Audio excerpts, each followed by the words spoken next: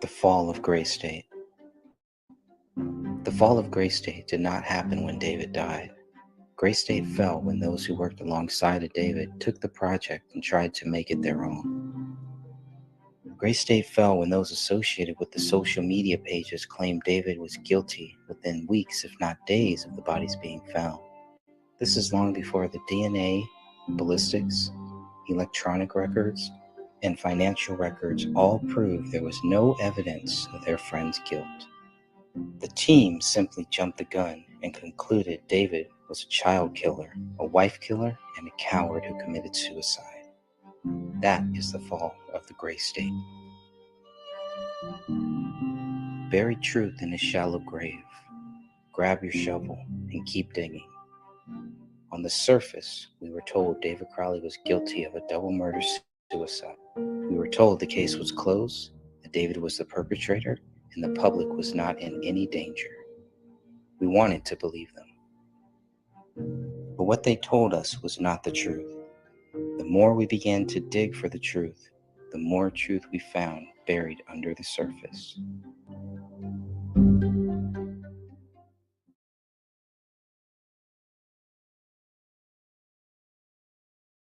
Cameras rolling, stand by.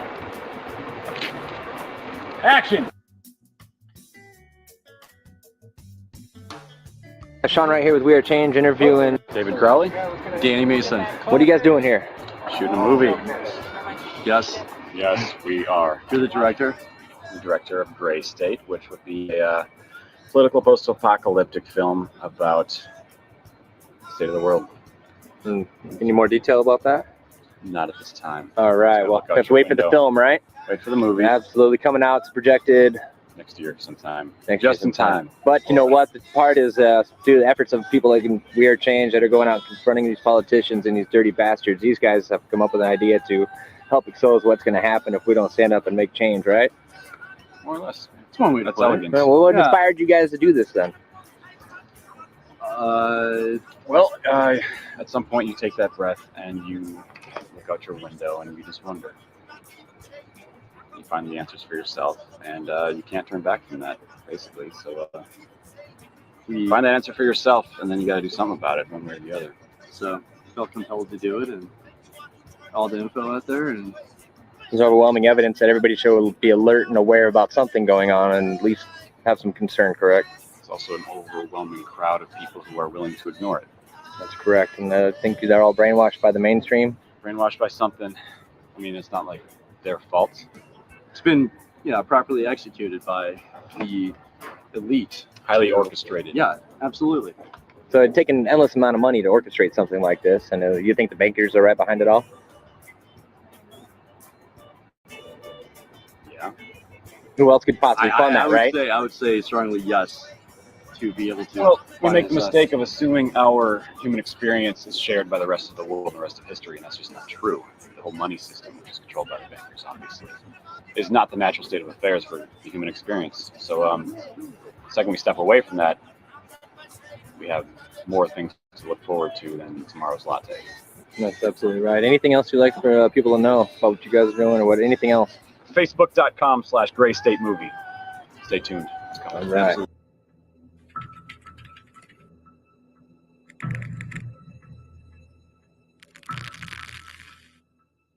Is the Gray State real? Absolutely, it's real. We see it every day. We see it in the news. We see it on headlines, but people still don't acknowledge it. People don't want to recognize that it's actually here. When it comes down to it, Gray State is about reality. There's your day-to-day reality that you concern yourself with, and then there's a reality that takes place just off the sidelines. The real conflict of Gray State revolves around breaching that veil. Martial law, the stripping of your rights, your liberties, your freedom, encroaching on private property, even your free will. That is the Gray State. And yes, it is real. And yes, it is here.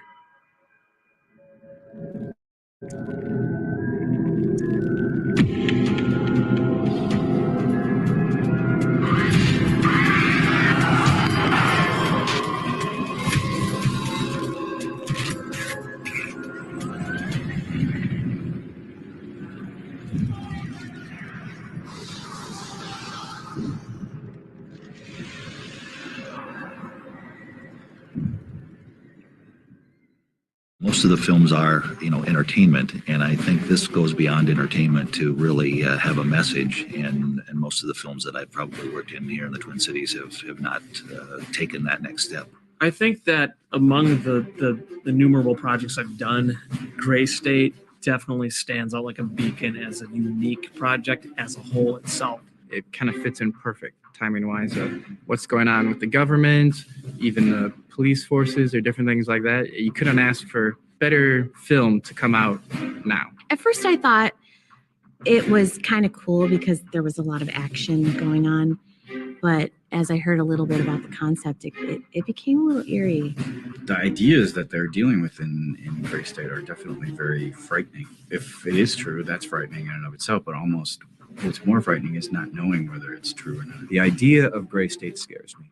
As I watch the occupation movements, the protests in the Middle East, the financial fights in Europe that are going on right now, I do have fear. I do have fear about what the future holds. Something of this magnitude has never really been done in the Twin Cities film community, I think, just from my years being here. I think it's never been done because I don't think people have ever tried to envision of doing something like this before, as in like a dark, character-driven piece with a compelling story, but yet intense military action. A lot of people don't have that experience, and what David and Mitch have brought to the table has helped them achieve this dream and this realization, but also in the mindset of saying, "F it, why hasn't this been done?" I didn't really know that it was going to turn out to be this epic story about, a country gone wrong. I've always joked that they're producing a docudrama. Hopefully it doesn't quite turn into a documentary. Well, it's certainly not a documentary by strict definition. Is it something that can happen? I'd say absolutely it can happen. And in fact, I'd say that history has shown us that it has happened more than once. It's a fictional story, but it's a real scenario. I believe the message of Gray State is not a documentary, but it's also not a fiction film. It's in this weird zone where it's based off of fact, but it hasn't happened yet. The movie, as I understand it, it's kind of a dystopian near future kind of thing. It's kind of like 1984. I like that. But I don't really know anything else about it at all. It's sort of the government behind the government, the power behind the power. There's sort of an Orwellian element to it. I see it as a very real possibility, and in the last few years, it's becoming even more realistic. I mean, you're seeing the potential complete collapse of America, of a global economy. We're seeing the Orwellian nightmare unfold. We're seeing this mass surveillance society. I think it's very realistic that we could live in a dystopian society where dissent is legal. I mean, you think about Orwell, something like 1984 or even Animal Farm, something like that. He wasn't just imagining this stuff. I mean, this was really going on. We know in our history that this kind of thing, at least on some scale, is possible to do. It's really going to sneak up on you. There's going to be a lot of normal, everyday things that you're going to recognize. You're going to be able to see that it doesn't take much to turn it from being what we're used to in the suburbs to people lining up outside a Walmart demanding food. The fact that Gray State talks about the federal government being in charge of food distribution is probably the most realistic thing about it. I think one of the scariest things about Gray State is it doesn't take much of a stretch of the imagination to make the entire scenario plausible. Twisting the normalcy, if you will, of everyday life into something that's really ugly is going to be the most interesting part of this movie. We've seen other countries, modern countries, they have electricity and running water and all these other conveniences. We've seen them fall into and become brutal dictatorships. I think it could very well come to that based on the things that are happening in the news, and we're seeing, the collapse of our economy, so many different things happening. They have paved roads, they have running water, they have electricity, they have cable TV. So what is it that keeps it from happening in the United States? Being Americans, we have a lot of freedoms. And what if those freedoms are taken away? Gray State portrays one potential future for American society, and I saw this and wanted to think, well, that's just one of many possibilities, but it's scary to think how we're already halfway there. We're already at the light gray state, and it's all shades of gray. If you really want to wake up and realize what's going on in your world today, take examples out of Gray State and go Google search some terms. Google search, FEMA camps. Google search Agenda 21, martial law. And don't just look at the first link. Look at the .gov website link and really read and spend some time researching. Anyone that does will be quite shocked and amazed at what they find. I think one of the first things they need to do is just look at history, look at the history of the United States and the history of the world, and acknowledge that things like this can happen, things like this have happened, things like this are happening right now. Things that we would have never believed just a few years ago are now reality. NDAA, secret arrest, the announcement of $40+ billion in the Washington Post to launch 30,000 drones in the next 8 years, weaponized against the American people. Has estimated that drone attacks kill 50 non-targeted persons for each intended target. The basis for the majority of our foreign and domestic policy today, our foreign policy of drones bombing brown people overseas, and now the domestic policy of drones policing us here at home that we only know about now through a Freedom of Information Act request, where we have 63 launch sites in the United States, some of which are not just NASA and military installations, but actual universities throughout the country. And we have no idea how many of these drones are out there. We see the globalists building a giant police state control grid and calling themselves technocrats. A technocrat is a group of dictators who use technology to control people. Incrementally, it's been happening again and again and again. 5 years ago, we didn't have 63 drone sites in this country. 5 years ago, we didn't have the NDAA. 5 years ago, there wasn't a push for SOPA and PIPA and now ACTA and beyond to further control the internet. 2004, for instance, free speech zones were unknown. Everywhere was a free speech zone. That's what this country was founded on. It's a peaceful assembly. You are an American citizen, and you shall be arrested for having freedom of speech and using the First Amendment of the United States Constitution. The Constitution is a very dangerous concept. Do not dare try to invoke the First Amendment of the United States Constitution. This is no longer America. This is Walmart, the United States of America. As they encroach on our rights, as they say there are more and more threats out there and terrorism is real, we're taking off our shoes first, and then we're getting patted down, and then we're getting body scanned and radiated and patted down again, and now I'm getting swabbed with my hands to check for explosives. Do you like to fly? Yeah. Do you think we should be treated like cattle?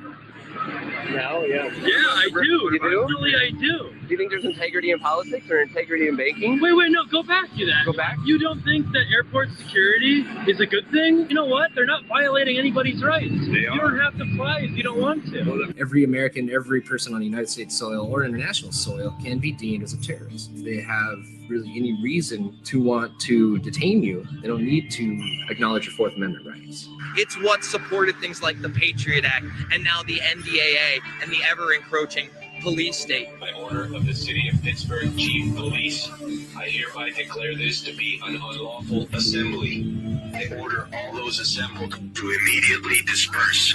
You must leave the immediate vicinity. If you remain in this immediate vicinity, you will be in violation of the Pennsylvania Crimes Code. No matter what your purpose is, you must leave. If you do not disperse, you may be arrested and or subject to other police action. We are already beginning to fall to the gray state. We are already going into a scientifically designed Orwellian control system that is meant to use humans up like natural resources. I mean, we're already in a gray state, so to speak. We're halfway between freedom and total takeover. So we're already, in a sense, under soft martial law. You don't need me to describe what martial law would look like here in the United States, because you can look at the martial law that we're imposing in Iraq and Afghanistan as a perfect example. What they're doing is turning the United States into Iraq, and that's really no exaggeration. The same legal structure that applies in Iraq and the laws of war is what they're claiming to be able to do here at home in the United States. And the only real difference is a matter of degree and the right political pretext to actually do it. There's no legal barriers anymore as far as they're concerned. We should never give up that fight, but we are so close to the destruction of the Constitution that it would be foolhardy for us to focus only on legal remedies. If we allow democracy through negligence and carelessness and the crude ambition for money, power and glory of politicians to be handed away, as we already have in Britain, to a supranational entity which we do not elect and cannot control, then you become just another police state. The freedom of the people will no longer be guaranteed by their own voice and their own vote. There will be an increasing gulf fixed between the governing class, which will wield all realistic power, and the governed, who will wield none. We'll be right back to square one, and all the work of your founding fathers will have been carelessly set abroad by the very people to whom you have entrusted the defense of that Constitution. We're now in exactly the same position our forefathers were in 1774. Almost a mere reflection. And the vast majority of us aren't aware of this even existing. It's just painted in a way that anybody that tries to bring it up is crazy or anti-patriotic or anti-American or anti-establishment or whatever, in some way that just makes them look like loonies when maybe they really aren't. You know, we're not the crazy ones. We're seeing that false flag terrorism is a military strategy and that the United States military has put it on paper, and all of the heads of the military branches signed it and said that's a good idea. So when you say this is a conspiracy theory and I'm not going to believe that just as a knee-jerk response, all that does is that tells me that you're so inured in your own version of reality that you can't approach the facts by any reasonable basis. It's just one big conspiracy? Who knows? Oh boy, that's the $64,000 question. What do you believe? It could very easily be reality. We just haven't gotten to the point where we go, oh, okay, yeah, that is what's really going on. Like when people ask me, well, how do you explain this? How can you prove this? I don't have to prove it to you. All I have to do is wait until reality proves it for me. You're entitled to your own opinion, but you're not entitled to your own facts. But it really makes you think that, okay, yeah, you know, this movie could reach reality without anybody doing anything about it. Well, I think that Americans suffer from what you would call in the world of psychology the normalcy bias. This happens there, but it can't happen here because this is America. They don't see it happening because they don't want to see it happen. As Alexis de Tocqueville said, in democracy, if people will get the government they deserve. And that wasn't just true about democracy, it's true about all societies and all forms of government. The limits of tyranny will be prescribed by the tolerance of the oppressed. Gray state is basically a frame of mind that people come to a paradigm. Be obedient and not question anything so that you could get your own needs and your own comforts met. Some people perhaps don't care. Maybe they are in favor of that type of thing. There is a faction out there that feels very strongly that government should do everything for us. I pledge to be a servant to our president and all mankind. Because together we can, together we are, and Right together now, for example, more and more people are on welfare, and the government is responsible for their welfare in daily living. And to the extent that the government is doing that for them, they will support the government. Now, if the food stops, if the free services stop, and I think that could easily happen because I think this whole giant federal edifice could go under. Then you're going to have problems in many of these urban areas. And I see that probably has taken place to the point where you have a very large contingent of people that are happy with what the government's doing, and they don't like a certain group or a certain faction and would love to see them eliminated. If you become a political enemy to somebody, or you have an ideology that people don't like, look, right now there's a war on raw milk in this country.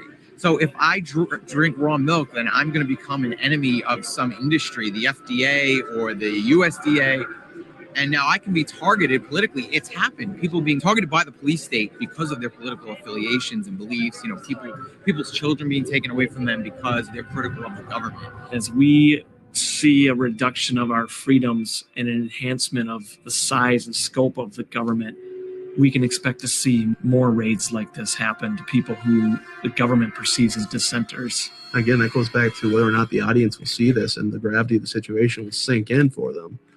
That FEMA's not here to help you. Again, a lot of the people out there in activism are embracing big government. They think that it's that big government should be used for our benefit, that they can use it for a benefit. And the argument being, again, that you can't.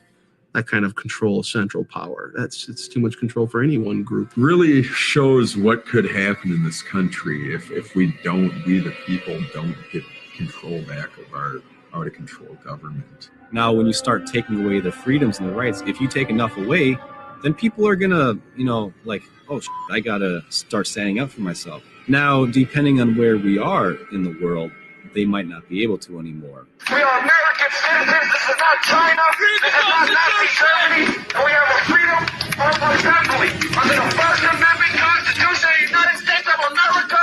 And we shall uphold our rights as American citizens because we love this country and we love national sovereignty. You have to get over that idea again that this is just paranoia, that this is just, right-wing conspiracy theorists who hate government, no matter what iteration or incarnation it takes. There has been some things in Gray State that have been almost prophetic. But we thought we wouldn't see what we're seeing right now for 5, maybe 10 years down the road. But now we're seeing it now. Even Time Magazine, top 50 images. And I saw this picture of riot police that were dressed exactly the same as our rioters did. The same images that we have in Gray State. It's crazy. The film came into development long before the Occupy Wall Street movement sort of started happening. And it's a very eerie reflection in reality about what the movie is about. Now these things are starting to come true. Some of the things that we've planned for and shot for, they're starting to come true. If you don't stand up for the things you believe in, these are the events that are going to happen.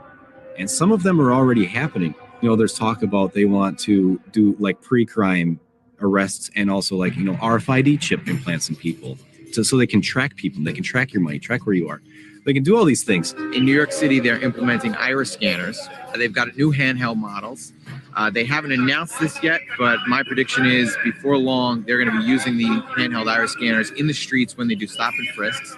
And they're going to take your photo and scan your iris right there on the street. Privacy is everything. There's a French philosopher, Lyotard, who talks about how being able to be alone with yourself preserves the essence of what it is to be human. And if you come to the UK, there are cameras everywhere.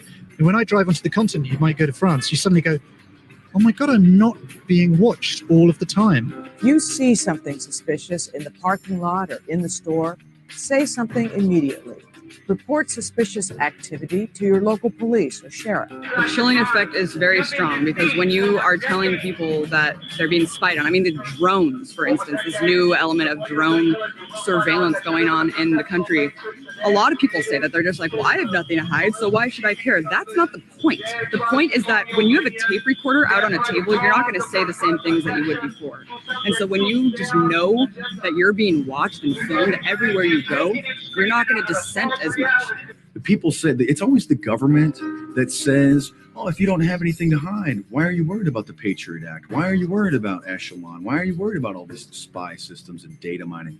But yet it's those same people that hide in private, that meet in secret, under armed guards, that won't disclose what they're doing, but they want to see, hear what we're doing. The governor of Virginia recently said that he wanted to have drones here because they've been so successful on the battlefield. He was really unintentionally exposing the destructive nature of this kind of policy on civil society. And you see, hey, look at how great things are going in Afghanistan. We're going to turn Virginia into that and have the same kind of success with our drones. You may have your LRAD. The LRAD was used in Iraq and Afghanistan against insurgents. You're now using these weapons against the American people. How do you feel about that? If things continue to go in the direction that they are going, and then some of our freedoms are being chipped away at on a daily, weekly basis, we need to stop and think about what the result of that's going to be. We have become decadent. We've become proud. We've become arrogant. And worst of all, we have abandoned our Bill of Rights. We've let them take it. The gray state is a symptom. The disease is statism. And people are evolving past the paradigm of institutionalizing their desires to dominate others by violence and coercion into this thing called government. We're realizing that the morality that we expect ourselves to adhere to, the standards of behavior and conduct, like when you were taught in kindergarten, don't hit and don't steal, it wasn't unless you're a cop or an IRS agent. You know, when you learn thou shalt not kill, it wasn't unless your dear leader gives you a gun and a badge and a one-way ticket to the other side of the world. Those were moral absolutes, but what we are doing now is institutionalizing them in government and creating this moral exception for people that have the socially granted monopoly on the initiation of force over a given geographical area by calling it government and pretending that it's good for us. We do not want them running everything. We don't need them in all of our business. We don't need them all, particularly in our personal affairs. We don't need them to take away our freedoms. You know, something's not right, and it's getting a lot worse before it can actually get better. It seems like things we were acting out in the parking lot are coming true around the world almost. Like, hey, this is kind of what's really going on out there in front of your eyes, whether you're aware of it or not. That's when it really hit me that, yeah, this could really, really happen like this. Which is, we just can't keep up. Though we're hoping that we can get this out before anything bigger and maybe worse would actually happen. After we were finished filming, I was very much aware of how much people look forward to this movie. It was more than just, oh gosh, I was in this movie. It was like, this is going to be a really exciting thing. This is really going to tell a good story. Because these things are starting to come true, it's all the more important that we need to make this movie. This is an excellent tool to use art to communicate very, very real life concepts. It's just all the more reason to call attention to it, to portray it, to want to make people see that this is the path we're already on. The more people who know, the more people who are talking about it, the more people who are waking up, well, the scales start to swing a little bit, don't they? There's hope. There's a chance that it will resonate with the public in general. That's what I'm hoping for. A lot of the images within Gray State, there's a lot of deeper meanings within it. Like I said, it's a smart concept trailer. It's intelligent. This is a concept that's not easily digestible. This is not a popular idea. This doesn't springboard off of any other film's success. Because it is kind of a controversial thing. And, you know, with all the craziness that's going on in the world right now, I'm really curious to see how people will react to it. I think the audience at large will probably receive the Gray State message in a mixed way. There is a level of audience that will take it in as a military suspense genre movie. Lots of action, and it's good for, you know, Eddie Izzard eating popcorn. He's just going to eat that up. You also have a level that will spark some controversy. And whether or not both those audience will be satisfied by Gray State it'll be up to them. I think it could have mixed reviews. I mean, there's people who will be enlightened. There's people who will be entertained. I think there's people who will be disturbed and people who will be offended by this kind of thing. I think it's going to make the audience a little bit angry because I think they are going to believe that the filmmakers on this project are anti-America because it's not going to portray America in a good light, and it's not going to portray them or us Americans in a good light. Nobody likes having a mirror shown to them, you know, showing their face when they're not at their best, and this is not America at their best. Gray State will strike a huge nerve, and I think the timing right now is critical. Getting this movie out there and the message behind the movie out there, I think is perfect timing. You know, there are things that we have to face as Americans, and some of them are pretty and some of them are not pretty. So maybe this will help people to wake up a little bit. Movies can have the ability to impact a lot of people. A lot of people can get to it, a lot of people can see it, and they can stomach it more than just looking at some words. So I think because these things are starting to come true, it's all the more important that this message needs to get put out there. Fortunately, you see a lot of documentaries, for example, from within my activist community that are coming out. They're great films, but for the most part, they serve only to appeal to those who are already awake. And I'd like to see more of that appealing across the spectrum. So that's what is appealing about Gray State is it looks, from what I've seen, as a film that's being marketed to the public in general. I have every faith in the project's success based on just the previous work I've seen the filmmakers do, and also because I think that the story will appeal to a large audience, because there's more to this film than just a good action flick. It actually has a redeemable message, and I think that it's one of those messages that needs to be shown to people to sort of wake them up and get them thinking again. Gray State has something very important to say, that there's a danger out there in our society right now, and we need to be aware of what's going on. The only thing I can't see is the Hollywood ending. Gosh, this is all going to be nice and happy at the end. I can't envision an ending like that. mean, the content, come on. It's not feel good, warm, fuzzy, flowery content. The idea that there may not be a happy ending means that it's a story and not a commercial product. Gray State needs to show that it's not going to be just a matter of, gee, I can't get cell phone signal anymore. It's going to be pretty tough. It's going to be so visually stimulating, visually appealing. I think it's going to knock your socks off. So, comparable to the concept for what the future is going to be like, it's going to be something you've never seen before.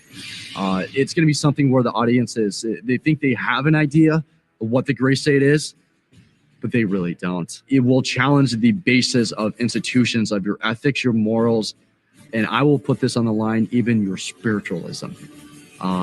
People will be like, what the hell are you talking about? And all I can say is you have to watch it to actually believe it.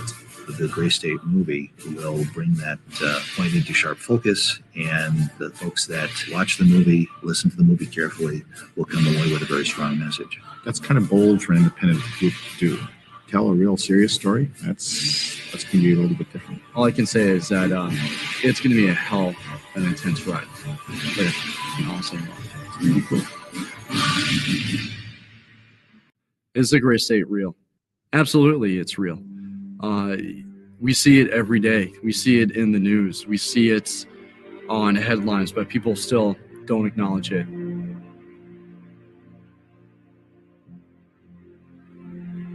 The idea of a real Gray State is terrifying. It's a battle for your mind and your choice and what you do with that choice. It's a game of numbers, and we're losing.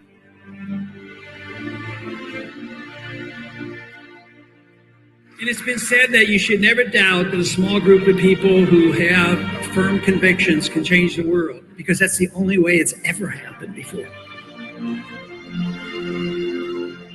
Liberty doesn't come from our government. Sometimes they think they're passing it out, and sometimes they are always restricting as if it's their liberty rather than our liberty. We should fight tooth and nail for our freedom, because without our freedoms, we're not America. We have permitted our government to undermine our civil liberties, all in the name of safety and security. Never sacrifice your liberties for safety or security, because you'll end up with neither.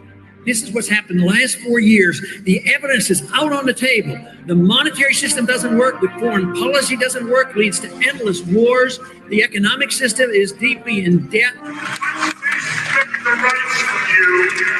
will pay hell to get them back. This document is the only thing that's going to save us, and if Barack Obama refuses to follow it, as he has demonstrated time and time again, nothing's going to change, folks. What's happened now is that you're seeing the mobilization of federalized police, National Guard in our city streets, and this stuff is happening. We are living in a militarized police state without anyone acknowledging that we are. The military now can arrest any American citizen, no lawyer, no charges, no trial, can be put in prison indefinitely. If you study history and you know that you allow this kind of abuse of power by the federal government, I fear what happens to us down the road. It's kind of like the people on the Titanic who didn't get off the ship. They call us dangerous. Of course we're dangerous. We're dangerous to the status quo and the people who've been ripping us off. Should we be following blindly like this, or should we stand up? Change this country, get back to our roots, decide that we want to live in a free country and not in a country rapidly drifting toward totalitarianism. We need to reverse the course. Really stand up for what's right, and that is a scary place to be.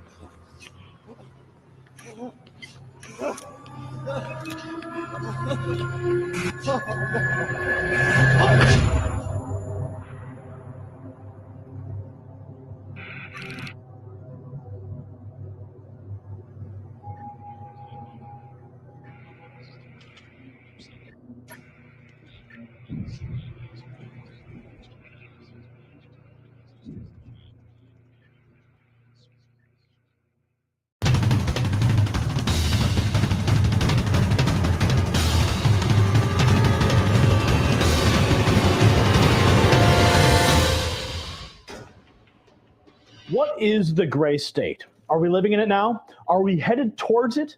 When we survey the American landscape, symptoms of it appear everywhere. But do we really notice? Do we really care? We're here with Chuck Baldwin, and you saw the Gray State trailer. I saw the trailer. I thought it was fantastic. I really hope they can get the money together to make that movie. Amy, so I want to ask you, have you heard about the Gray State movie project? Yes, I have. Who hasn't? No, it's awesome. I'm super stoked. I can't wait for it to get made and get put out and let the world see what really happens if we fail here today. This is going to be a movie. Yeah. It's going to be in all the theaters, right? Good for you guys. Congratulations. Mainstream media, in effect, has usurped our traditional heritage of storytelling as a means of passing on our culture. As an anti-culture, all we have are movies. So the mainstream media, in that usurpation of that, they've been able to dominate what we see and hear and what we pass on to our children.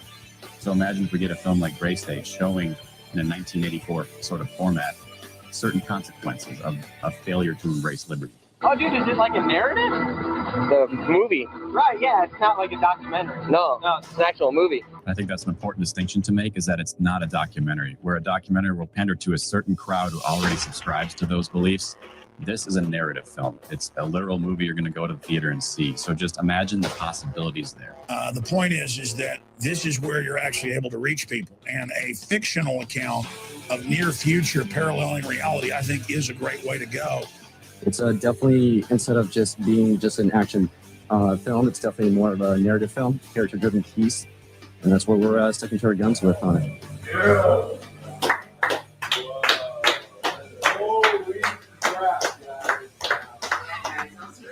That's pretty intense, bro. That's pretty good.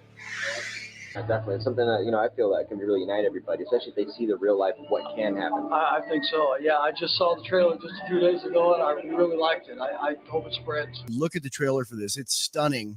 I've described it to people when they ask me what it's about. I say, well, it's kind of like Red Dawn if instead of the enemy being the Soviets, it was FEMA. Do you think that a movie like this could unite all underneath one kind of idea to be able to overthrow this tyrannical government? It's entirely possible, man. I mean, television, movies, film, media do have that power to kind of, that subversive element where you can watch a movie, suspend disbelief. In this case, there's not much to suspend. This is all happening. So, but yeah, absolutely. I think movies, music, art, very, very powerful to promote the messages of liberty. Everybody could see something in a storyline in a movie and be like, the Hunger Games thing, the Bee, and all those other previous movies. Yeah, a few years ago that was crazy science fiction. Now it's almost foreboding. Right. Well, then no one goes there, but that's where it goes. That's possible. You piece it together and you move music around, and you can still move and educate. And you can piss people off, but you won't really scare them too much. You're watching someone get their head beat by a cop. But when you think futuristically, George Orwellian kind of, how bad could things get? And if they escalated a couple more steps from where we are now, even though it may not be there on the surface, what would be the final straw? I want to get it out there and get a reaction, let people see it. I thought it was a good trip. It's awesome. I don't want to wait 2 years because that might be coming a lot faster than you think. Exploring a scenario like this from the current paradigm is the only way that you can do it, but it's a very important exercise to look forward and consider that possibility with the hopes of averting it. But at the same time, you have to look at that and go, holy fucking shit, we're halfway there. You just got through watching the trailer for Gray State, and to be honest, it pisses me off that the country's come to this, but both myself and my best friend here are combat Marine veterans, and we're not going to sit here and just take this lying down. How many here have seen the Gray State trailer? That is what's coming down the road. Now, why do I sound so urgent? You know what the NDAA is, don't you? It is a declaration of war on the American people. That's exactly what it is. Authorizing military force, that's killing you, military detention, and military trial or rendition to some foreign country. That is exactly the kind of abuse of power that led to the first American Revolution.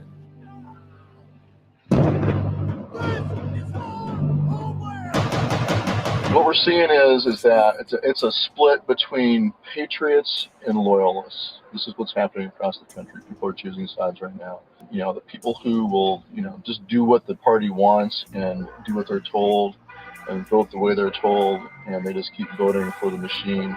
Despite what people might think, this is actually a lot closer to happening than everybody really believes. Everybody labels us as conspiracy theorists, but that's just because people are stuck in their own denial and they don't want to believe that something like this can actually happen to them. And you guys decided to do a serious movie that's literally going to scare people. Let's face it, it's going to scare people.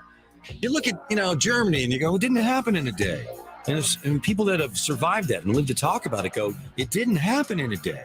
And if that person saw your movie, they'd be nodding going, yep, yep, yep. But we don't know this. I think that we have no idea what happens in a monetary collapse. And that's where we're headed. The government would have to prop itself up, and it would be through a police state. And at very minimum, I see this as an awakening, just because it might get people to start to prepare. You know, at least because the future is uncertain. You don't know what's going to happen. And most people have less than a week for the food in the house. I mean, we have a monetary collapse. What's going to happen? Stores are going to shut down. What Everything happens is when those trucks stop rolling, right? It changes people's outlook on what does transpire. Empty shelves. What do I think? About damn time. And it needs to show some of the blood and guts in there because most people haven't got that much perception. That's what'll happen.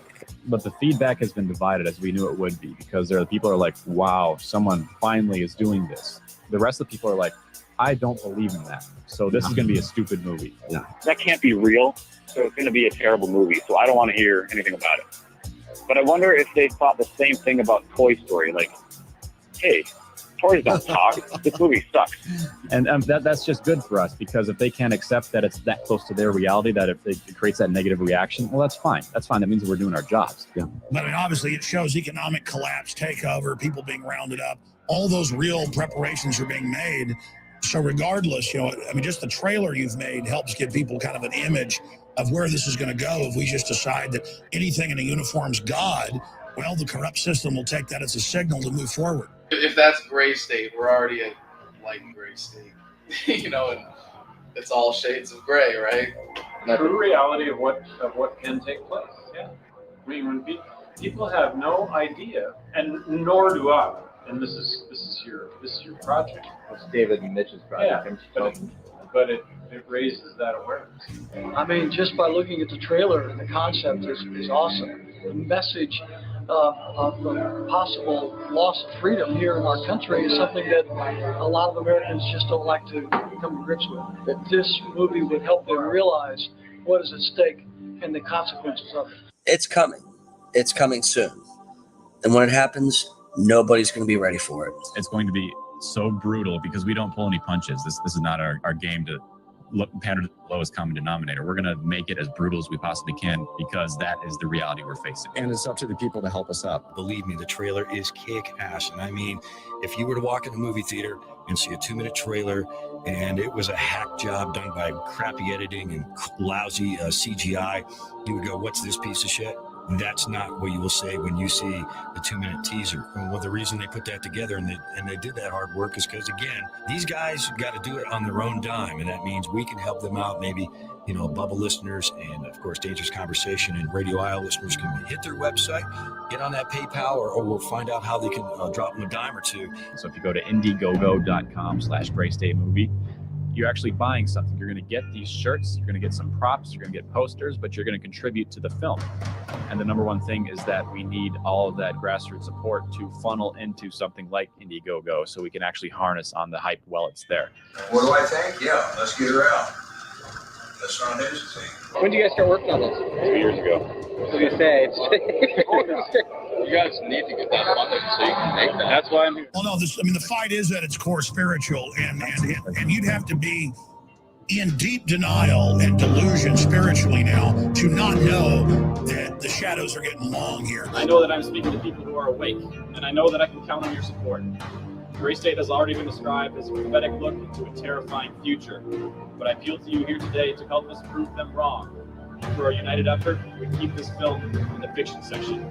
Every new person we reach is a new network. Out of every 100 people who see the trailer, maybe one person chips in $5. And so if we get the trailer seen by 1 million people, then I'm not too good at math, but that's probably $10 at least. Google Great State Movie, definitely. Google Great State Movie. It's gonna be awesome. We gotta hurry up and get this going because I wanna be alive when the shit goes down. The anxiety's getting to me. I know they got a few more stints they can put in me and a few other things to prop me up, but I'm tired of monkey shitting around. Let's get her done. You don't stop. There ain't no way.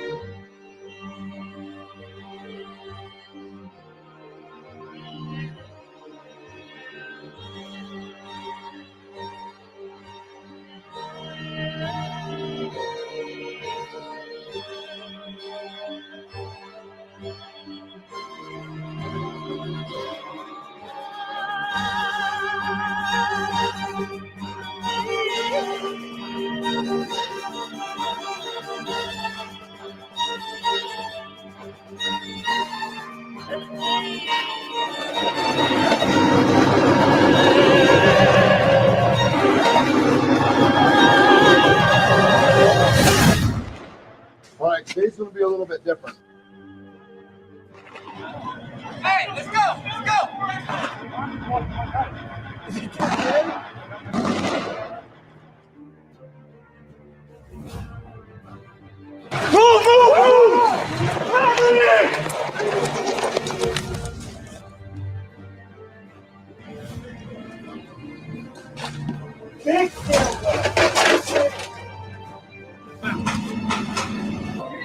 Get in here!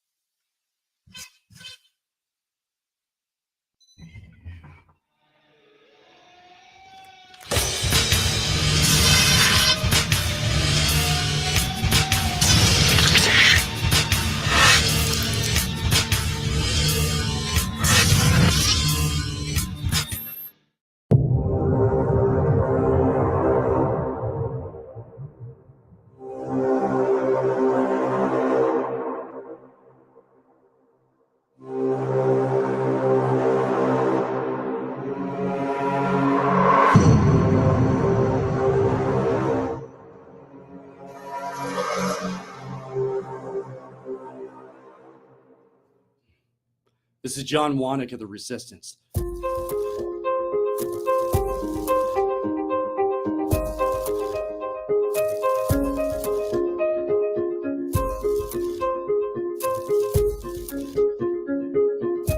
This message is for anyone alerted now to realize the system is failing.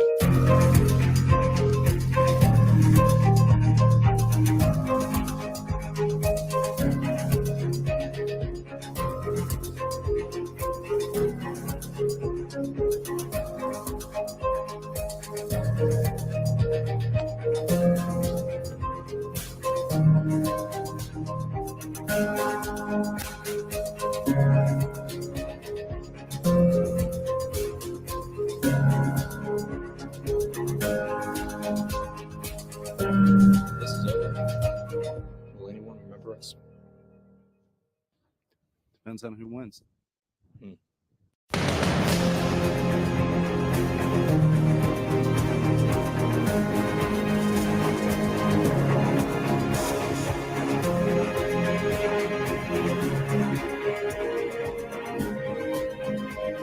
you really want to die without making a sound?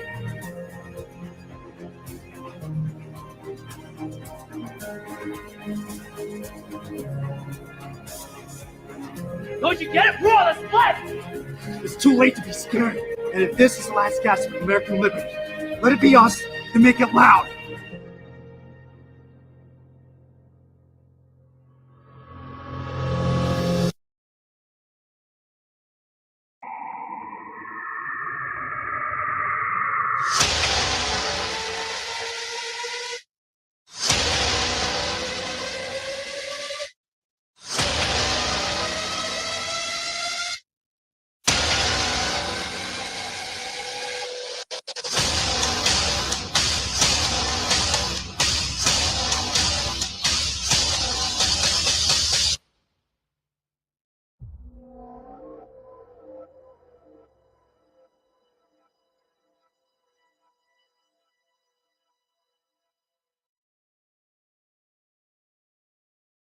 We got the best crew there is in this business that I've ever seen.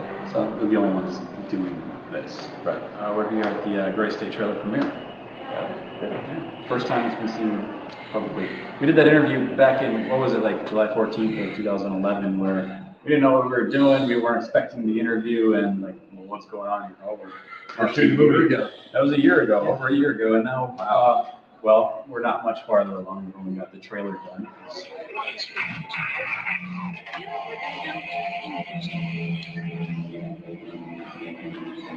A trailer to imagine a trailer of a possible vision of a consequence for this country. So hopefully people were shaken a little bit, disturbed, or at least excited about possibilities of filmmaking here in the Twin Cities. But at the very least, we care about the message, and hopefully you guys pick up on that as well. So if you think that it best represents the collective interest of the local right now, then yeah, get it out there, get it seen, because there's going to be plenty of people that are willing to donate, because this is our Trojan horse in the mainstream. I mean, literally. I, as a filmmaker, talking to you political guys, you activists, you run all guys, you guys who are there. I'm going to do the best I can to instill those values in this film. That's the best I can do. And I'm going to do my best to get it into theaters where you can see it, where everyone else can see it. I mean, I'm going to do that. So if you want to get it out there, get it seen, try to get us some funding, because otherwise it's going to sink. You know that we're fighting an uphill battle here. No one wants to hear this message, especially the mainstream, the corporate monster that we're attacking. They don't want this. So it's got to happen first. So it's got to happen, otherwise we're kind of running out of time. I don't know. It's kind of a scary story at the end of 1984. Yeah. The visual palette that the American viewer has. Right. If you don't meet that, then they can see a compelling documentary and just forget about it the next day because it didn't strike them. But also, I think on the same time, to actually just leapfrog off that, is that the aspects of what we're trying to do with our film is that stand on its own. I mean, that's going to reach a lot more people without shoving it down their throats and stuff. But forcing them to inquire about certain issues. if this is August 7th at the time of this release of this video, the trailer should be out. And then you go and it'll be open for your donations. But go to graystatemovie.com, go to facebook.com/graystatemovie, go to youtube.com/user/graystatemovie. Anyway, search Gray State, Google it, I'm sure it'll come up. And get the word out, get us some funding because we're the ones on our own front lines trying to get this message out. Cut. Cool. Yeah. Before we do anything else, you guys want to see it again?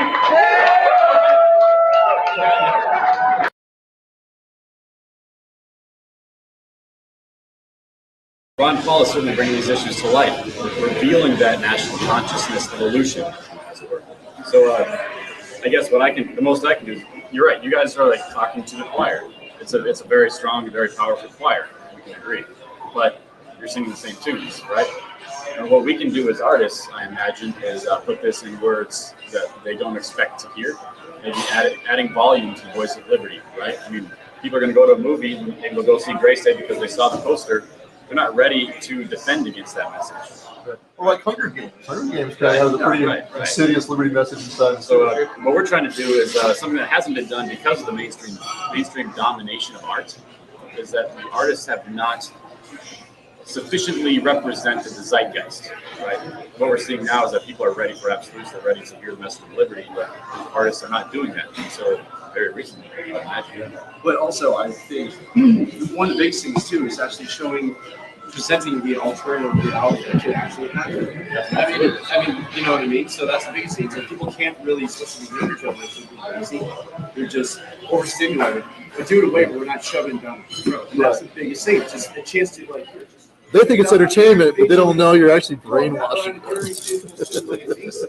same time, you know, they're going to take away, pick and choose what they want. Right. But I think that's one of the most powerful mediums to reach people on a whole without isolating ourselves from what we're actually doing. Well, like David said, we're in a mass education, or we're in a huge popular culture of just entertainment, right? So it's all everybody does. They don't read books. Like we were saying before, we got in there. They're not going to read Ayn Rand's nonfiction, but they might have read her, her Atlas Shrugged or something. So what you're doing is the same kind of thing, right? You got conscious is a powerful thing. Whatever you're involved, whatever goes in comes out, right? And so far, it's been nothing but the crap you get from the commercial mainstream. Right. A movie like ours will probably never be widely accepted by the mainstream. The reason I like your guys so much is because everything I see that comes out that's new, like USA and all this other stuff, every series, every movie, it's always glorifying the secret intelligence communities. I was in intelligence. It's ridiculous. This one with this lady that's supposed to be some interrogator. Everything that's bad, they come out and they're like, hey, look, this is actually a cool way to spin it. And there's no exception to the rule on that stuff. Now, granted, all those TV shows and everything somewhat subsidized, so it kind of makes sense that they're going. But it's good to see a counter to it. I think to kind of add what you said, I think the biggest reason is just reinforcing to the public that it's okay to accept really what's going on, and I think that's a shame. It's a bunch of shit. Well, it's a counter message, like totally. You said, because you watch the Dark Knight series and you see some rich guy who's fighting for your interests because you are powerless, and to do so, you've got to give up your liberties. In small degrees. And I mean, this is absorbed by the subconscious, and this is what people kind of think about themselves. I'm powerless. And look how many superhero movie remakes have there been in the past 10 years? Superheroes. Why is there an infatuation with that? What about like the everyman doing something? Yeah. Well, if it is, tiny and ugly, like a political campaign, grassroots style, that's not glamorous. Yeah. Well, it's like when I talk to people, sometimes I use, I read the Bible. I actually read the Bible. And there's a passage in there that I use all the time when I'm talking to people. And what you're saying is people have power, right? Have no power. Well, it says God has not given us a spirit of fear, but power, love, and a sound mind. Power to do the Creator's will of whatever your Creator is. It's a creation. We're always recreating ourselves, right? Love, which means we have compassion for our enemies as well as our people that we truly love. And a sound mind, you know the difference between, like you said, right and wrong, black and white. There is evil in this world, and we see it all the time. And we get immune to it because they're constantly injecting it in our art, in their music, in our media. They're constantly showing us the evil. They never show the good things about, very once in a while they show the cat getting pulled out of the tree or somebody, being saved. But there's a lot more of those stories out there, truly are, than I saw with the evil what they focus on. And that's what it is. You're describing the difference between the white state and the black state. So fear is a spirit, and they're trying to infuse that into you. So it's like a possession. So do you see what? Heavily immersed in this black state where all they see is evil, so they become immune to it, as you said. The natural inverse of that is to show that no, you're a powerful, sentient being, and you have all this power based on the things that you said the Creator gave us, right? Well, gray state is not about showing that either, because we still exist in this physical plane, in this paradigm in which we are subject to other things. The question then becomes the nature of coercion, so the non-aggression principle and all that worked in. The gray state will surprise you because it's not saying like, wake up and throw off your shackles. It's saying you're going down to the ship and how you're going to get ready. You're going down with the ship? It's not a happy message. Isn't the world what it is, what we make of it? That's what we allow. And that's what with the liberty movement is. We are changing. It's moving back towards that. And I think that if we continue with this, and look at it as a war, it's a campaign, right? Like in a political campaign, a war campaign, it's a campaign, and we're campaign for. That's why they say campaign for liberty, right? It's a constant reinventing and infusing yourself into those areas. And what we're really talking about here is ideology, right? Tyranny is the mainstream drug of choice for everybody, and even we can be tyrannous in liberty. It's like you got to have liberty. Well, maybe they like being in prison. I don't know. So, David, you're saying though is that the message is that it's not going to be fluffy little clouds and bunny rabbits. We're going to go through some serious. So, you're saying like I believe the gray state will occur. No, I'm asking you. Well, I think we are doomed to some sort of. I think it's been too long since the last revolution. I think our generations are incapable of sustained guerrilla combat. I think we're facing some very real possibilities. I mean, screw the number of guns we have. Can we live without food and electricity for more than a couple months? There are still some people in this country that have that kind of toughness. There are plenty, and we will. I mean, the litmus test will still be applied, and we will find out who those people are. But that doesn't mean that 80% of the population will die trying. I mean, these are the realisms that I'm exploring through Gray State. Not necessarily what I believe, but I mean, we will be tried by fire. I mean, that much is certain. Well, we can agree on that. We're going to be going through some. Yeah, it has to get much worse before it can actually get better. Most people are seeing like Mad Max type apocalyptic movies, and Gray State sort of bridges the gap. How did you get to that point? That's what I was blown away by the trailer that I saw. Being an actor, it's interesting when I can talk to people just as a person. They'll be open to the shun. But if I play a character and I present this material through a character, I can get them instantly on that part. And that's an essence of what you've been describing. Dave as a writer, as a director, basically he can bring that. But as a character and an actor, bring the vulnerability. People will just latch onto that right away. They will accept with the base nature of communication is story. We have an appetite for story. I mean, what is a theater apart from gathering together in the dark to listen to a story? And if you're preaching, you have to appear invulnerable. Absolutely. As artists, it's our responsibility to act in our own capacity. Even if it's not running for Congress or actually making the change, we can alert people to the change that needs to be made. Yeah, I think it's really interesting that David brought up the superhero characterization. And I think that what we pretty much all agree on is that it's time to stop having heroes and start being one. Yeah. And we got to lead by example. Because I moved down to Madison, Wisconsin, because that's where the action was. And I knew that Kevin Barrett lived down there, and I wanted to be part of it. And when I went down there, I started having meetings and getting out there, doing stuff, bullhorning. I mean, handing out DVDs. I mean, I'm like, let's go, man, let's do it. And I've had the pleasure and honor of influencing a lot of people. And to me, that's what keeps me going. Yeah. Because I mean, with all the stuff going around in the world, and I see the ills of society, and it's what gives me my heartbeat back, is to get out there and do it. And I think that if we can create more people like us, I mean, we got a group of people here, if we go out and tell 3 or 4 people and get them going, and then they tell 3 or 4 more people, I mean, we can create a ripple effect, like throwing a pebble in a pond and watching it reach the edge of the pond. Well, I guess I would say that the idea of truth will never die no matter what. So, and that comes along just knowing who you are, being self-aware. That's the biggest thing. the biggest thing of what I take too. And hopefully it doesn't have to get to the point where we have to defend our homeland, but we've been down that course before. And we know that we probably won't if we have to. But I think just being aware of who we are, finding that internal strength will cure this to an extent. But I'll tell you what, goddamn, it's the most exciting time to be alive though. Interesting times. It is. I think our founding fathers were equally as stratified and diverse in their opinions as we are today. I think they overcame those challenges at a meeting of the minds, and they created one of the most successful attempts at freedom that we've ever seen in history. Now, I think we all need to act in our own capacities to reinvigorate those ideas and reintroduce that conversation on the public scales. That's something we're not really seeing in politics anymore. It's all just how little can we compromise? How can we slow the descent? We can reverse the descent. It's possible. I don't mean to contradict David. I'll do it innocuously, I suppose, but we might not always be here. We might not be here tomorrow. We might be in prison for these beliefs in a couple of years. So let's all work within our own capacities to prevent something like that happening. So let's prove David right, hopefully, that we're not going anywhere. All right, and welcome everybody. We are now at the point 8 years later,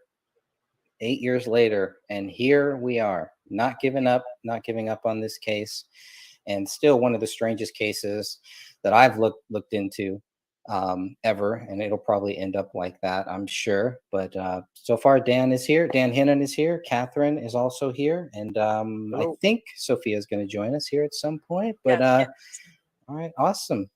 So what's new, Dan? What have you been up to here?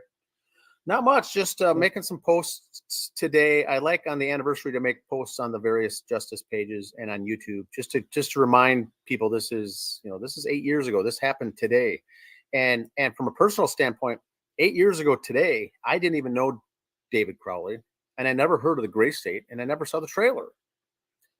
And I was living 5 minutes away from the guy, so I didn't know any of this. Most of the folks following were fans or whatnot, involved in the movement. 8 years ago today, I was busy with you, Greg, working on the Justice for Phil Marshall case. We were busy on that, working on a case where the husband was shot and killed, the teenage daughter, shot and killed, teenage son shot and killed, and the family dog shot and killed. So when I got a notification, that a similar thing happened right here in my home state, I thought it was very strange.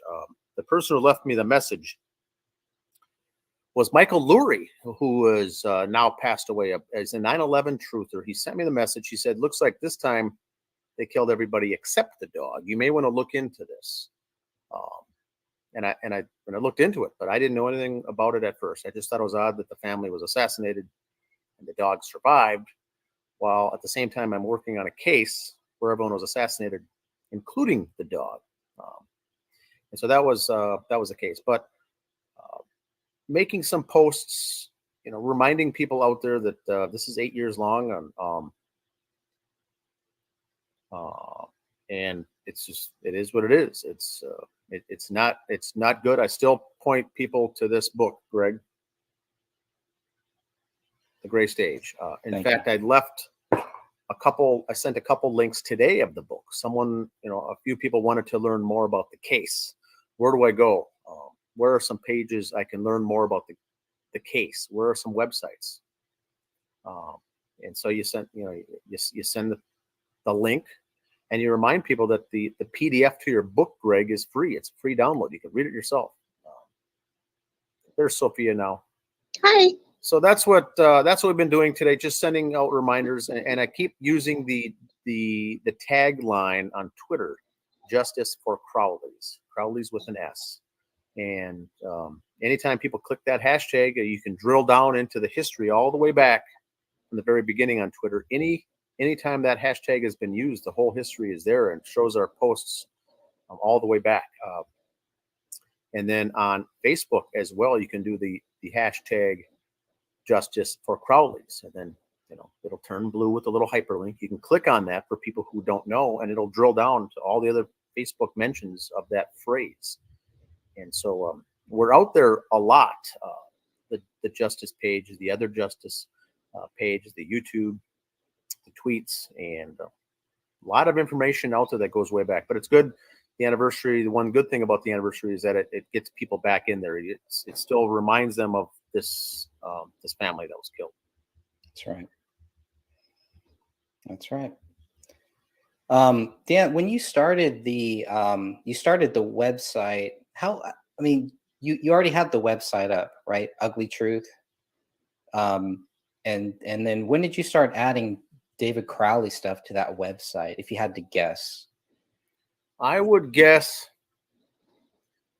say that first we maybe had, I think we had about 10 shows done, podcast shows done, Greg, between you and I and whatnot that we were doing, and some articles that were written. And I created a separate page on my website, uglytruth.info, a separate page dedicated to the David Crowley family triple homicide.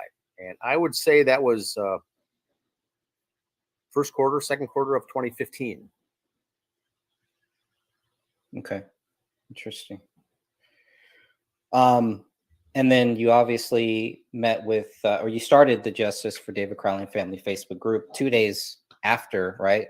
Yep. Tomorrow will be the 8-year anniversary of starting that Facebook group, and then doing a search, and later on finding out that Thomas Lapp created a similar group as well, similar name.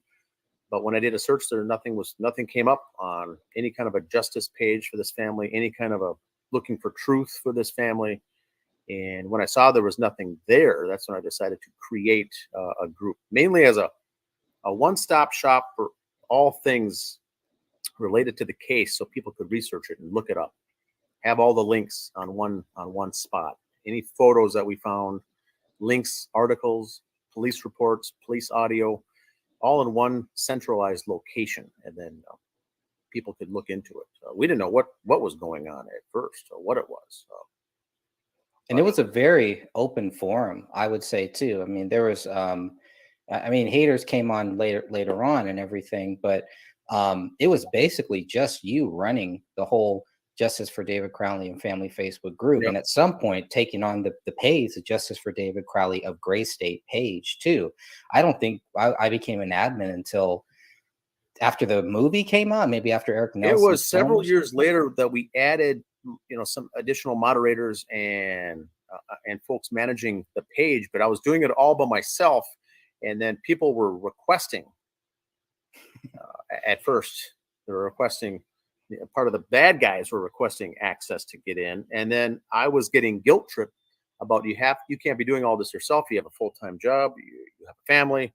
They just wanted to help you, right? They just wanted to, how about I help? How about we just help and help moderate? And back then it was approving and disapproving the members that were coming on. The members were joining so fast. And I was typically just click, click, click, accepting anyone. And then when the tide turned, we needed to really take a look at who these people were to add them.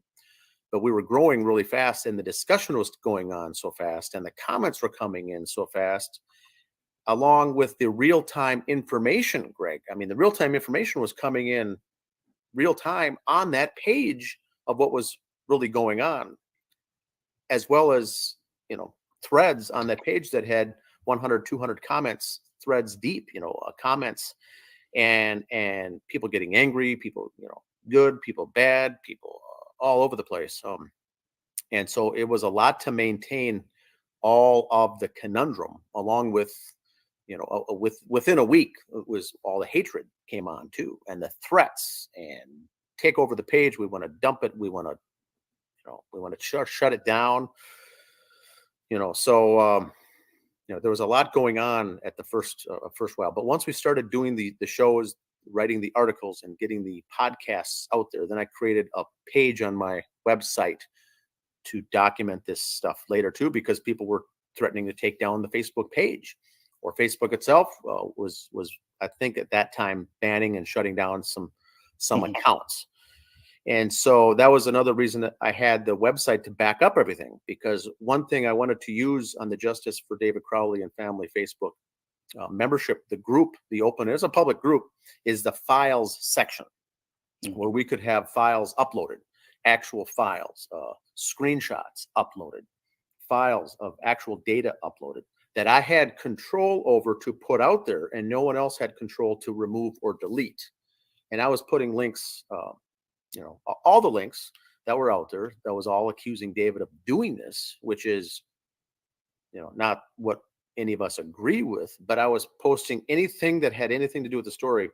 I was putting it all together. We had a library, basically a library of everything going on with the case, so people could come and draw their own conclusions, do their own homework. But most people that came to it just thought, what a strange thing. It didn't make any sense.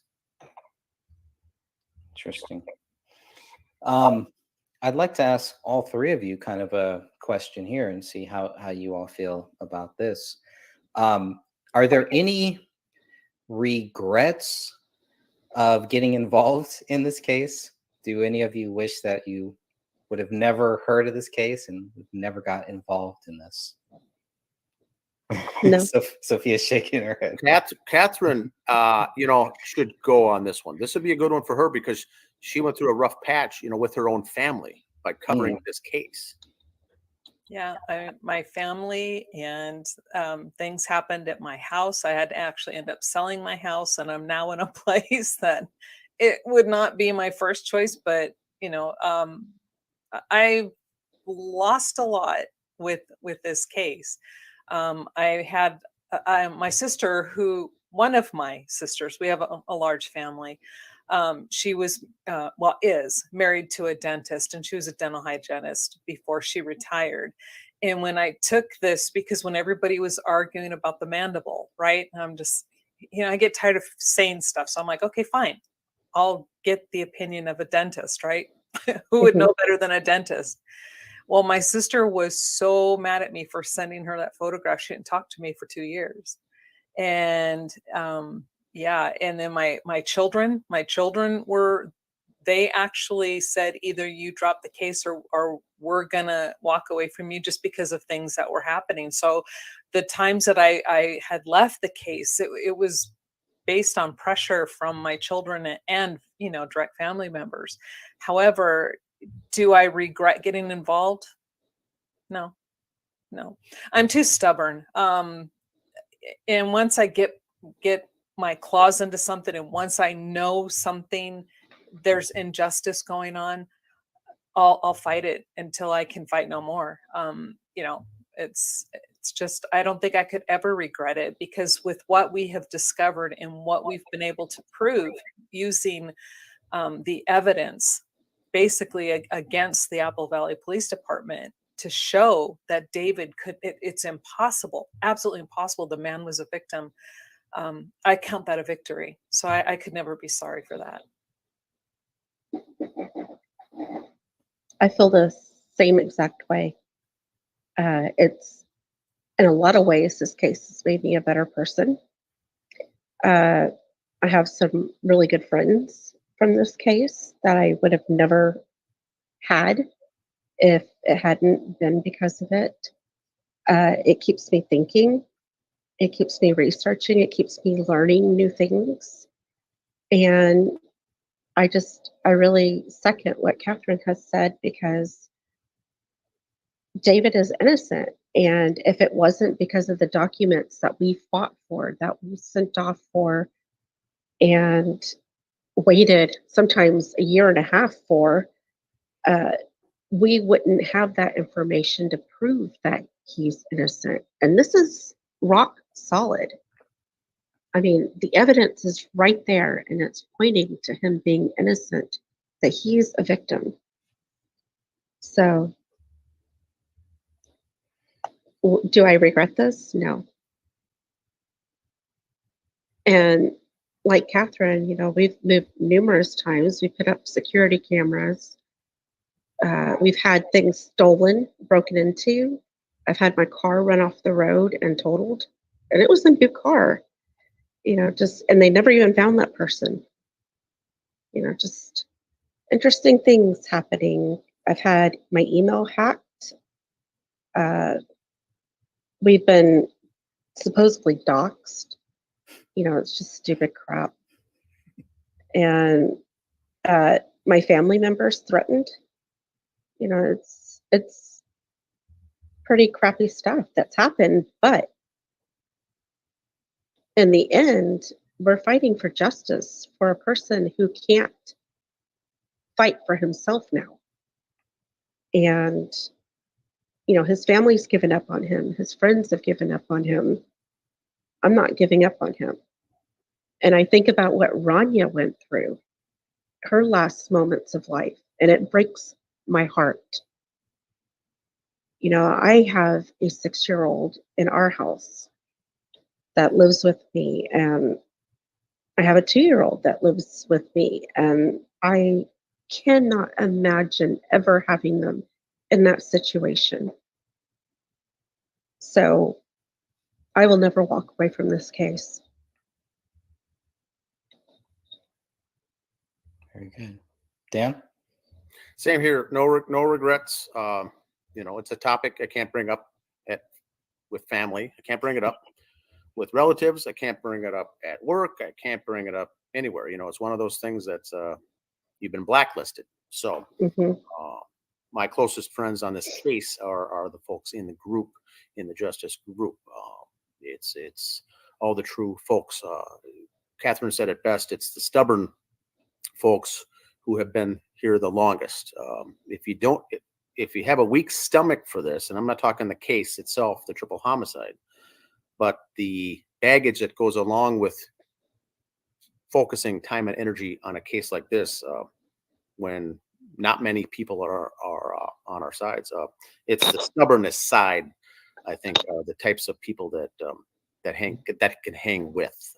The rest will fall by the wayside over time. It's not for the faint of heart. It's a gut check. Yeah, certainly is. Yeah, it's so funny because I'm sorry. Go ahead. No, you go ahead. I'm just going to relate a story. I mean, you look back on your life, like, how did you end up and why did you end up where you are today? When I first started my trek down the medical field, you guys don't understand. I didn't handle that stuff well at all. I remember going to the hospital with a girlfriend of mine. She was having surgery on her knee, but anyway, they had done something and I was in the room and she was screaming because the pain hurt so bad. And I walk out in the hall and I passed out. I wake up, in the ER and they're like, "Oh my God, are you okay? Are you okay?" I mean, I was so everything, I just freaked out at everything. To go from that, and then my life led me down the path of, not just being a first responder, EMT, working in the ER, watching autopsies go. I mean, I never would have thought I would have ever done that. But when I got to this case, it all made sense. All of a sudden, the path that I took in life, that it was never supposed to be my path. You guys don't understand. I was running my own business, a very successful transcription business. I was a medical legal transcriptionist. And then from that, I mean, I have a very short attention span. I'm sure a lot of people figured this out by now. So I would do that. And then I'm like, okay, I need to do something else. Well, then I became a professional Christian performer. So I was singing for years, competing and, all this other stuff in competition. I mean, going across the country, I did all this stuff, singing on cruise ships. And then to end up here, and then I'm like, now I know why every turn I took led me to this path. And so it's like, not everybody gets to find their purpose in life, but I really feel that those of us, the core group, the people who have stuck with this case, not for clicks, not for popularity, but because we're truly trying to get the world to see that David is a victim. I lost my train of thought. Sorry, it's that that brain. I swear to God, I can't keep it focused. But I'm so thankful that you know, I'm thankful for Greg. I'm thankful for Sophia. I'm thankful for Dan. I'm thankful for, you know, even Eric Wilkerson. You know, he's kept in there a lot too. You know, this small minutia of people, but look what we've accomplished. And I think that if anything, that if it were possible, David would be thanking us, and he would be saying, thank God there's somebody there to back me up. Yeah. I also want to thank the group members. I mean, there's so many that email us or send us information or talk to us off to the side and ask us questions and stuff like that, or even the live chats. Those are amazing people too. Right, Jennifer? And, you know, we just, the live chat last week that Catherine and I had, the people in there were so amazing. They were on and they asked so many great questions. And There's that cat cameo. Cat cameo. Yep, one of them. And you know, it was such a great show. And we literally went on like 45 minutes longer than we had expected because there were so many great questions. So we were just going through them. And it's not just us four. There's so many people, and we can't do it without them. So thank you all.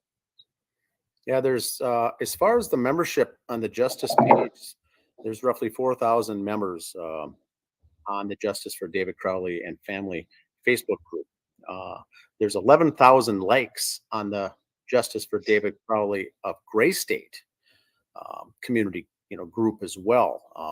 And so there's a lot of people that follow this case or have in the past followed it that may have drifted off, but they're still connected to it at one point. Something brought them to one of the pages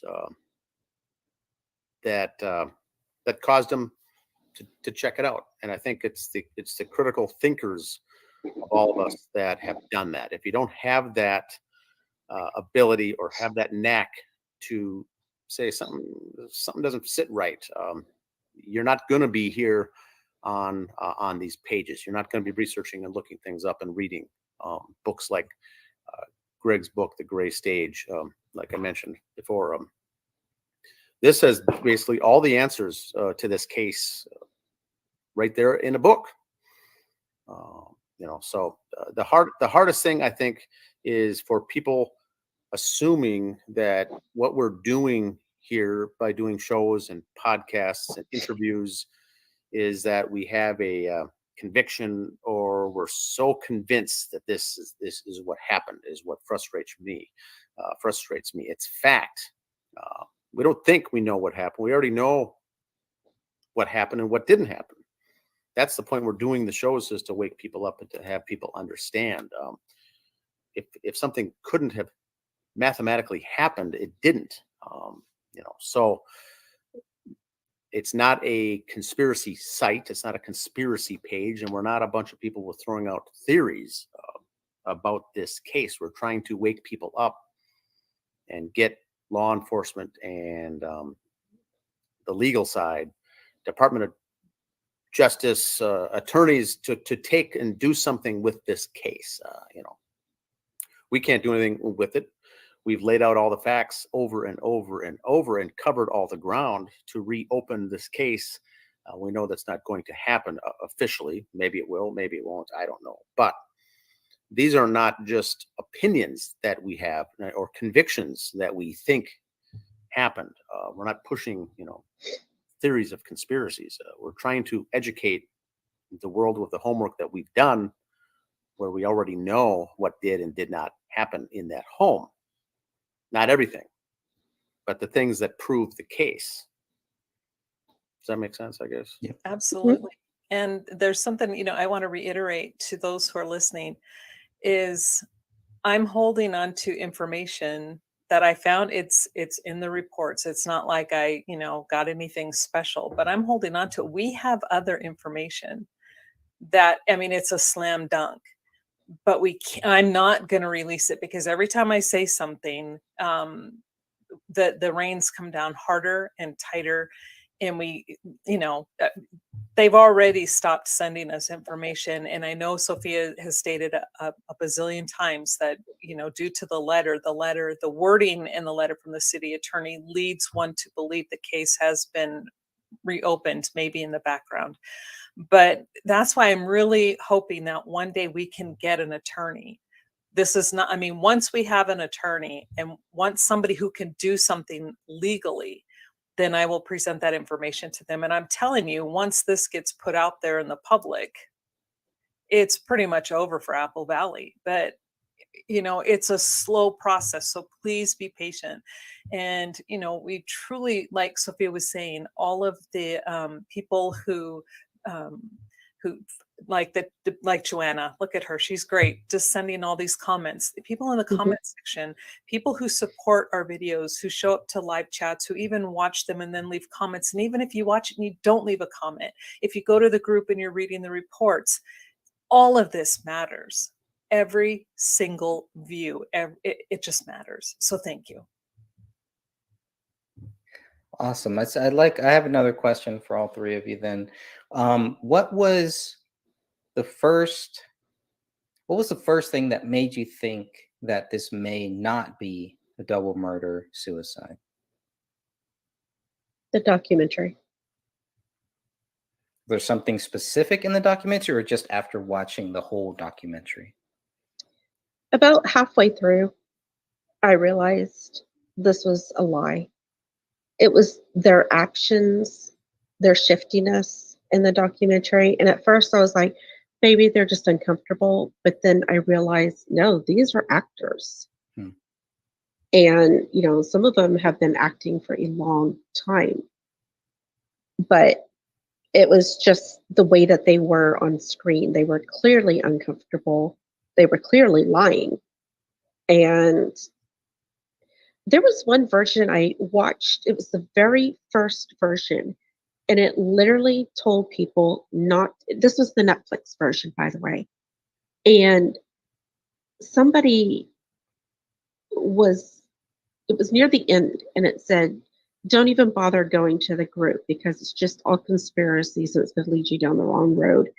And I'm paraphrasing. That's not actually what they said, but they did say, don't go to the group, don't join the group. And I have not seen that version again. But I clearly remember watching that. And I was like, oh, there's a group. Okay, I'm going to that because I might be getting the truth from there. And I immediately went to the group and found it on Facebook. So, but I think it had to have been like either Sean or Mason that said that. And sounds about right. And it was just, but I have not seen that version again. So I don't know. It clearly was edited afterwards. But this was back in 2017 at the end of December, I believe. I think that's when it came out. Yeah. Mm-hmm. And so, yeah, that's how I got involved. And if it wasn't because of you, Greg, pushing me to read the reports. Have you read the reports yet? That's all. That was your first question to me every single time I commented. And I resisted for several months. And then when I really buckled down, printed the reports out, started reading them, for anybody who's looking at the reports for the first time, or even now, separate those reports by officers. I'm telling you, it makes a difference.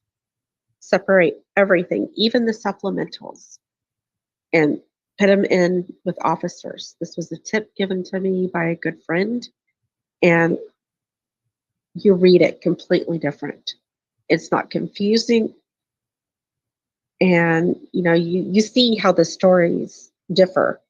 They vary by officer, and it's like, wow. So if that was the one tip that really helped, I'm happy to give it to everybody else. That and read the reports. But once I did, I was like, oh, okay, now I know why he's telling me to read the reports. So. Dan, What was the first thing that made you think, okay, this may not be a double murder suicide? It was basically getting threatened to not show up to the memorial for David Crowley. It was said point blank, you had better not even think of showing your face at this memorial. I'm a guy who created a Justice for David Crowley page, membership group, to honor the man. This would be the guy you want to have at your memorial service, right? Now, I wasn't even thinking of going. If it would have been close, I maybe thought of going, but this would be the guy that you would welcome with open arms to a memorial service. If someone created a Justice page for me, if I died one day, that someone never even knew who I was, that's the person I would want to have at my memorial. But when those threats came out, don't show your face, stop doing the research, and for me, it was the smiling guy's photo. I think that kind of did it. Mm-hmm. That was the shot to the gut when someone sent me that photo to say, look what just got posted on Instagram the day of the memorial. 3 guys smiling ear to ear with their best friend and brother murdered horrendously, along with their wife and a 5-year-old child. And that was the gut blow for me. And I've still never heard them, because they will try to come back at things that we say, obviously, but I've never heard them try to put that photo into a proper context. And it makes me wonder why not? Because that is a very strange photo. Dan, how long after the bodies were found did they have the memorial? I think it was the Wednesday, that first same week. The bodies were found on Saturday. I think the memorial was maybe the Wednesday or Thursday. That's super fast. Same week, or was it the following week? It's in my timeline. Yeah, it was quicker than expected. Yeah. I was still the one on Facebook asking, why isn't there teddy bears and flowers all over the front steps of this house like you see with any other case, a real case? A body, 3 bodies found of a family. When the camera crews get out there for the news, the first thing you see is the vigils, the candles, the 5-year-old dead stuffed animals. That's what you see.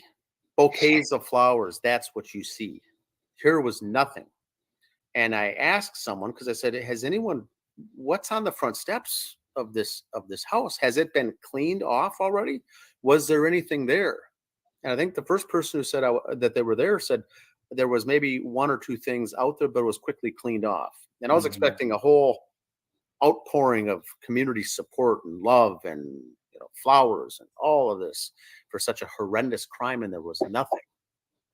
I thought I was flabbergasted by that, and felt horrible for the family, the victims, that no one's speaking out on their behalf because they can't speak out.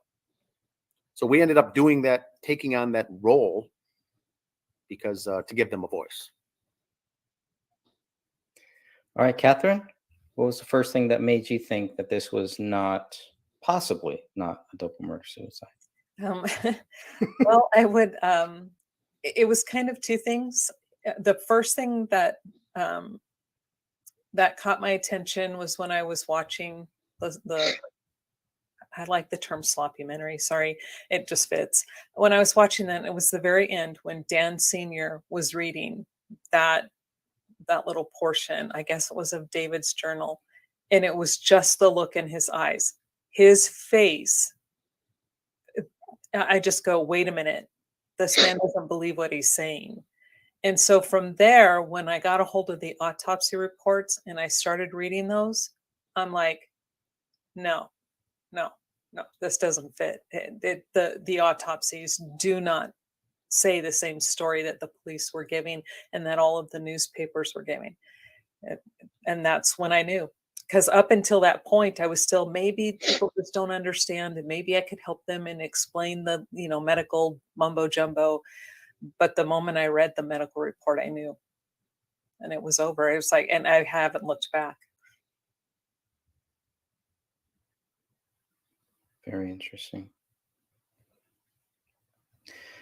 There was something that before I get to that, there's some good comments, and thank you everybody for joining us in this chat. I know we didn't give any notice or anything; we just decided, this was the right day, the right time, and thank God all of us were able to connect here, and thank God everyone here in the chat and everyone who will watch this later on. God bless you all for caring about this case, such a tragic case, I think.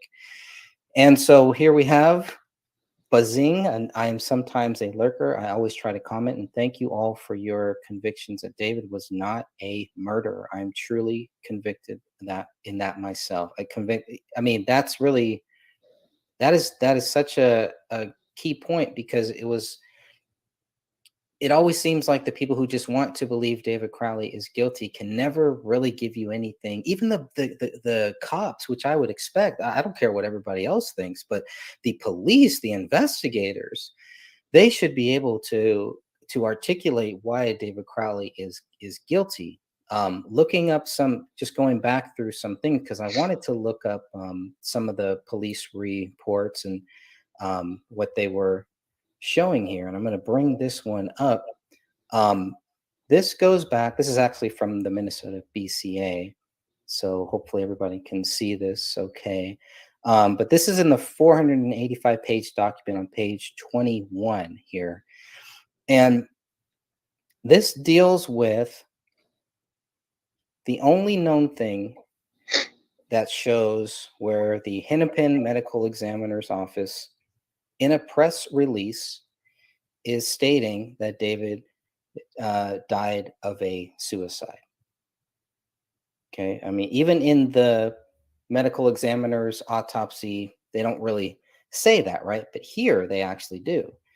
This was given to the Apple Valley Police on January 25th, 2015. So they received this here. And they state that David Crowley died of a single gunshot wound to the head and a result of a suicide. And it's always curious how they could look at the body and how the medical examiner could come to the conclusion that this was a suicide. That David, how is it any different than any of these other shots that we're seeing? I think they got the shots right. I don't know if they should be speculating on the other things, especially when we can see what is the difference from what they find with David's wife, where it says she died as a result of a gunshot wound to the head. Again, a gunshot wound, not two, but a gunshot wound, just one, as far as I'm reading there. And then Ranita, died of a gunshot wound to the head. Here you have 3 shots. And this date is very important when they get this. I don't know what date this looks like dated 121. This is after they have found that other bullet. But it's very interesting to me. And I'd like to get your thoughts, everybody's thoughts on this, as to why, like, what is the difference? What could they have found in the medical examiner's reports that would be any different to show that, well, Kamel and Rania died of a homicide, but David died of a suicide? Well, a lot of times, and this is part of the problem, is the medical examiner's office and the deputy coroners who go out to gather the information oftentimes will rely on the police officers and their expertise and what they saw when they first got there. We know clearly that the Emmy was not there long enough to really, if she was searching for a true cause of death, she would have been there a lot longer than 45 minutes. So that tells me there was some communication going on and they'd already decided.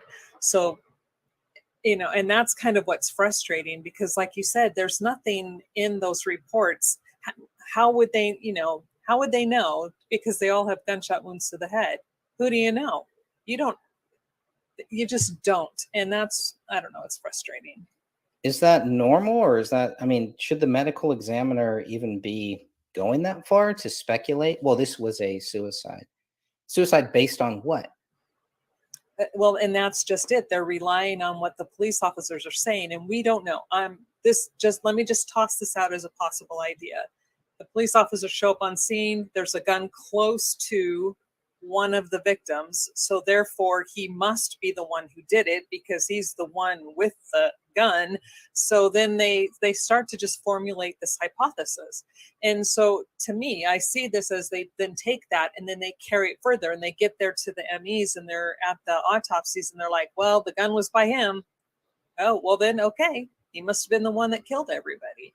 Instead of looking at the rest of the evidence, they left that day with these bullets, but they didn't have the one that killed him. It's insanity. They really jump to conclusions way too quickly. Yeah. I think, Greg, the report you just showed, those 3 statements from the Hennepin County Medical's examiners, was already part of the cover-up that we're already seeing unfold. Those are quickly written 2 sentences. They weren't lengthy reports. Manner of death, research done. The cover-up at all the levels was already being performed by the time these things came out.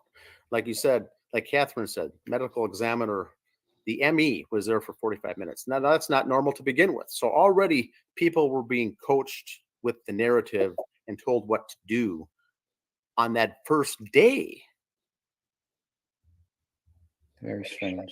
That's when you get over the hurdle, when you see all of the corruption starting already. And I'm not even saying the police were involved in the murder, the death, or the cover-up.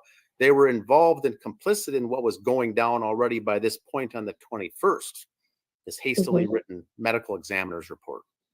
The ME be there for 45 minutes and the body's taken away, the crime scene cleared, the yellow tape removed. 48 hours was done. Right then, you already know something fishy is going on. Did they already think in those 45 minutes, did the medical examiner already think, well, this must be a suicide? Well, Because I think when the call came in for her to come down there, I think she already got her marching orders, I think. And so did the rest of the detectives, perhaps. that goes back to the 911 call. Well, and this really correlates with my coroner friend, my deputy coroner friend, and the times that they had seen. There was one particular case that it was their case. They were called, and I won't give any specifics, but when they showed up on scene, right away the officers are standing around going, "We're calling this a suicide, right? Suicide, suicide." And my friend said, "No, this is a murder." And my friend actually took a lot of heat. I mean, the case ended up going to court, but they pretty much blackballed this person after that because they wanted to name it a suicide. They didn't want to have to deal with all of the stuff that would go with trying to solve the murder. And so it's not uncommon. And it was shocking to me because, I'm thinking going, well, it's their job. They're going to do what's right. People don't always do what's right. They do what's convenient for them and what they want just to get done or get through, or if they have a friend to pass along a favor. It happens all the time. So, and that's how I see this case. I see a very young Emmy who I think Dan was the one. Dan, didn't you say that she had just gotten out of medical school? She was very early when she got the job. And then after this took place, she was transferred to another location 7 months later. I mean, she wasn't even with the Hennepin County Coroner's Department.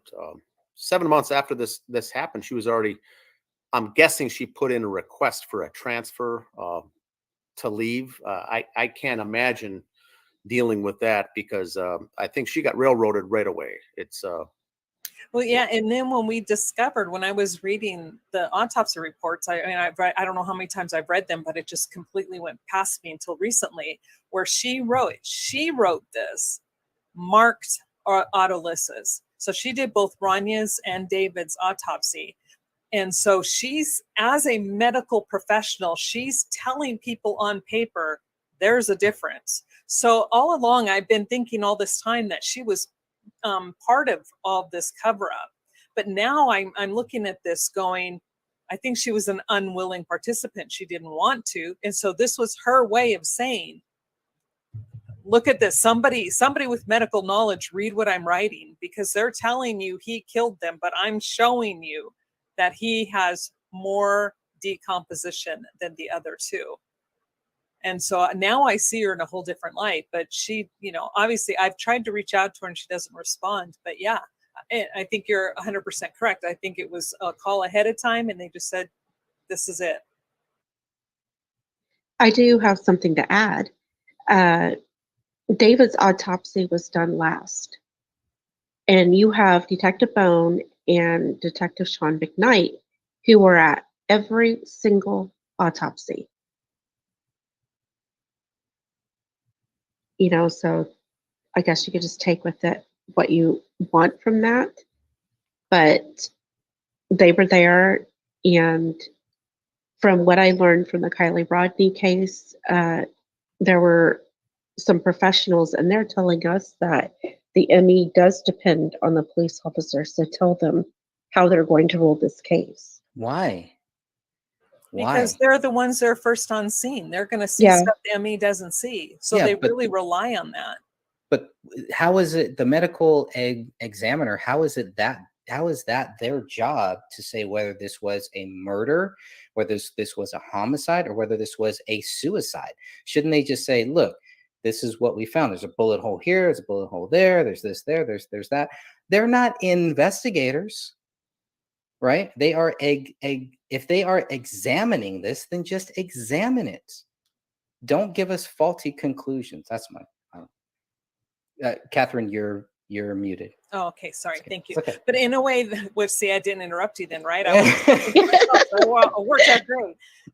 I'm sorry, it's a bad habit, you guys. Please just tell me to shut up. I won't Go get for offended. it.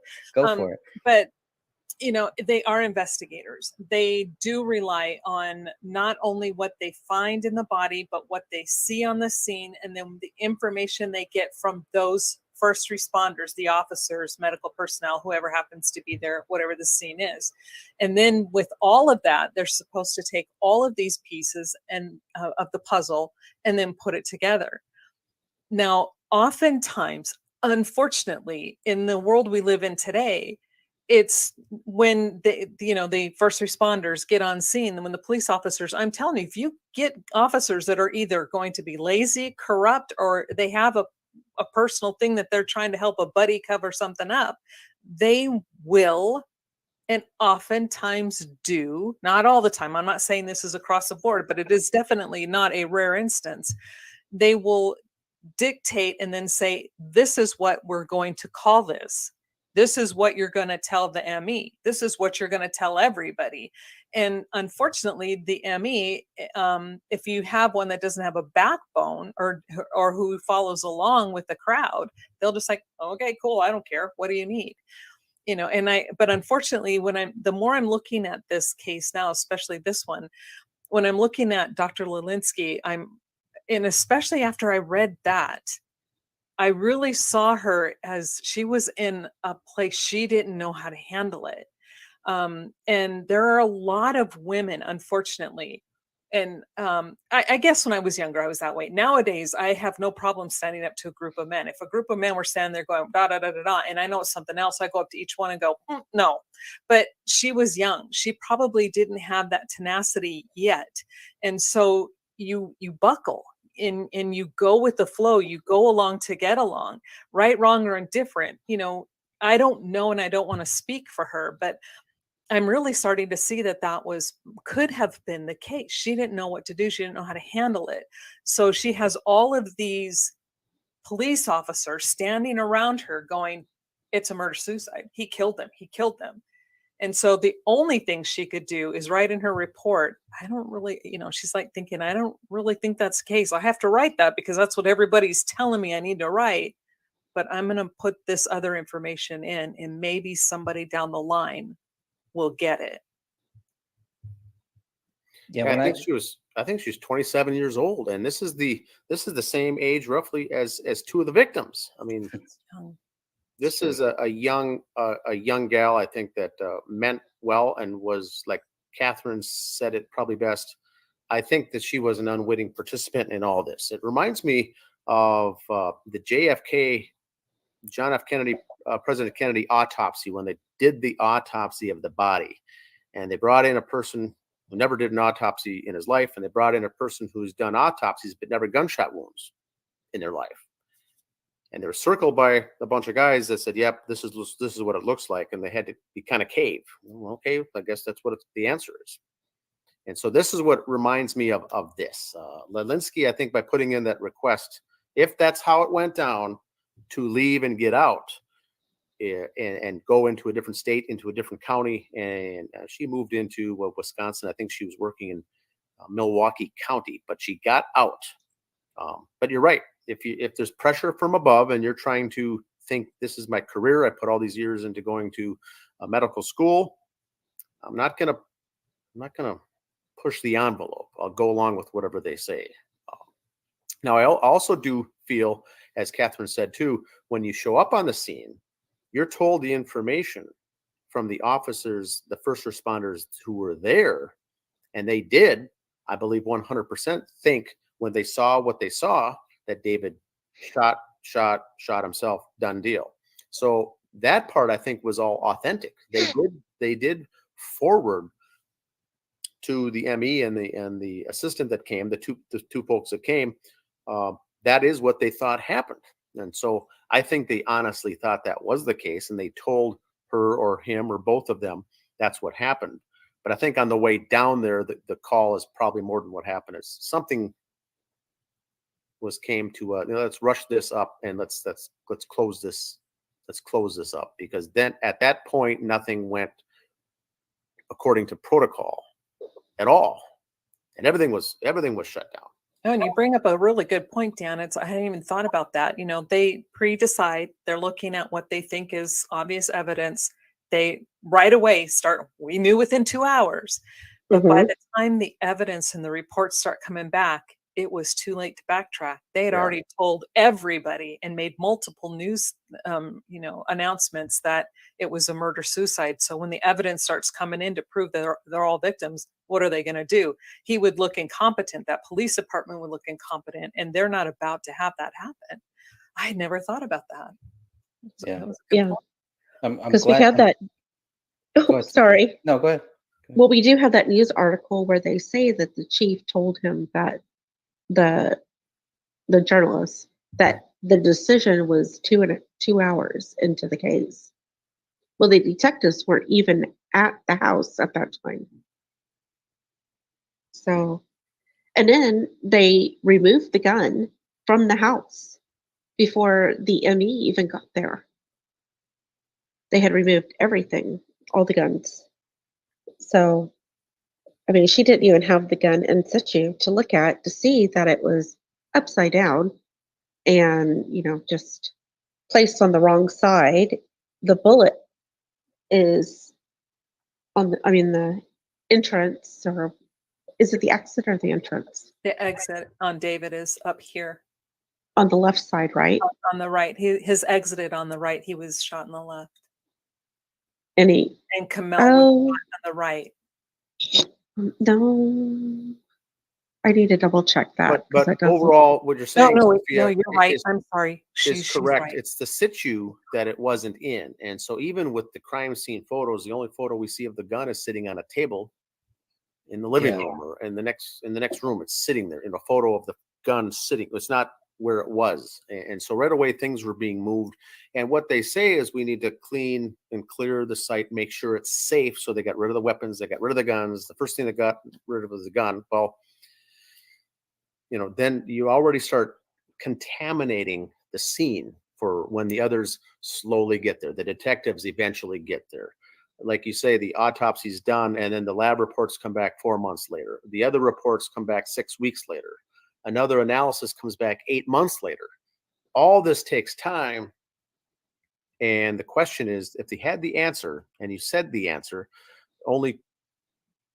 there can only be two reasons for the response for the police department to dig in their heels and say, this is what it is. One is to save face, like Catherine said, and most departments will do that. They will never very rarely backtrack and say we made a mistake and apologize. Is that for legal reasons, you think? No, I think in the law Right. enforcement community, very rarely, unless you get pressure higher up to reopen a case or to go back and backtrack, you're never going to do that. The folks that I've talked to said whatever you go with, whether it's right, wrong, or indifference, you're not going to go back because the whole point of the department is to have faith and trust, the public's faith and trust in you. So you're not going to go about issuing apologies and saying you've done something wrong, something was done incorrect.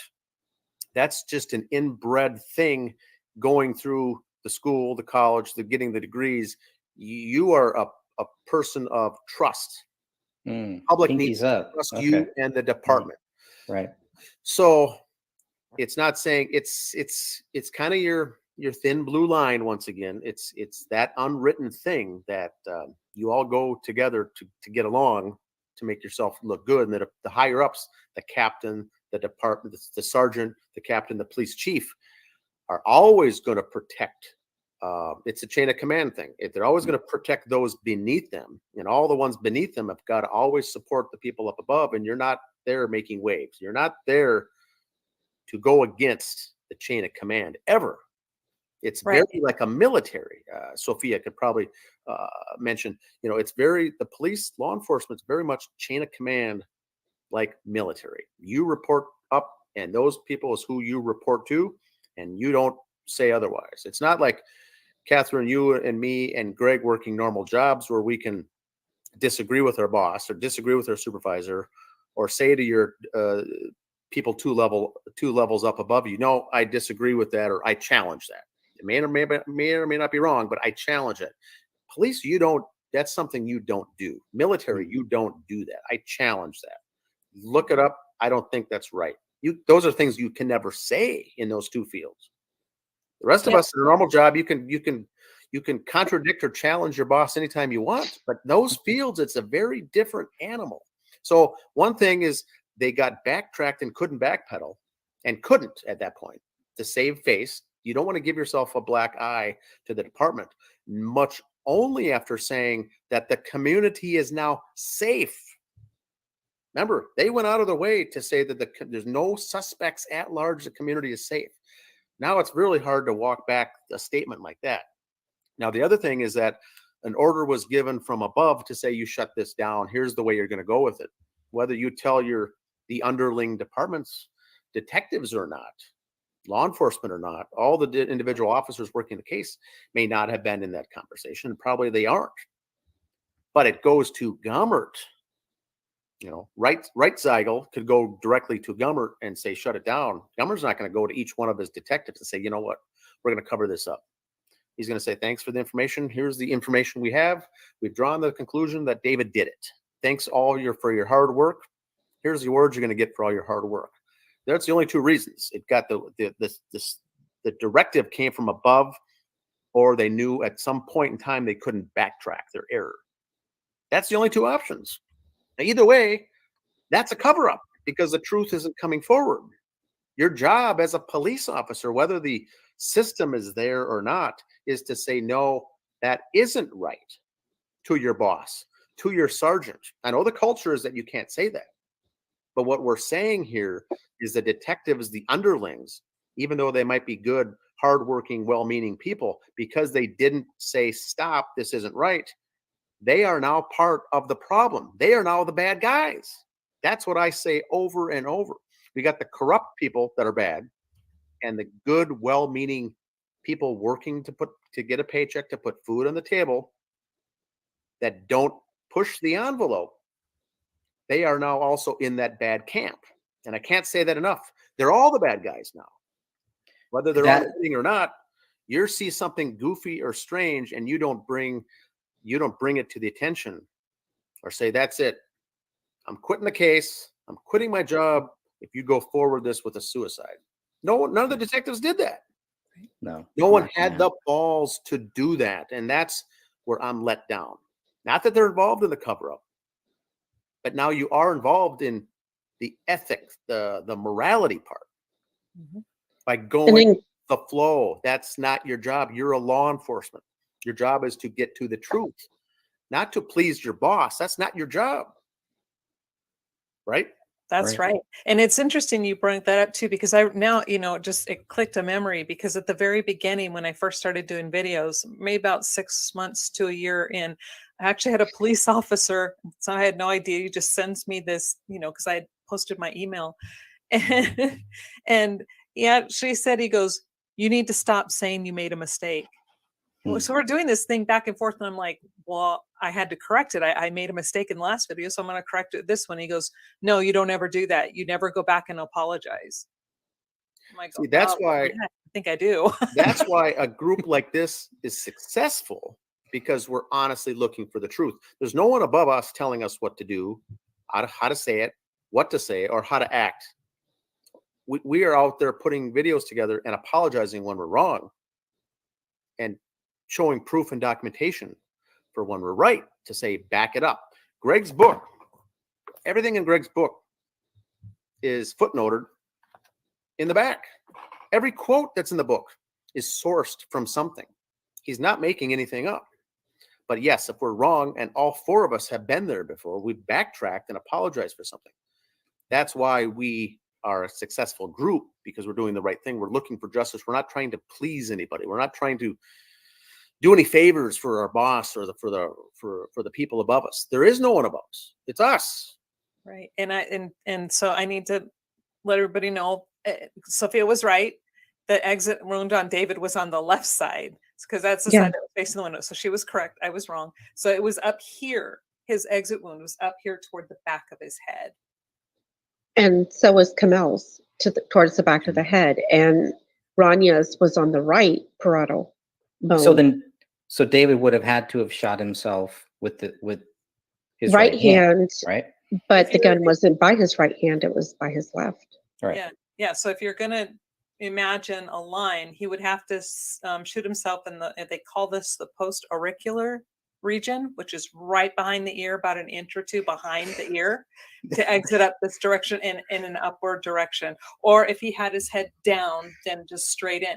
It doesn't. That make ain't gonna sense. happen. No. That's what I'm saying. When you start reading this and you start, it's in the temp, it'd be right here, because you want to get it done, here. or it's in the mouth. Yeah, yeah. That ain't gonna happen. I'm gonna I'm gonna shoot myself behind the ear. David, no, it makes no sense. That ain't gonna happen. No.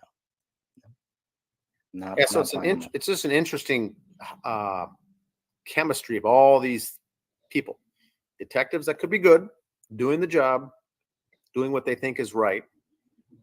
And then pressure from above to stymie that, and then everyone agrees to it down below, and no one doing anything about it. The thing that comes along with that typically is what I've seen is that you look for the end of the year banquets and awards, and you start seeing these people are the ones getting the awards. And so I waited till the end of the 2015 calendar cycle, calendar year for the city of Apple Valley, and looked at the awards. And guess who was getting all the accolades? Was the detectives, the detective team, and the promotions that were given. People moving up were the people on this case. Now, as horrendous as it was, could there be the fact that maybe they did do a good job? I don't know. I wouldn't think so. So why would the department heads be going out of the way, giving these people promotions, awards, trophies for all their hard work, and being called out on the annual report? That's the thing that also confirmed it for me when I saw the very next year, when 2016 rolled around. I got the annual report, and I looked into the police and the detectives section of how good they are, how good they did, what a great job. But 2 pages earlier, you look at the history of homicides in the city of Apple Valley, and it's 0, 1, 0, 1, 2, 0, 0 on an annual basis. And here you have 3 in one day.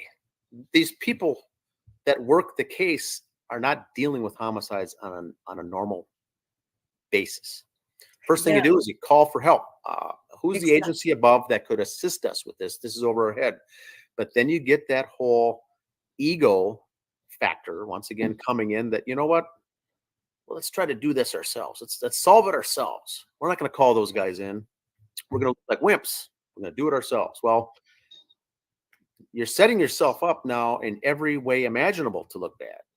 And that's what happened. So the only way to get this out is as these people, as the detectives start retiring, leaving the force, is to get them to come forward, do some interviews, even if it's anonymously.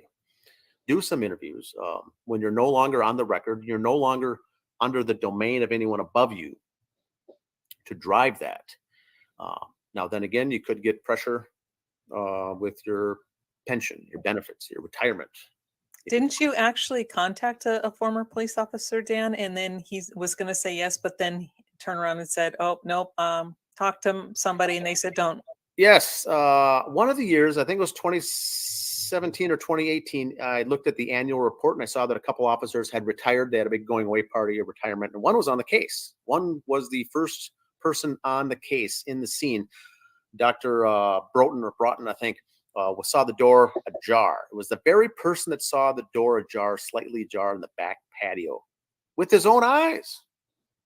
I contacted him and said, "Can we sit down for an interview at a coffee shop? And I just want to get your thoughts on seeing the site. What was it like?" I wasn't going to ask him what was the smell, the horrendous smell of that house, but what was it like coming across a scene like that? Now you're retired. How does it stack up against everything you've done in your career? What was it like? What are some of your thoughts on that? He says, I could meet at a coffee shop, meet for some coffee, talk about some things. And I said, even if it's on or off the record, as far as an interview, I was just interested to pick his brain. And it was a couple days later, he said, I talked to Officer Gummert, and he said, "Please don't contact me anymore. We're not doing any interviews, and please don't reach out to me again." So all of a sudden the tone changed. The tone certainly changed from a nice guy, very interesting, looking forward to meeting you, going over some of the cases, going over the case, to no, we're not going to do it.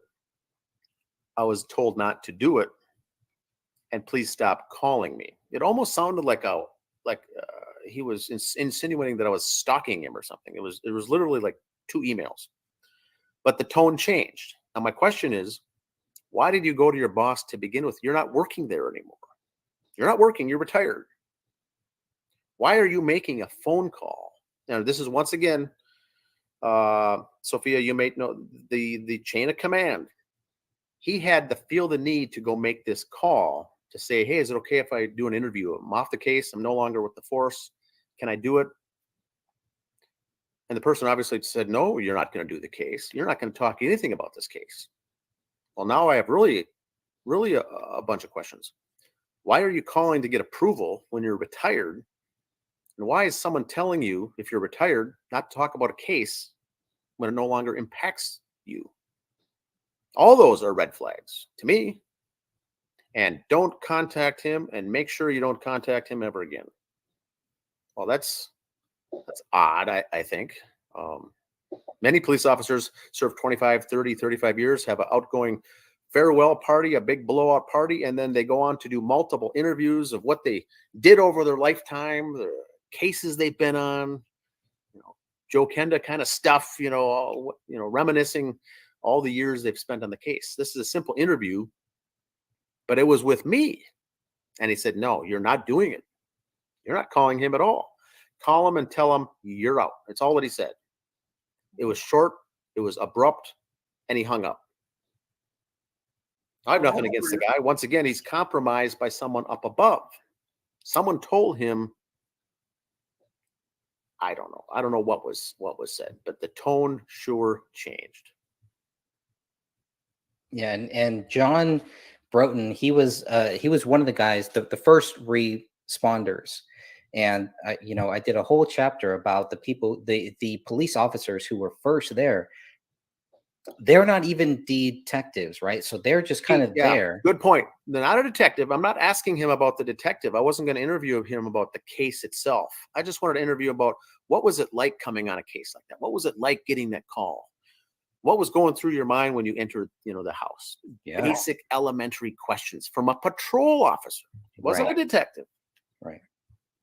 Good point. That's the person that I would want to hear from, because he's one of the first people there that walks into that house, that goes into that house. Like Dog those are barking. the people, dog barking, all of that stuff. And so reading the reports of the first responders is so critical. It's so crucial.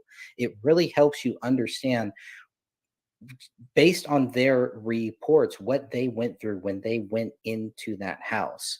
Then you have the detectives, you have the BCA, you have the captain, you have the chief, all these people that are kind of like killing it, right? It just really seems like there is something very different from the people from the police officers who first went in that house. Yeah, he would have had a very authentic, it would have been an honest reaction, an authentic reaction, because no one would have gotten into his ear by that time as a first responder on the scene.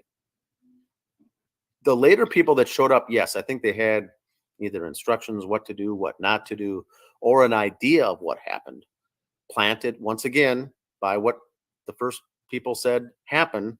So you already know what the answer is. But the first people on the scene, I think, are the most important for an interview like that. Now, I'm certainly open to having him call me back or to do an interview down the road. I think he's still one of the good guys because he didn't know anything different. But, you know, things change. But my question is, you know, why the phone call? Why asking the supervisor for approval to do a podcast with the local guy on YouTube doing podcasts? Because he had already retired by that point, right? Yeah, he was already retired. He was done. No harm, no foul. But I don't know. I don't have a law enforcement background. I don't have a military background. So I don't understand the whole chain of command. I don't get that. But folks that I've talked to said it's very structured like that. You always report to your superior and they report to their superior and so on and so on. Yes, Sophia would be able to give us a good example. Yes, Sophia, would you have anything more on that from serving in the military? You don't question anything told to you. If you question, or this is when I was in the military in the 90s, I mean, if you question it, or if you cop an attitude, or if you disagree, you don't last very long. You get written up. They really give you a hard time. I know that I was young when I was in the military, and I clashed with my first sergeant who was right there in the same office with me. She didn't like me. She let me know that from the very beginning when I first stepped onto that base. And it was a very difficult couple of years. And then I got transferred, thankfully. But, you know, I wonder how things would have been if I was a little bit older, more mature, basically. But anyway, you just don't question it. If somebody tells you to do something, you do it. And that's the culture. That's why it's also successful, very successful culture, because it's you're dealing with young people coming up, young people coming into the role, young people getting into the military, and they don't want to wreck it. They don't want to wreck their chances and screw anything up. They don't want to get into, quote, trouble. So they go along. Law enforcement, same thing. You're young. You're a young patrol guy coming in after getting your degree. You don't want to cause trouble. You want to move your way up through the ranks. You want to be good. You want to be awarded. You want to be rewarded. And you do what you're told. You're not there to push, there's not a lot of shows like the Rambo, the wild, the gunslinging, stud police officer, because that's not the case.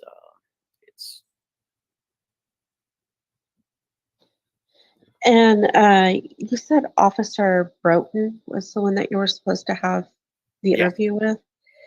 I used to have information, and I need to go back and check it, but I do believe that he was part of the fraternal organization, Masonic Lodge, the police officer one. And more than likely, Sophia, that's correct. I don't know if that's true or not.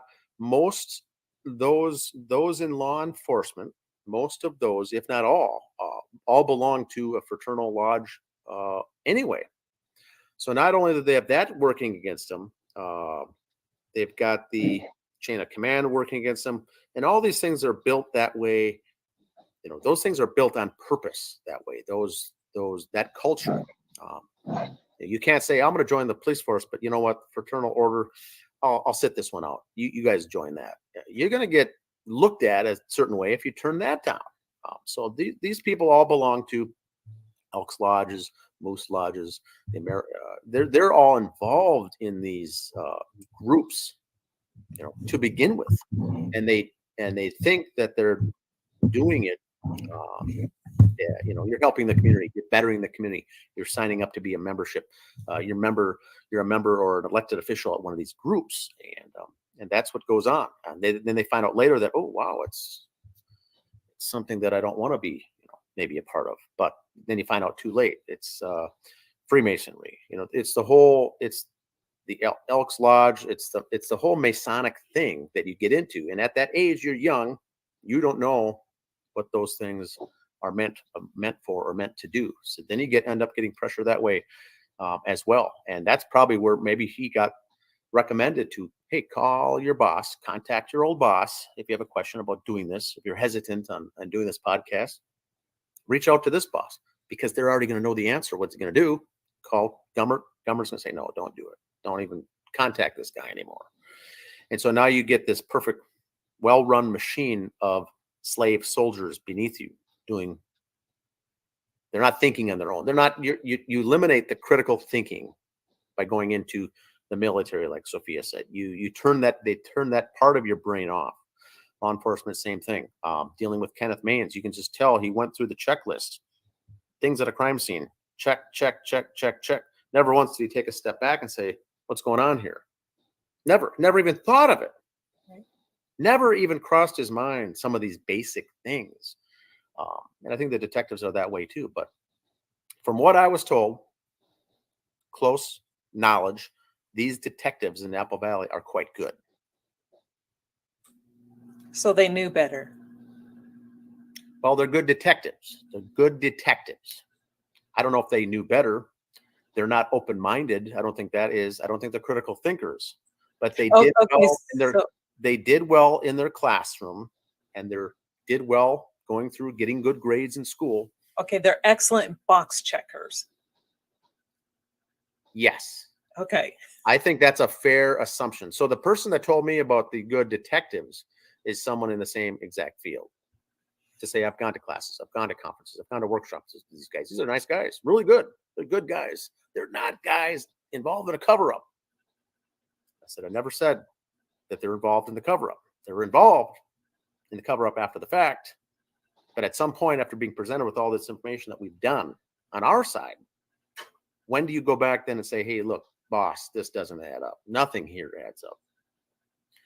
And they're good, like the mention says, they're good robots. What they are is good robots. So the definition for the four of us on this call and the others that are in the chat room, the definition of good detective, what I was hearing my friend say, was not a quality that I think is a good detective, what the four of us would think of. Critical thinker, thinking outside the box. What's the big picture here? What's really going on here? Are they good at box checking and taking the class, getting the A on the test, going through getting good grades in law enforcement academy? Maybe they are. They're probably really good at that. Would they be someone I want investigating my murder? No, not at all. But are they nice people? They more than likely are nice people. Nice people and being awake and being a sheep is two different things, as we all know.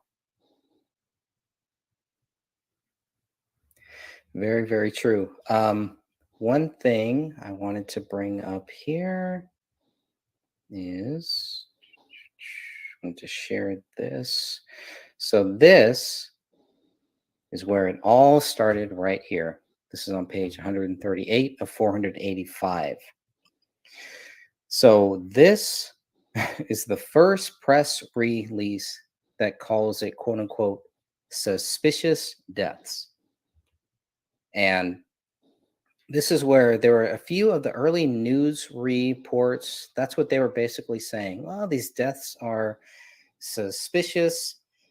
With the Phil Marshall case, Dan, it was kind of the same thing. There were even the coroner. He was like, these deaths are suspicious, but that doesn't mean that what the police are saying isn't true. But this was a very interesting one here because they're just saying, they're making it very, very clear that the deaths are suspicious. But then in the second one, it has that same title here. But they want to make it clear that the police, there's no public threat, there's no threat to public safety, et cetera, et cetera. I mean, how do they know that? Why would they come up with that so early on? One day later, everything has completely changed, but the subject line hasn't. Now, by the third one, everything is kind of changing. Well, yeah, they're suspicious, but they pretty much have it all solved here. But in that first day, there's a lot of confusion. At least I was very, very confused just reading this. Go ahead. If we could get someone on the chat room or someone to call in, I'm not sure. Maybe how they use the phrase "suspicious deaths" is that a common bucket something falls into if they don't know the answer yet. All the four of us think suspicious deaths. Wow, suspicious. Why would you write that if you already know the answer? But I think it might be in law enforcement, the way they do a press release, they may pick from a couple drop down menus of what do you want the title to be for this, and maybe that fit. I think that was bad, but you have to look. And Catherine and Sophia might like this, Greg. But if you bring that up again, look at who wrote this. Look what name. And we looked at this very early on, and I think Catherine and Sophia came onto this case in around 2017. But if you look at Captain John Bermel's background, I would encourage you all to go look at his LinkedIn page, what he's involved in and what his background is, and some of the groups he's associated with. This will tip you off to what we got going on here. Look up his background. I will. Hello? I think I will definitely look him up. Look into the things that he's involved in and the groups and the different fraternities that he's associated with in some of the different cities in the U.S. and some of the think tanks he's involved in. And then you'll start to see, I'm not saying CIA, I'm not saying intelligence, but there's things like that that have different names to them, but follow under the same kind of suit. He's a leader in a bunch of these things, and he went back to school to get his theological degree, and he's a pastor, minister, priest type of a person as well. Now, the person that told me this said a lot of the infiltrators in law enforcement, in the industry of law enforcement, you'll see them come up through the ranks of theology background, church. They're being the chaplain in the local town when accidents happen. When a car crash happens, they call on the local chaplain. Usually that person is that point person to make a decision on how things look right away. And usually of all the pastors and ministers in the town, the chaplain, the one that gets picked up to take on this role, which is like a promotion, a cool thing to have on the resume, is typically not your gatekeeper, but that answers for things that happen usually start from this person. Bermel's a good guy to look into and an interesting cat to look into, because after these first three press releases went out, everything else came from, I think it was Chief Reitzeigel. Bermel's name was not on anything after these first three, as far as I know. We heavily looked into his background, because the folks on the page back then, when we were looking into corruption in Apple Valley, went right away to either Reitzeigel, which could have been, he's the one who gave that Fox 9 News with Leiden with the red face, lying through his teeth, obviously was not giving any authentic anything in that interview. He was sweating giving a simple interview to Fox 9. So it's above him. Reitschel's the one who's compromised, and the throwing him under the bus, but it starts with Bermel here in this case. Hennepin County has corruption. Dakota County has corruption. Apple Valley, and these guys do. And so there is issues there already with these guys. Now, are the detectives at the low level good, honest, hardworking people? Maybe they are. But if a case is going up and it's going to get squashed out with the thumbtack, it's going to be coming from guys like Bermel. I don't even know how to say his name, but do some research, look into what he's gotten himself into and the organizations he's in. And it'll be very, very telling. I got to jump off here in about 5 minutes, but once you look into him, and this was the stuff that we were looking into back in 2015, right off the bat. So the movie and the documentary came out in 2017. We have a whole bunch of new members in 2017. 2016, after the thing came out, after the death of a dystopian, the movie came out, and that article in the city pages in the Twin Cities, once that came out, that article from Corey Zarowski, we got a bunch of other members joining, but we were really heavily hitting the Gray State guys at that point as far as the research, the background, their strange affiliations of these people from all over the U.S. that all kind of converged here in the Twin Cities, all with no jobs and paying for things with cash, kind of things. These are your the strange people that came into play. Then you've got this pretty good background Apple Valley Police Department that's for the most part never in the news, always on the up and up. And then you get a case like this where you've got some guy heading it that's very nefarious things involved with, and that's Bermel. But I haven't seen anything after that had his name on it at all. Would that be expected for him to take a back seat, kind of run things from behind the scenes?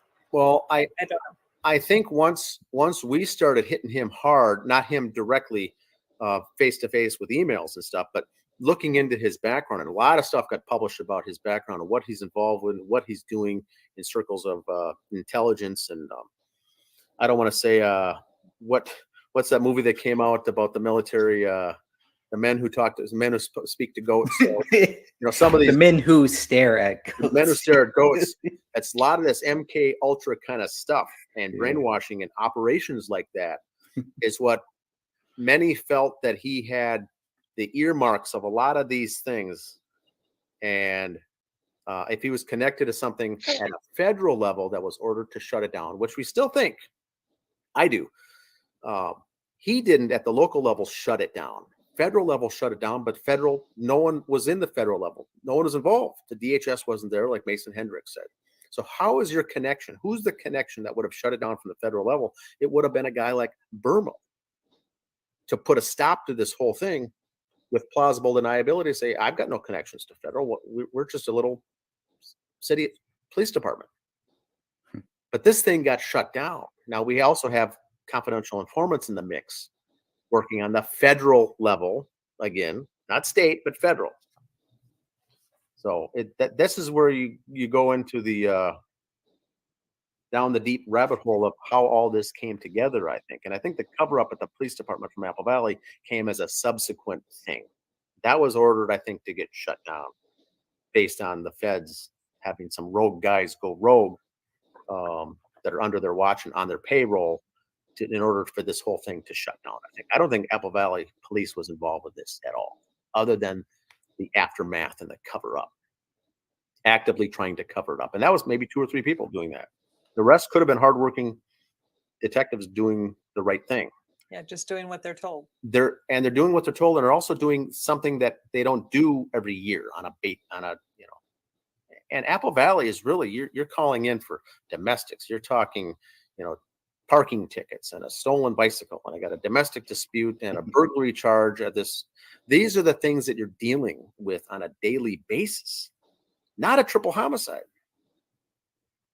I mean, I don't know. It's such out of the realm that I can't even put into words. What would it be like for any of us to be doing what they did? It was so out of your bounds. Well, Dan, it's probably late there. So do you have any final words? I know you got to jump No, off, I just want to thank everyone for jumping on the call tonight. and keep plowing ahead. Stay on as long as you guys would like. I got to just run though tonight. Thank you, brother. Bye, Have a Dan. good night. Thanks, everyone. All right. Let's see here. We got some great comments. Ladies, the ladies of justice, anything before we kind of look at some of these comments here? Some great comments that I want to get caught up on. I'm looking at 'em. Oh, here's one I wanted to ask you both about. Sunshine and Chaos. The mummified hand tells us David was tied up at some point. The mummified hand for me at least is kind of weird. Like, why didn't Paleo, if the dog was eating everything, why didn't he eat that hand? He left the hand. He's like, oh, I'm going to take one of David's hand, but I'm not going to eat the other one. I'm going to move on to some other things. Why not eat both hands? The hand is right there. Yeah, and instead he's going to go and eat the hands that are hidden, under the body and under a blanket. I'm going to go for that instead of the one right out in the open. Yeah. Yeah. I don't know. I've heard some people say that maybe if your hands are bound and the circulation gets cut off.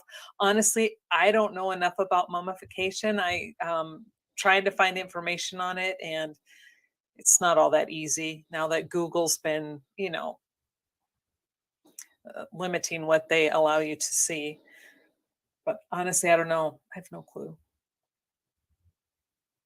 Okay, here's another one. I think this one is about the medical examiner right here. She was young. She was worried about her job and her reputation. But saying, and that she put in a transfer. Okay. Yeah, it was a few months after Catherine Crowley's death. She was gone. She didn't stick around for that. Let's see.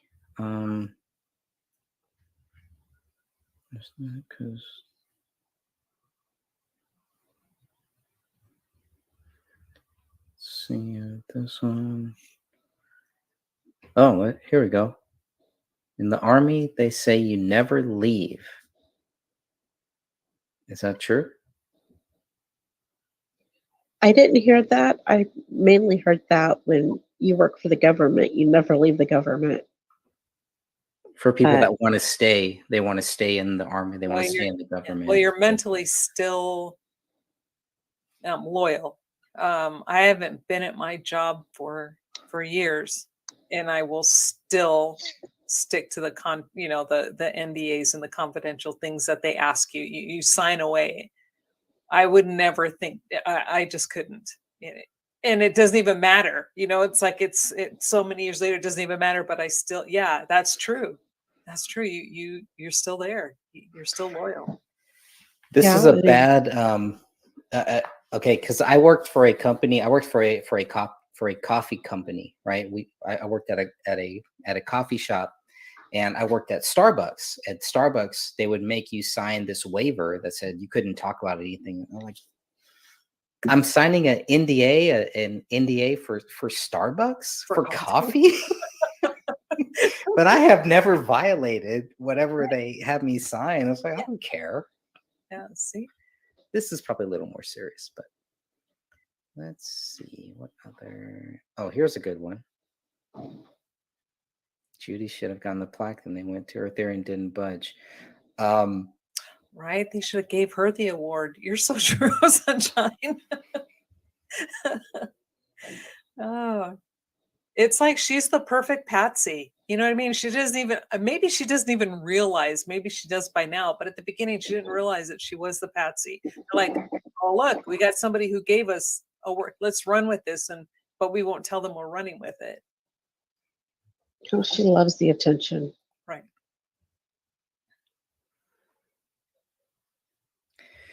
Were they executed? When you talk about David, he had to shoot himself here in the back of the head instead of just putting it right here or putting it here. If he really wanted to make sure that he was able to kill himself. And you look at the entrance wounds or the exit, we look at these three bodies. Were they executed? Looks like to me they were. Yeah. Yeah. Go ahead. I Sophia. mean, I cannot explain how the gun got to its resting place, especially if he shot himself on the right side and it went out through the left parietal bone. And I know I said that wrong. I'm No, you said, sorry, Catherine. no, you said it right. Yeah. And then we have the bullet hole for supposedly it's the bullet hole for item 57 that is supposed to be connected to David. It's off to the right and to the back. So it's going from west to east, I believe, Catherine? Yes, the bullet direction. Yes, west to east. Yeah. It's in the exact opposite of where the bullet came out of David's head. Mm-hmm. So either he was shot someplace else and placed there, which you don't see high velocity blood spatter, so that makes sense. Or that bullet was planted there, or that bullet has nothing to do with his death. But I mean, don't really know. There wasn't skin on there. There wasn't hair on there. There wasn't tissue. No blood. It was DNA, though. We don't know if it was saliva. We don't know if it was skin cells. But it was so tiny that they had to replicate it hundreds of thousands of times. So, I don't know. You know, here's the beauty of this entire thing. If you really think about it, Apple Valley never gave a scenario. They just simply said, according to the evidence, David did it. And it's been everybody else who's been saying, oh, then this bullet did this, that bullet killed David, and that did. They never say that. It's everybody else who says that. So the fact that it doesn't have his blood, and once they get it in their head, you know, because they filled in a piece of the puzzle for themselves, the Apple Valley, they're not going to correct anybody. They're not going to say, well, no, that's not what we said. They're just letting people run with it.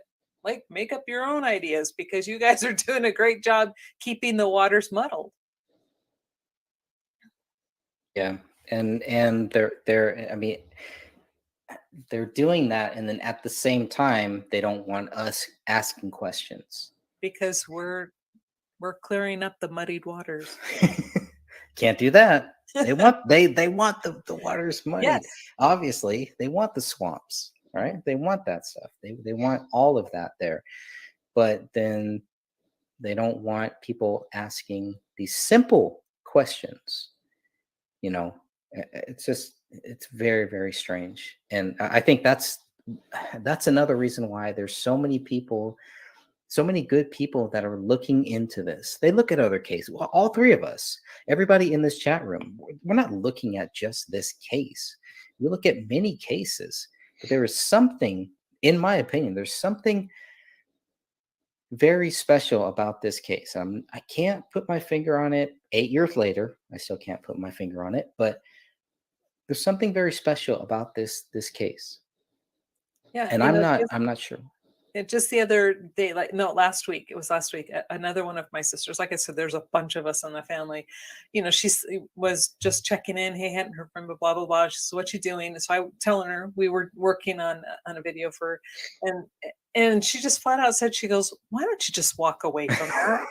just walk away. I think this is just too much. And I'm like, I can't. And she's like, why? It's really easy. I go, I can't explain it, but I can't walk away. It's it. And until we get the justice for this family, it's not going to happen. Yeah.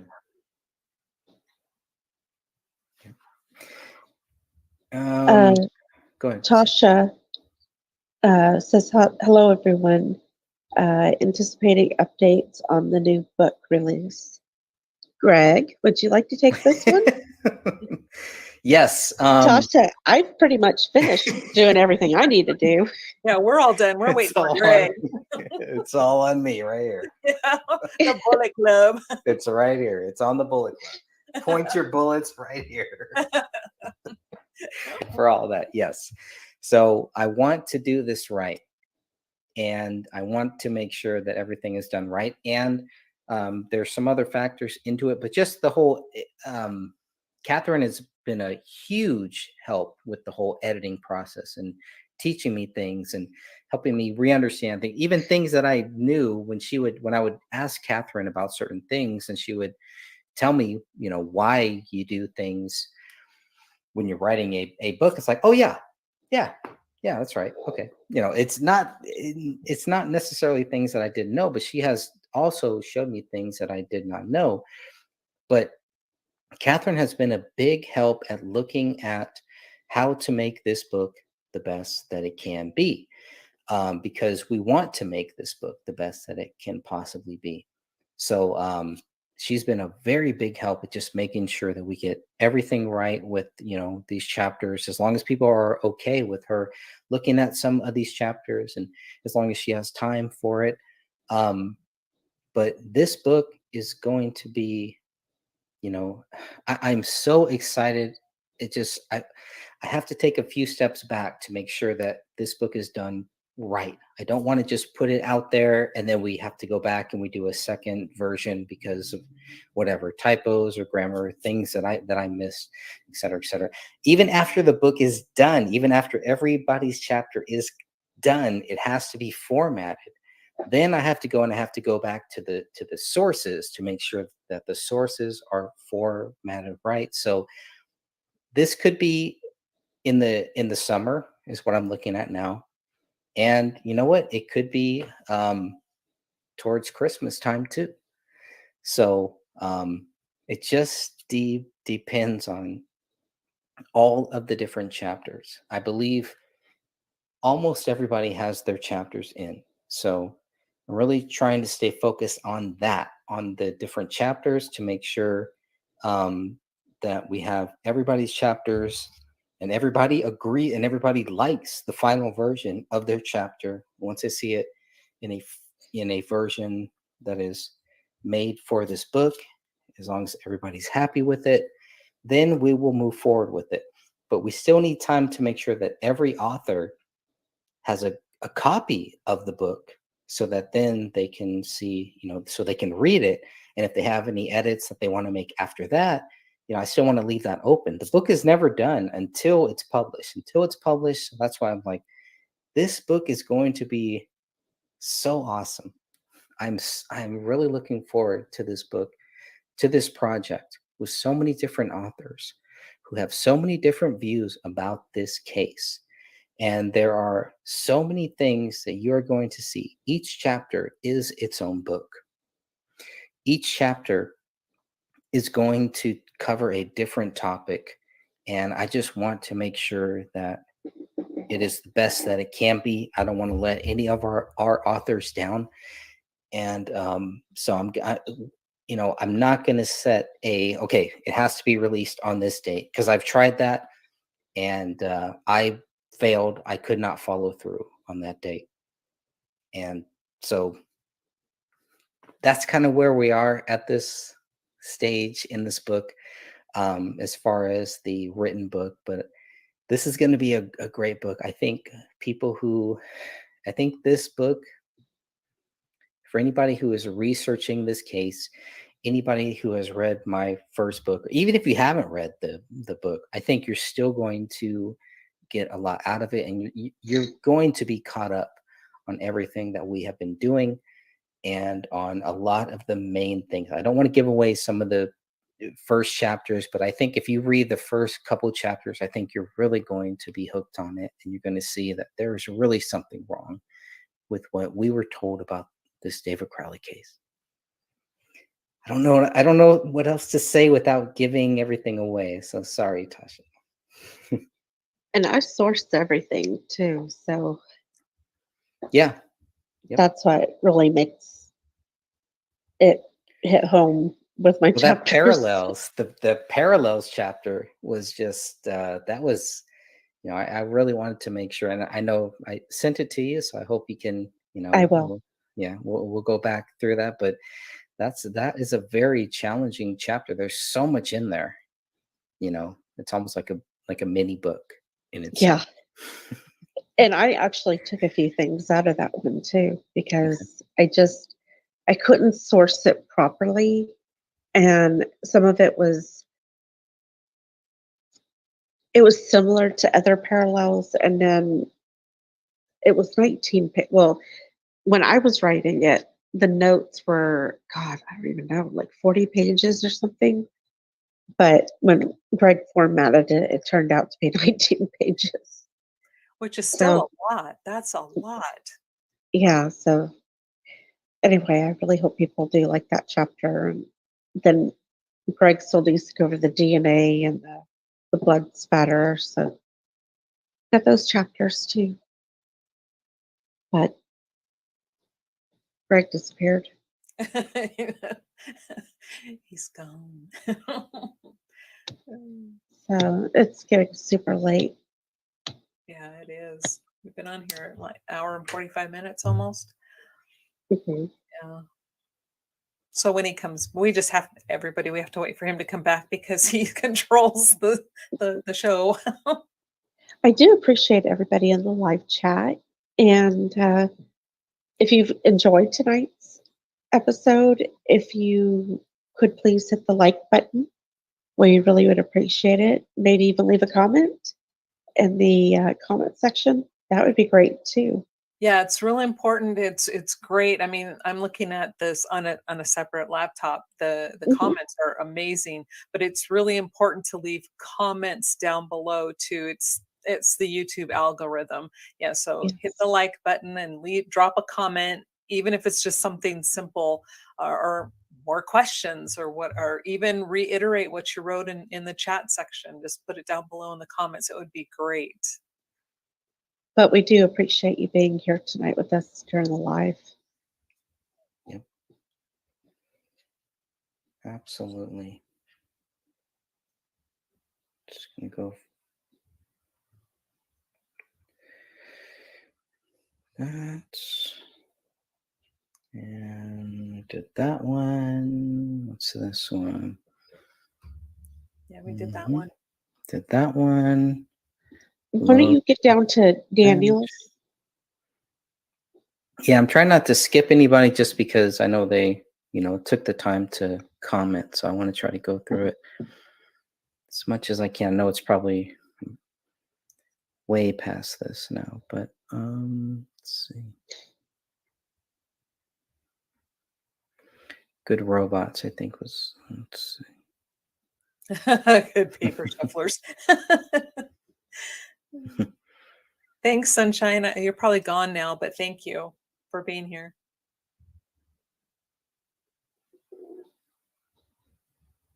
Absolutely. So true, Geppetto. Buzzing? Really? Oh, that I didn't know. Yeah, see, no wonder Dan's saying check him out. Thanks for pulling that up, Bazing. That's awesome. Yeah, so I know they have a new chief. I can't remember his name, Nick something, but so they have a new chief there. It's looking into him. Yeah, I sent him an email and sent him all the stuff, and he ignored me. What else is new, right? Well, when did you send it? Probably about 3 or 4 months ago now. Okay, well, if they reopen the case, they are going to ignore you. He didn't even, they didn't even acknowledge thanks for the email or go stick your head in the toilet. They didn't say anything. Just... Okay, so where should I go down to? I'm trying to get down to Daniel, his first comment. Okay. I think I'm here. Oh, there we go. I just don't want to put my glasses back on, so I can't read it. On the fence about this whole case. Maybe not a fair question, but what is your biggest gut check that indicates his family was murdered by someone outside the family? Oh, that's a good question. That's a great question. I don't think they were murdered by somebody outside the family. I don't think David did it, though. Well, I mean, yeah, when we've gone through so much of the evidence, like the autopsy states that David's decomp was more advanced than Kamel and Ranya's. He's dead longer. There's just no other way about it. along with other things. It's evident he didn't do it. The gunshot entrance wound is on the right side. Well, it had to have been on the back of the right side because of the exit wound on the left. The gun is laying by his knee on the left side. So we have that. We have mold Yeah. on his liver, I think. Was this internal? Or was it? It was just, yeah, I'd have to go and pull it up again. But both David and Rania had internal mold. Kamel did not. Mold takes a little bit longer to grow. So there are just so many things. Along with the mummification, too. And there's no high velocity blood spatter at the crime scene. It's just low to medium velocity along with transfer, and there are a little bit of clotting and swipe marks, but there's just no high velocity. But for this first question, what would you say to anyone who is on the fence about this whole case? My whole thing. David died first. Yeah, it's like, read it. It's in there. David did. He died first, and if he died first, he couldn't have killed them. And but what is your biggest gut check that indicates? The autopsy reports. Plain and simple. And the black light report. Yeah, the black light report that shows that the laptop was, or the computer was accessed after the family was already deceased. The blood spatter, which is missing, like Sophia was saying, it's missing high velocity. You don't see high velocity anywhere in that house. For 4 gunshot wounds to 3 heads, no high velocity. And then the autopsy reports, which showed David died first. There you And have the blood on the inside on the magazine, on the inside of the gun. Yep. That's a big thing for me. Yep. Passive blood drops that were never tested. Yeah. And exactly, this is another thing too, the no fingerprints on the wall. Now, if David were doing this, he wouldn't be disguising his fingerprints. That would be ludicrous. If he had supposedly snapped, he would just be doing it, and they would find his prints. He would find his DNA in that blood mixture on the wall, but it was just Kamel's and no prints. Yeah. And if he was bleeding before that when he touched that magazine that all those bullets are supposedly connected to, and put it in the gun, he had to have used Kamel's blood to write on the wall with his hand. He would have had blood mixture in that wall, and they did not detect his blood whatsoever. Yep, it was only Kamel's. Indicated as female. So, thank you, Joanna. But the fact that they didn't test the passive blood drops just bugs me so much. Yep. Me too. Ignorance can only last so long. There will come a time when they just can't avoid seeing reality. That's what we're waiting for. If they really care, right? Trying to keep up with the comments. I know I can't. I'm trying to make sure I get all of them. I can't get all of them. Oh, I can see it better that way. You guys have this is a fantastic chat room. You guys are amazing. All 3 of my dogs. Yeah, that's why I just don't see his hands sitting there, or the toes on their feet that are exposed. When you read the news stories of like pit bull puppies, and I don't want to target certain dogs, I'm just using it as an example. They usually go for the fingers and the toes and the soft tissue on the face. But the toes and the fingers, the hands and the feet were not. Yeah. And also the abdomen. They go for generally the soft areas. And then what do your dogs do? Everybody think about this. They lick your toes. If your toes don't have socks on, they generally are licking your feet all over the place. That we just don't see that. So, and I wanted to thank Daniel for his question because that was a good one. It was. Mhm. And we do appreciate that. And That's a question that I always think about, for people that are new to this case. Like, how do you reach people that are just learning about this case that may not know about it, or just if you could pitch it to them in 2 minutes, what would you tell them? If you say, "Hey, have you heard about David Crowley?" Well, let me tell you about this. You got about a minute or two, right? And that's it. What would you tell them? What would both of you tell them? 2 minutes. You got 2 minutes. That's it. And the timer starts now.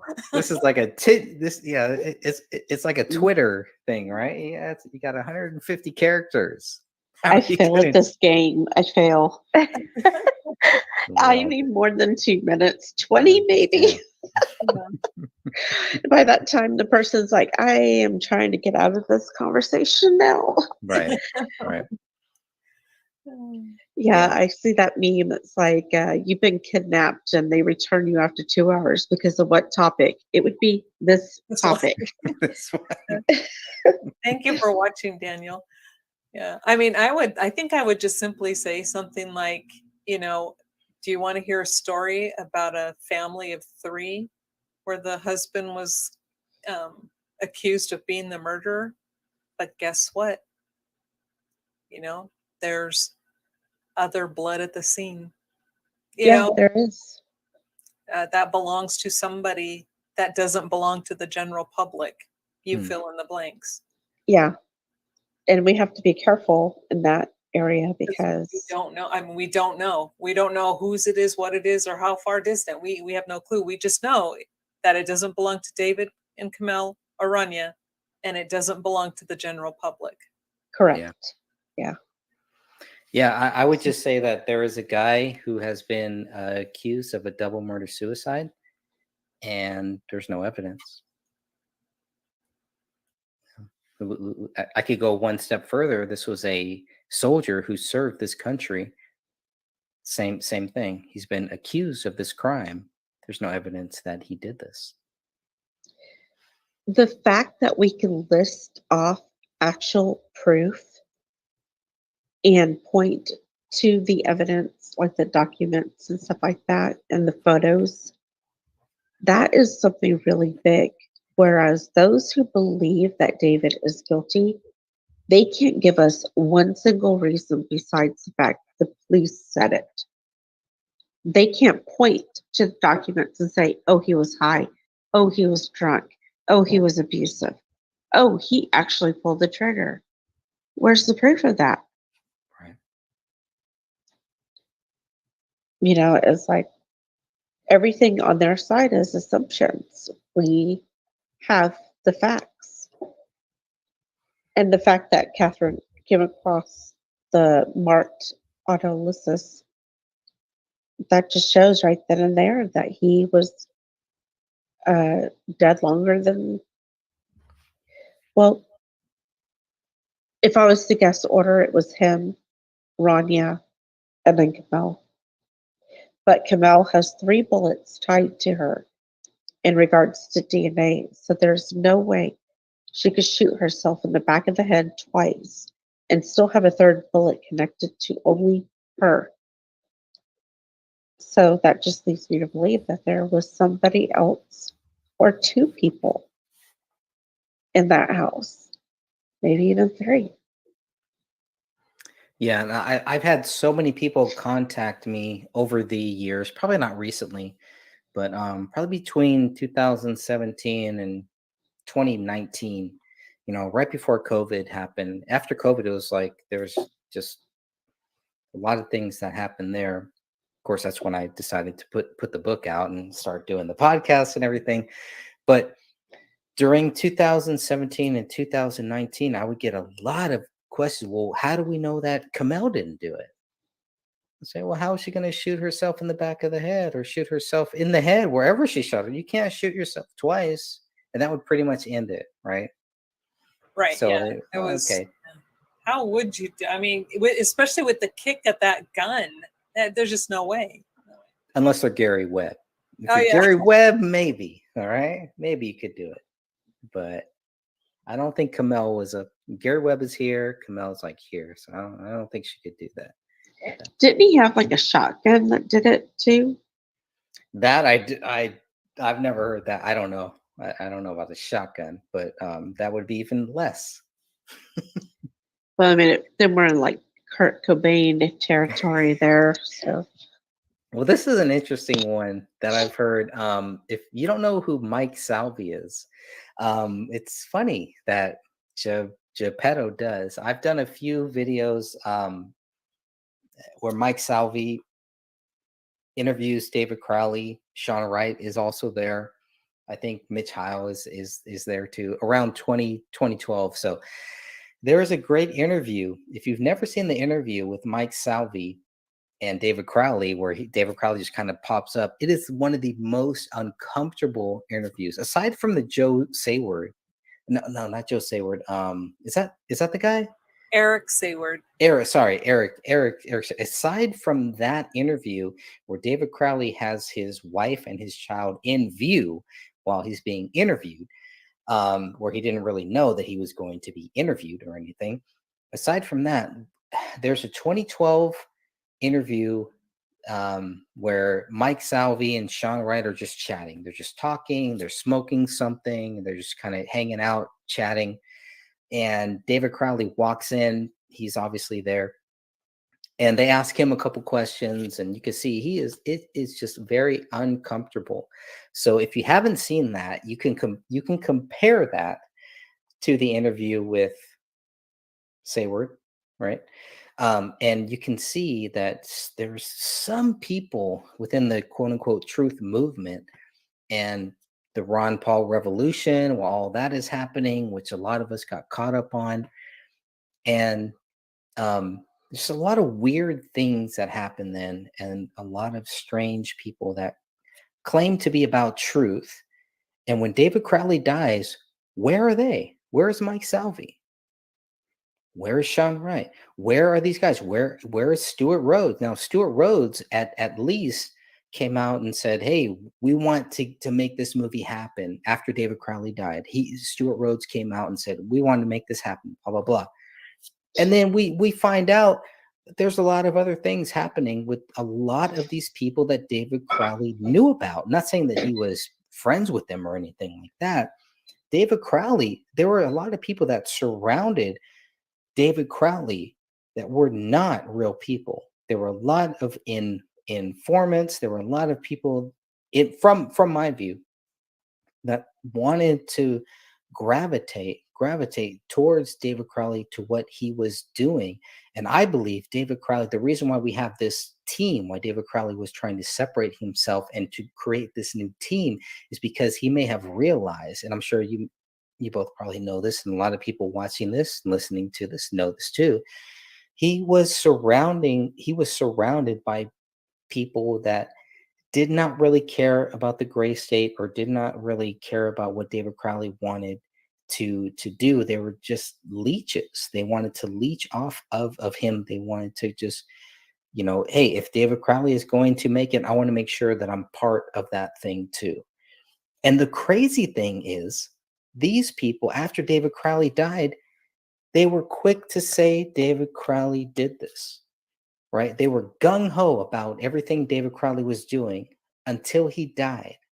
Did not even question, well, maybe he didn't do this. No, we're not vocal about it, right? They want to act like they are so brave about anti-government. They're going to stand up to the government. They're going to stand up to all these things. They're going to stand up to the New World Order, but they will not stand up for David Crowley. They are full of crap. These are not real people who care about the truth movement. If there ever was one, which I don't believe that there really was, these people do not care about David Crowley. This is a slam dunk case. All the evidence is right there in front of their face, and they are not speaking up like us. And some of them went and they hid in these shadows. Some of them came out and they said, oh, these people are crazy. They don't know what they're talking about, et cetera, et cetera. We've done the research. We've looked at the documents. These people could do the exact same thing. I don't know whether it's their sponsors, whether it's the people that are sponsoring them to do what they do on YouTube. I don't know what the case is, but for whatever reason, they are remaining silent on the David Crowley case. And you have to ask yourself why. And at some point, they will ask themselves why too. And at some point, people on their channels, in their chat rooms, will comment and say, why are you talking about the David Crowley case? Why are you talking about David Crowley? What is the big deal? You want to talk about all these other cases, but you won't talk about David Crowley? Why not? Let's talk about it. Not saying you have to agree or disagree or whatever.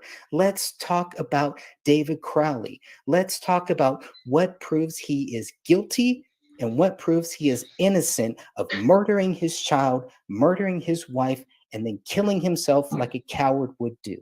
Let's talk about it. Why not? They'll talk about all these other cases. Why not talk about this one? Well, it's a slam dunk case. I mean, Mike it's Salvi. in 2022, it became abundantly clear that the three-letter agencies were inserting people online and in person to groups. And you notice how Ken Maines said that this was a movement.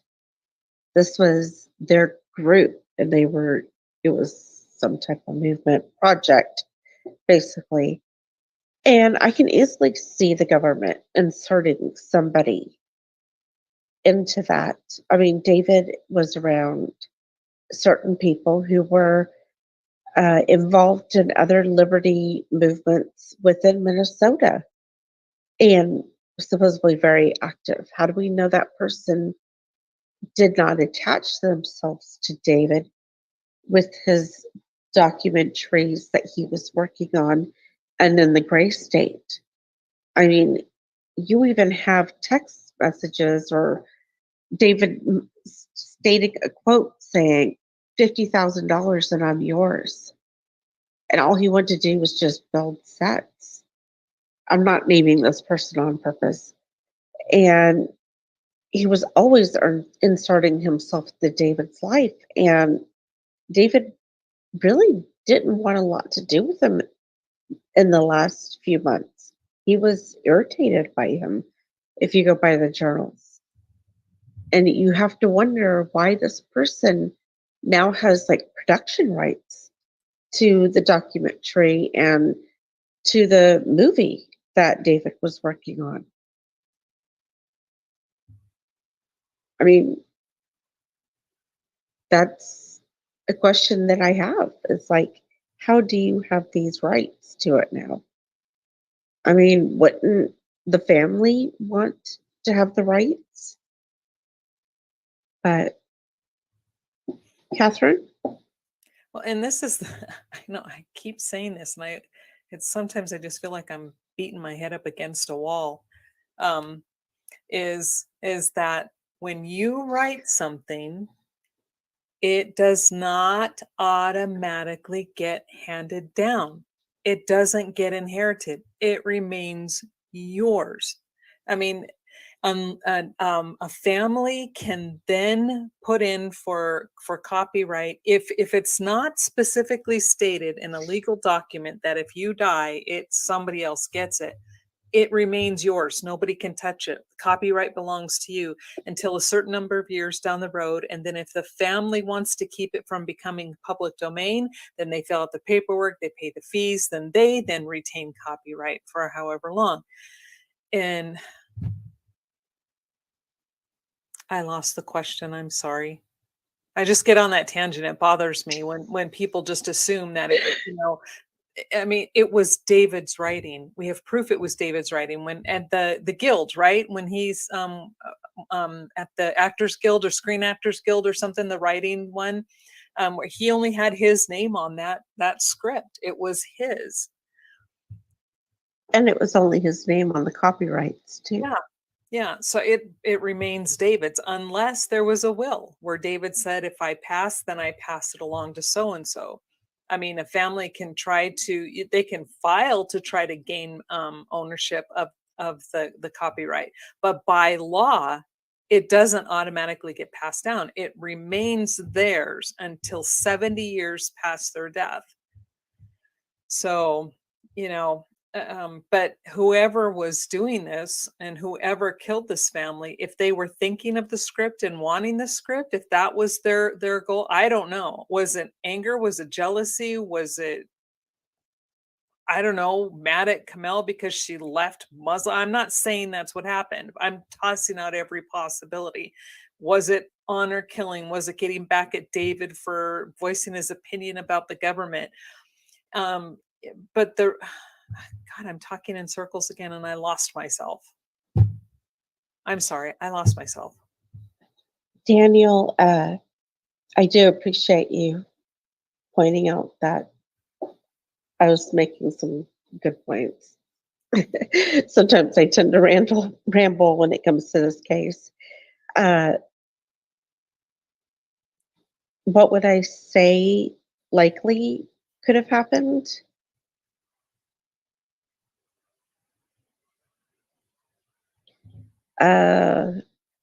Not sure I really could get into that without an attorney. I'm not trying to make light of it. I think it was somebody who had a lot of anger.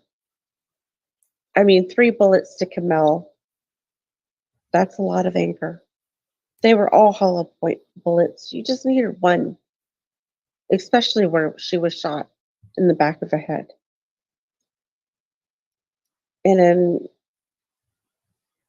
the overstaging of the crime scene, the way that they wrote the Allahu Akbar on the wall in blood, and then tore up the Quran on the ground. It just seems like they had a lot of hatred and anger. I really don't even know if this was about the movie. It could have just been a personal thing. And it's taken me a lot of years to get to that point because the movie was never really made. And the people who I thought were involved for years, they never went and did anything similar to the movie. I mean, and so I guess that's just not really a big factor for me now. And then especially with the DNA where it says it rules out the general population of unknown people. So what about the known people? Like family members or cousins or, blood related, basically. But I am not pointing fingers. I'm just quoting what the DNA paperwork says. Yeah, because the one thing that we can say for sure by looking at the crime scene is that the vast majority of the violence was done toward Kamel. Her blood is all over. It's everywhere. So when you're looking at the crime scene, Kamel is the target. Now, is she the target to try, just tossing this out there? So was she the target because it was, to get even? And I, again, please, I'm not saying this is just throwing out a theory. Is it an honor killing? Because in honor killings, then it's that person who turned their back on Muslim, then gets the brunt of everything, and then everybody else is just collateral damage. Or was it to harm Kamel to torture David in another location? was David, was he then punished via the trauma that Kamel suffered? We don't know. There's no way for us to ever know that. That's something the police really needed to look into, but they didn't. But like, look at the blood tests, look at the blood analysis reports. And when you see things like David and Rania, there's, when you start doing these comparisons, David and Rania are grouped together a lot of times in a complete separate section from Kamel. It's like those two and in her. But when it has, you know, a mixture of two or more individuals matches Kamel, David and Rania are excluded. And then another one, it says single source DNA, female matches Kamel. Well, of course, then, you know, David and Rania will be excluded. But when it comes to those where they say two or more individuals, David is excluded, Rania is excluded, Kamel is included, and they have excluded the general population, that only leaves one group of people left. And that's not us saying it. That's the blood report saying it. So, but they didn't test anybody else. And they should have. When they saw that, they should have found a way to get samples from somebody to rule out the otherwise known, the unknown being the general population, but the known, you know, relatives, let's rule them out. But they didn't they did not take that step. Huge failure on their part. Yeah. What was the one where, was it Rania's bullet, where it had her DNA, but Kamel and David were ruled out, but there was also unknown DNA on it? I believe it was. I'd have to pull that up. I don't remember. Hands. And correct. And okay. And so you have unknown DNA, and I want to go back because I want to quote this correctly. So bear with me just one moment, please.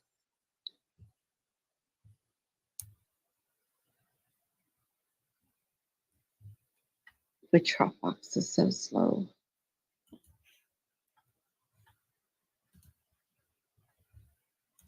"35. A mixture of two or more individuals, Kamel and Rania, cannot be excluded." But then they go down and, oh, wait. Not 35, 38. 38 is what I'm looking for. Okay, the push keys from the gun. 38 is Rania's bullet. Mixture of two or more people, DNA profile indicates. 53 is Rania's. 38 is. I'm sorry, folks. I pulled up my spreadsheet. So yeah, 38 is the push keys on the gun say. 53 is Rania. 53 is Rania. Okay, 53. I am so sorry, folks. It is like super. Oh late. yeah, you're right. Mixture of two or more individuals matches Rania, and David and Kamel are excluded. Right there. Yes. And then it says the major profile would not be expected to occur more than once among unrelated individuals in the world population. They use that for every single one. Unrelated. So what about related? That's what I've been saying over and over and over for so long. It's like they did not test anybody who was related to these people, and they should have. The moment they saw those test results where David and Kamel are excluded, and it's a mixture of two or more, could have been 3, could have been 4, who knows? We don't know. But they didn't test anybody. They know they've ruled out the general population. They know they've excluded Kamel and David. Why not figure it out? But they don't. That was so frustrating. So there's missing, to the layman, to us laymen, there's missing DNA. There's DNA of somebody else. That is not, it is not David. Correct. And not Rania, right? Or not Kamel. Sorry. Well, depending on which item is tested, sometimes it's not David, sometimes it's not David and Rania, sometimes it's not Kamel. But depending there on the item. is, But yes, for this item, for item for this 53, one, right? It's not David. It's not Kamel. It is Rania, but mixture of two or more. who is the other person? Who is the other Or person that? person or persons. Right. Or persons. Correct. Mhm. Right. Well, So we have item 41-2, mixture of two or more individuals. Major DNA indicated as female matches Kamel. Yep. Major profile does not match David or Rania, Mhm. but they have a mixture. Yep. It happens a lot. And that's why I tell everybody, read those blood analysis reports. Read it. You will see for yourself. And then it says major profile would not be expected to occur more than once among unrelated individuals in the world population. And then it says David and Rania are excluded. Yep. I mean, these are just two really good examples. And it's like, okay, well, there's mixtures. And they didn't give a percent. They just said but excluded. this is the other thing. I know Catherine has corrected me many times on this, slapped me Mhm. down many times on this, because the DNA, how are they comparing the DNA? They're not comparing it to my DNA. They don't have my DNA, as far as I know. They don't have maybe a lot of the family's DNA. They don't have people outside. But obviously, if they wanted to say, they could say, hey, we need to test your DNA to make sure we have this missing DNA. And we need to make sure that it's not yours. So we're going to test your DNA, right? So how does that whole process work? Because when they say it can only be them, but what are they basing that source on? This is another thing with the whole Idaho case. I don't want to get off topic on the Idaho case. That's a whole nother rabbit hole there. But there's some similar things that I'm seeing with the Idaho case where they're like, Well, when you're doing your DNA strands, they're made up of, gosh, you're testing my brain here. It's been so long since I've taken these biology and chemistry courses, but it's like A, G, A, T. You get these sections, and they pair up to make your chromosomes. Now, every group and every family has they're put together in a certain way. And then when you create a child, there's a mixture of those particular ones which come in a certain way. When they take it apart, they can go, this is maternal, this is paternal. We know don't you need those DNA sources though to it's even all you go can there? you can get it from this one person's blood, because you're looking at their blood, you're breaking it down, and so they have Rania's blood, and they have David and Kamel's DNA, so they can go, okay, we know these three all belong together, all these these pairs, it matches up, we can break it apart, and we know that this part of Rania is carrying David's mixture, and the AG, AT, CT, whatever they all. It's been a while. I know there's stuff in there. But I mean, the same with Kamel. But the way that they are matched up and paired is going to be way different than the way yours are matched up and paired. The way the general population will be matched up and paired. So that's how they because they're only looking at their DNA. But when they're looking at this under the microscope, they're going, okay, this is definite match. There's something else here, but these aren't matching up with this. Definitely not matching up with them. We don't know who it belongs to. So, but that's why they say, enough, well, it's enough to say that it's probably related, because they have excluded the general population. So they're probably looking and seeing some kind of pairs that match, but it's between those three that they would expect to see between those three, but it's not theirs. This is really, really an in-depth. You're expecting, okay, you want me to break down, like, say, War and Peace into a two-word lollipop thing, and you really can't do it. It's really, really difficult.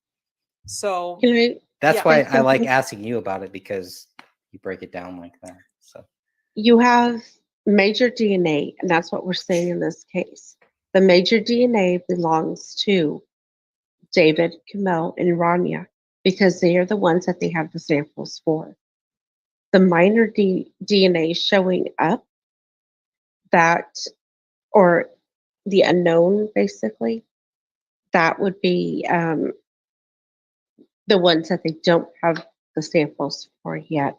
And this is where another thing where they show that they are not looking for any other suspects. They are No. not looking to DNA test any people, even just to rule them out. Even just to rule out David's dad, to rule out David's brother, to rule out Sean Wright, to rule out Mason Hendricks, to rule out Sidra, all to of these rule out, people. you know, anybody. All these people. But, and we're but not. that's not their saying they're guilty. fault. Right. No, that's not their fault. That's on these people who whoever is in charge of the DNA test. They're not even ruling anybody else out. They understand from what you're telling me here. They understand there's missing DNA, there's other DNA, and they're not even saying, look, we want to make sure that we understand that David Crowley did this. So here's what we are going to do. We are going to take DNA tests from all these other people, and we're going to make sure that we are 100% able to rule them out, because there was a 5-year-old child that was murdered here. There was a young woman that was murdered here. There was somebody that we are accusing of a United States soldier. We are going to rule this out. We're going to do everything we possibly can do to make sure that we understand what happened here. A 5-year-old child has her arm freaking missing. We are going to make sure, and in order to do that, we want all of the family. Let's get your DNA and let's rule this out, because we don't want to leave anything unturned. We want to cross all of our T's and dot all of our I's. They did not do that. Okay, and there is a reason for that though. Okay. They have to have probable cause. Okay. Can they ask? The lab, just let me finish. Sorry. The lab cannot say, hey, we need you to go do this because we suspect somebody else. They have to get the reports back to the detectives. The detectives have to do that legwork. And if the detective said, hey, you know, I'm seeing unknown contributors and there's mixtures, but these people are being ruled out. So obviously there's something going on. And they go to their captain, who's already said, hey, this is a murder-suicide. What do you think is going to happen to their request to get more blood tests or DNA samples? Because they have to go to court to get that too. They have to have the support of the DA. They have to have the support of the captain, you know, and public pressure, which was Mhm. missing because we didn't know what the heck was going on back then, right? So if there was public pressure, maybe some of that would have happened earlier, maybe. It's just the ball was dropped. They only did enough to make sure that it was ruled a murder-suicide. It's But just was- the issue is that the paperwork, the reports state that it wasn't a murder-suicide. But there was no public pressure because we didn't know what the heck was going on back then. It took us years to Right. get what we have. But even the people that were, which I believe were the family and friends, the close family and friends back then, were like, what the heck is going on here? But they were just seeing there was no public pressure to put on the Apple Valley police or to put on anybody else to say, we need to figure out what the heck is going on here. And Yeah, the there were only person who stood up to them, she ended up dying. And that was David's mother. She was the only one that voiced opposition. And then she ended up dying. well, I don't agree with that 100%. Oh, who else do you think? I think a lot of the family was, and I think a lot of the soldiers that served with David Crowley, and I think a I'm lot of the friends talking too. about people who were close to him, because I don't see his dad or his brother or sister in their interview. You're not going to see them on social media. You're not Um, going to see them on social No. media. I'm not talking about social media. I'm talking about in the police report, in the interviews. That I mean, there was no opposition. It's just like, well, okay, let me go with the flow. But And I'm not judging them because I'm not in their shoes. It was not my child, but I'm just saying, but David's mom was one who said, you know what? I don't think that's true. I But just don't think but unless it was a pact or a group thing, but she said, I don't think that they did that. I don't think David did that. But then because of other circumstances, she's now passed away. So after that, David had really nobody because the public didn't have any of the information. So, and then when you have all of these newspapers or whatever they were back then, and then you have these TV people like Leiden, and then you have these so-called gray state people who are just all jumping on board going, oh yeah, he did it, look at this guy, and then calling him names. It's sickening. So when the reports come out to show that there's something else or somebody else there, they still don't want to see that and face that truth. They'll fight it forever. Yep, you're right. Well, I mean, between the financial records, the phone records, the BCA records, the blacklight reports, and the autopsy records, I mean, all of those, they all point to innocent. So, I mean, anyway, What do you David's think about this innocent. comment? Yeah. What do you think about this comment? Because this is the big thing that we were hearing, that a lot of people, which I think, I don't know if you two agree with this. Oh, I love the cat cameo. Bring the cat in there. Come on. That's a second cat cameo there. But there were a lot of people, yeah, they wanted him to be the tip of the spear, but there were also people that wanted to just kind of ride that wave. There was a wave. David Crowley for $6,000 created this wave. It wasn't just him. It was Mitch Heil too. It was whoever was involved with that trailer. But I mean, that 2012 trailer is a huge starting point. Oh, that's so cute. Get the catechist. Sorry, that threw me off. But that was a huge starting point for it, right? Mm-hmm. I think the cat likes me. I think the cat is trying to reach out. Come here. Hey, Come here, kitty. I think she dimmed it somehow. 1 minute. There we go.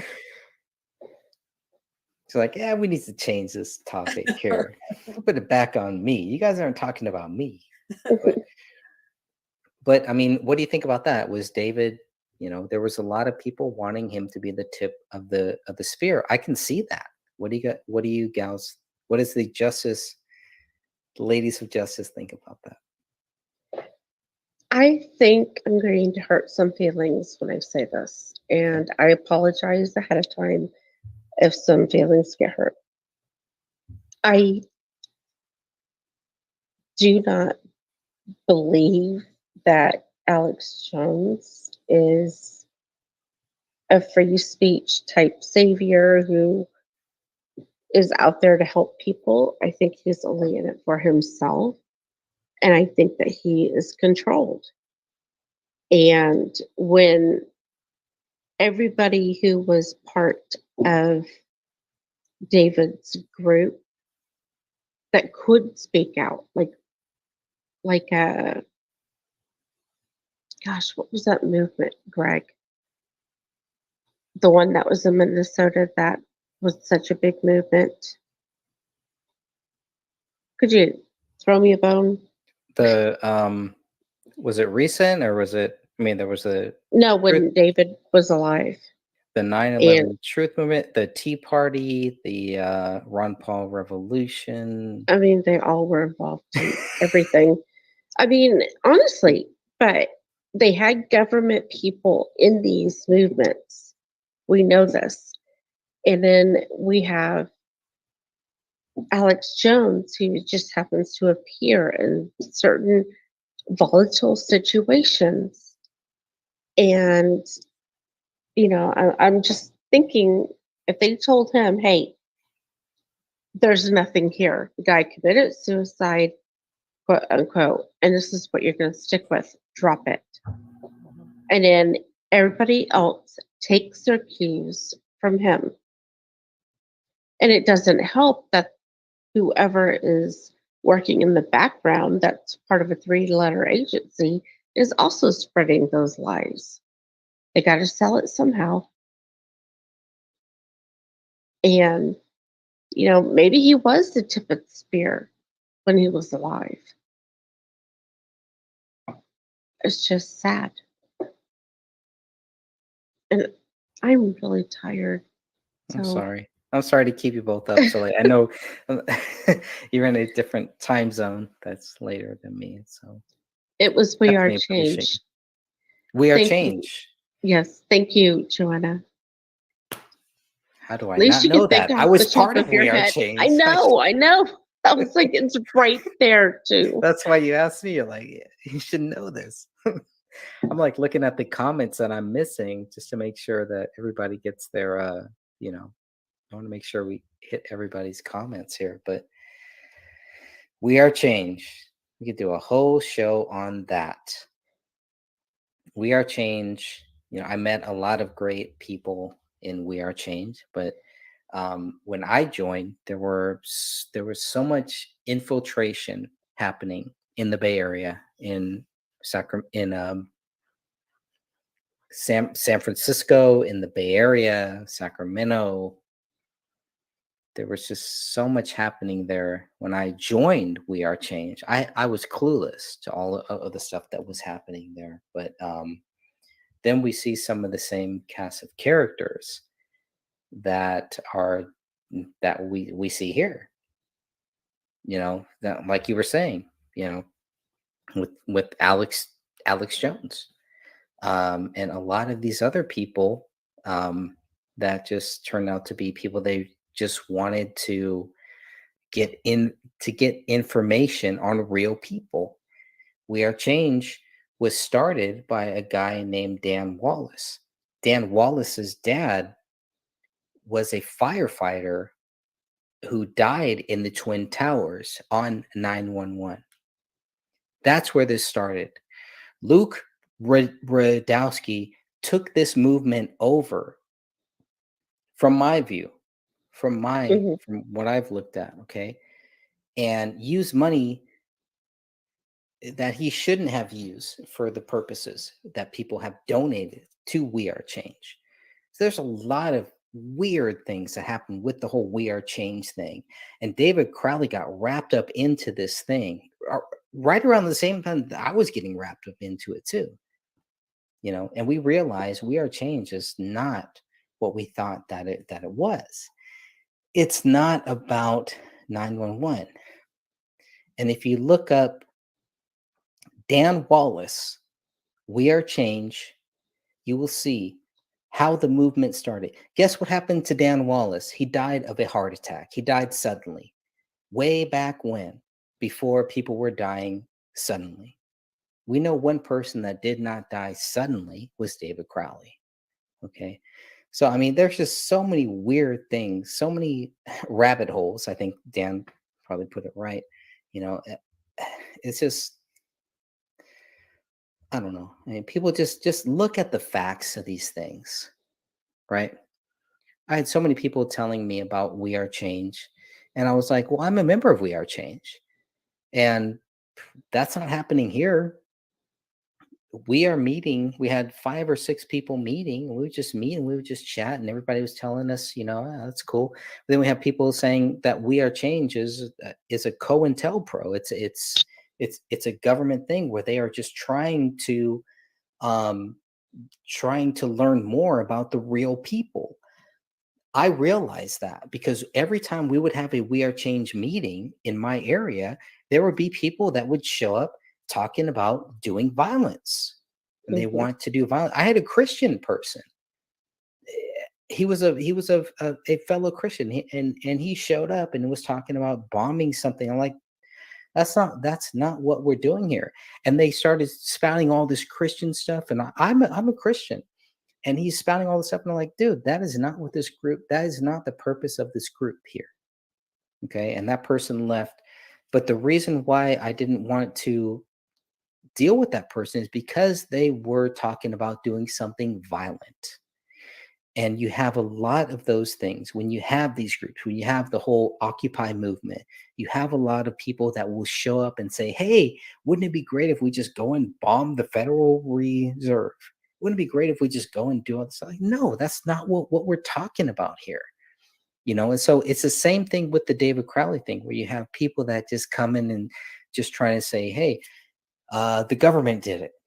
Okay, well, then you have people that are anti-government. You have people that are looking at that. They only look at that. They don't focus on everything that we're talking about. It takes away from everything that we're talking about here. Those are the things, you know, that I've learned to kind of keep an eye out for. And those are red flags. There's so many red flags when it comes to this David Crowley case. But it's so great to just be here and just talk about the David Crowley case. We need to talk about this. And there's nothing wrong with us talking about this. I love how our chat room is. I can't even keep up with the chat room tonight here. And I'm going to try. I'm going to shut my mouth and try to go back to some of the chats. Well, Here. Joanna says in the Fed, which she's right, we should. I don't know if it'll ever happen because there's half the country is dependent on it. And then Geppetto says he tells half truth in regards to Alex Jones, which is true. He does. And Daniel says infiltration is a huge problem in freedom groups. And that's absolutely true. This is why I don't belong to any of them, online, anywhere, because the minute your name is on that list, and I'm fairly certain mine's on plenty, that's it. So,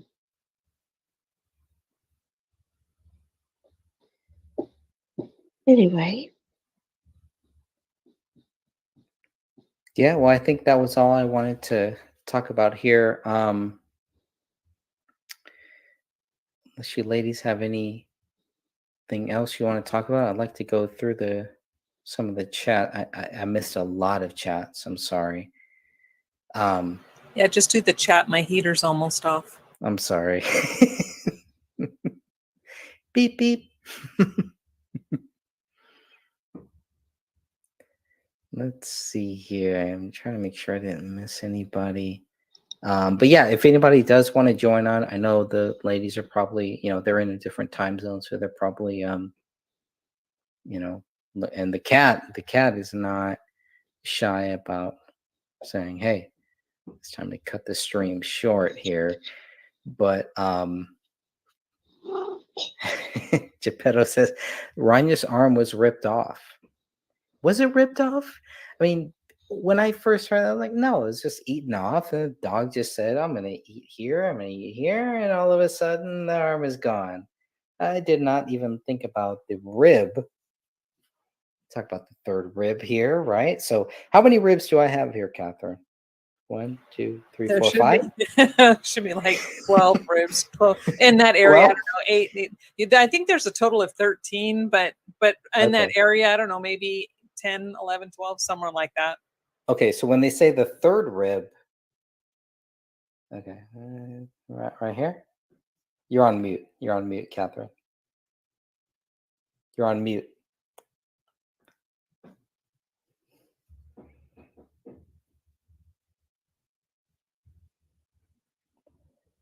I need to unmute you, Catherine. It's okay. See, well, my heater, I'm trying to keep because it's so freaking loud. Okay. I know. The armpit. So it's going to be right up in there. It's going to be underneath here. That's number 1? No, that's about where your third rib is going to be. It's going to be, you can't just break your, it starts up here, ribs 1, 2, 3. 2, 3? Is that what I'm saying? Right about here. 1 up here, your collarbone, right around here's 1, right underneath there. 2, and then 3 is going to be right, because how they go, it's like right up underneath the armpit. It's right in here. So it's not something the dog is going to do. That's pressure. And it takes a lot of pressure, especially because with children, especially the ribs are a little bit more pliable. They're not hard, and they haven't really gotten real solid. They did.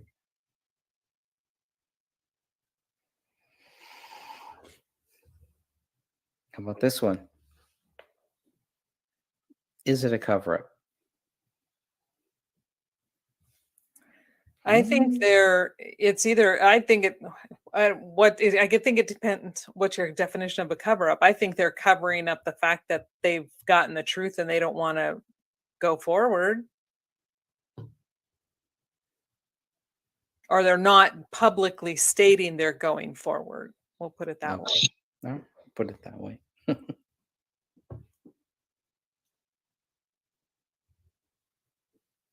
Poor Sophia looks like she's gonna fall asleep. I know. So tired. I'm sorry. It's okay. Like I it's said, just- yeah, I'm going to stay on here. I'm going to go take a 2-minute break here. But if anyone wants to stay on, or if you ladies want to, jump off, please, I'm going to give you a chance to give any final thoughts or anything on this, and I'll be right back. Well, I'll stay on for a little bit, but I have to go take some meds. It's way past med time. So I gotta go take, and then I'll be All back. right. Why don't All you right, ask Sophia, Rick to it's come on on? you. I've asked Rick. I'm trying to get him to come on, and he just did a 3-hour show, so I know he's kind of burnt out. He definitely wants to have all of us on a panel, but maybe Sophia, while I go take this 2-minute break, can you just kind of break down any of your final thoughts? Share some thoughts about the book too, about the Buried Truth book that we have coming out. Anything that will keep things going until I come back in 2 minutes. Wow, hot seat. uh, gosh, we have a lot of great chapters for the We book. have hot Sophia here. She's going to give us something hot. Go ahead. Craig. At the end of the night, when she's burnt out, it's like 1 a.m. where she is. But yeah, go ahead, Sophia. We have a lot of great chapters. I write about how Catherine and I started working together, and when we first were in the group, she and I were not friends. So it's kind of interesting in regards to that, how I decided to put away my pride and work with her, because in the end, this case isn't about Catherine or me or Jennifer or Bazing or even Daniel. It's about the Crowley family. And our goal was to find justice for the Crowley family. It still is. And so I swallowed my pride and just basically started working with Catherine a lot. And since then, we've become really good friends and a good team, I think.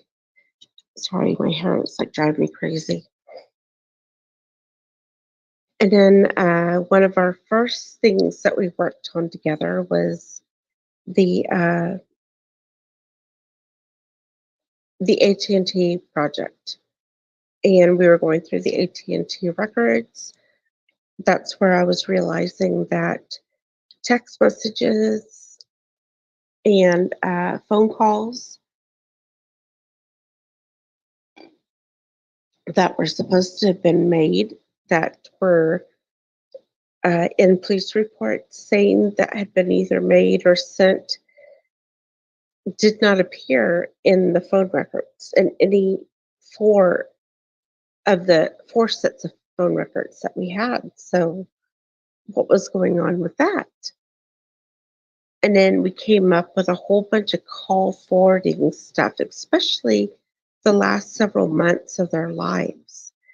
It was really weird because they were having like their old phone number, especially David, forwarding, and it was going to the new phone, and then it would be forwarded again through a person to voicemail. So it was almost like somebody was intercepting their phone calls, but we can't prove that 100%. And when I went into AT&T to ask several questions, I gave them David's account number for his cell phones. And that's when I learned that the cell phones had been active the account, not the cell phone numbers, the account had been active the entire time, and that it had only been put on a suspension for that month because of non-payment.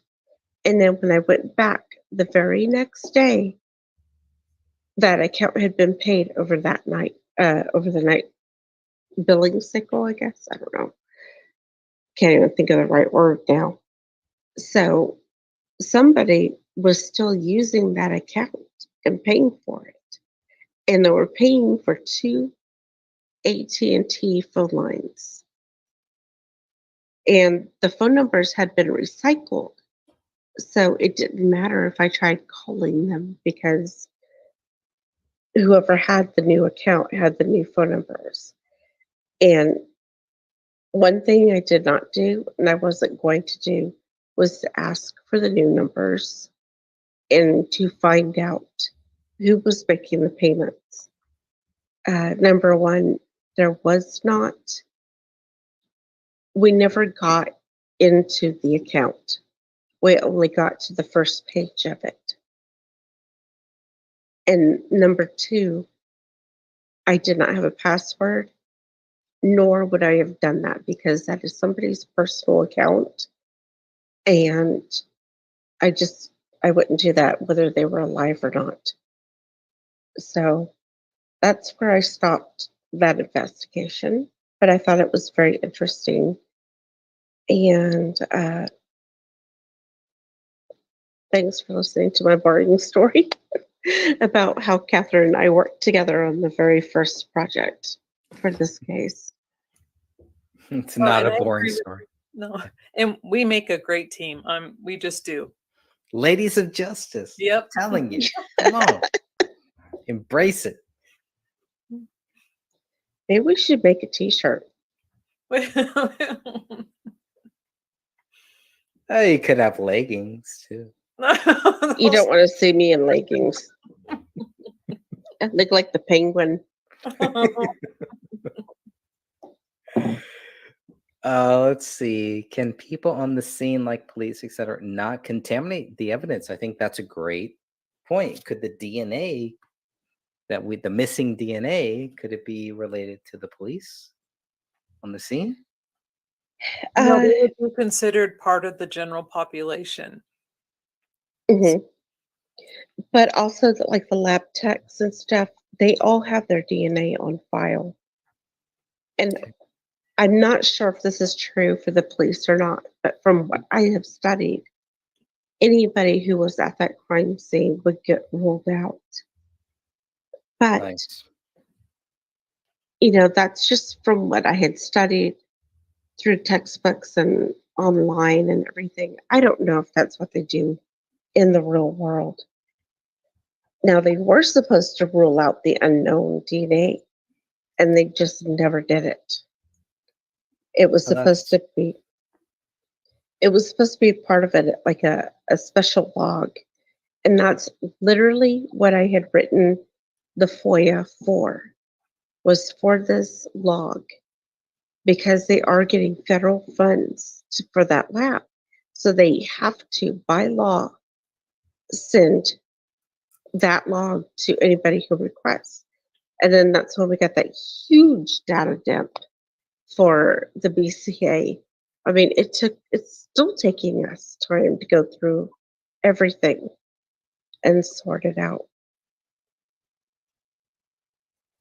Well, they were able to rule out David's footprints, or I'm sorry, they were able to rule out the Apple Valley Police Department's footprints in the snow because they took photos of their shoes.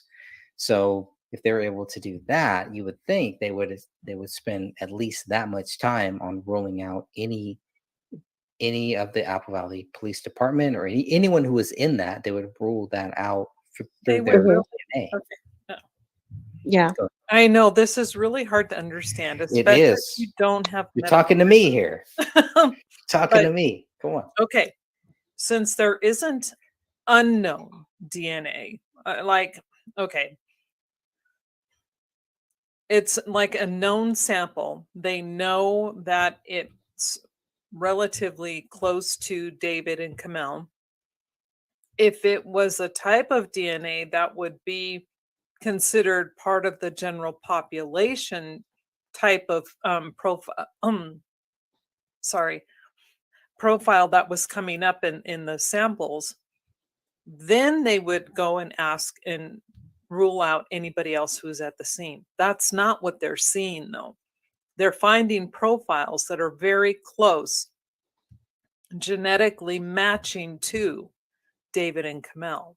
They don't need the police. They don't need to rule out anybody else. They already know they're ruled out. But they Just rule out David and Kamel right in those that's, cases. that's how they can tell. Yes, it's how, again, it's how the segments are matched together. It's how their profiles are. You know, yours and mine and Sophia's would be so different, but it would be easy for them. Like, say all three of us were somewhere on some beach, we cut our hand on a watermelon and somebody disappeared, and all we walk, oh my goodness, there's blood there.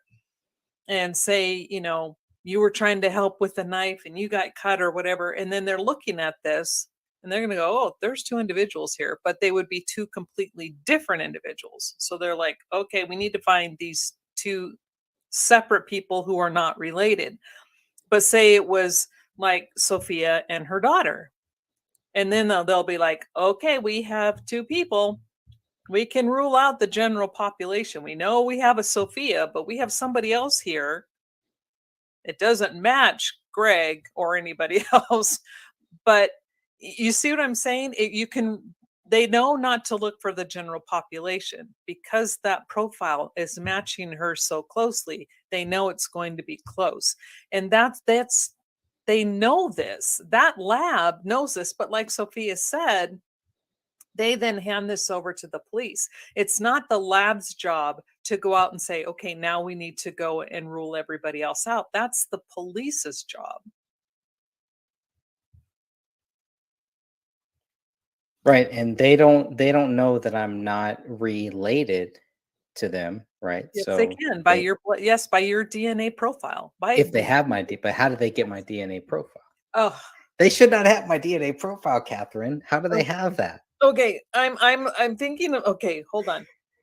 By looking at the DNA, they can rule out the They can general rule out me. population. They can rule out me. Yes, they can rule me out. They can rule you out because the composition so closely resembles what they have, and they know.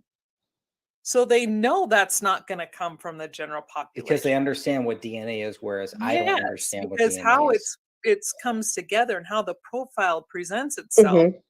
They know that has to be a father, brother, sister, child, blah. But couldn't that also cannot be those? Couldn't that also be those three people? No. No, because the rest of the DNA pattern They rule profile them out. doesn't line up completely. It's enough to say it's related. They just can't. They It don't sounds like have- speculation to me. I don't know. No, again, this is such precise work, and this is why this Is the it, blood though? work. Yes, yeah. I can't Without testing other people, how precise? Okay, if you I mean, count that the is holes. if that you is have an guesswork A and right a B, there because they didn't. and you get a Z, do I need to tell you that Z is not related to A and B, or can you kind of figure that out? Yes, because the way the A and the B are put together, that doesn't look anything like the Z. Based on what they're looking at, based on the DNA, how they examine DNA. Okay, yes. Well, it's how your profile, how your DNA is, how Right. that pairs And up. they've never used DNA to prove David Crowley guilty. I don't see anything where it proves him guilty at all. Right. Yeah, So I don't see it. I mean, They it insinuate was his that- gun. they insinuate, but yeah, it's the same way that they insinuate there's other DNA and everything like that, but they've never been able to prove that any DNA shows David Crowley is guilty. Why would I believe that, you know, any of their DNA, if they can't prove David Crowley is guilty based on their DNA, why would it take any of their DNA results seriously? Because the two aren't equal. You can have DNA, but unless they're proving that his DNA, if they prove that his DNA was in the kitchen, the passive blood drops, then he obviously was the killer. Because that would explain his blood on the inside of the magazine. But they never ran those tests. Why didn't they? Why didn't they ask those questions like, why is his blood on the inside if he didn't have any injuries before death? And why didn't they test that passive blood drops? That right there would have told them who the killer was.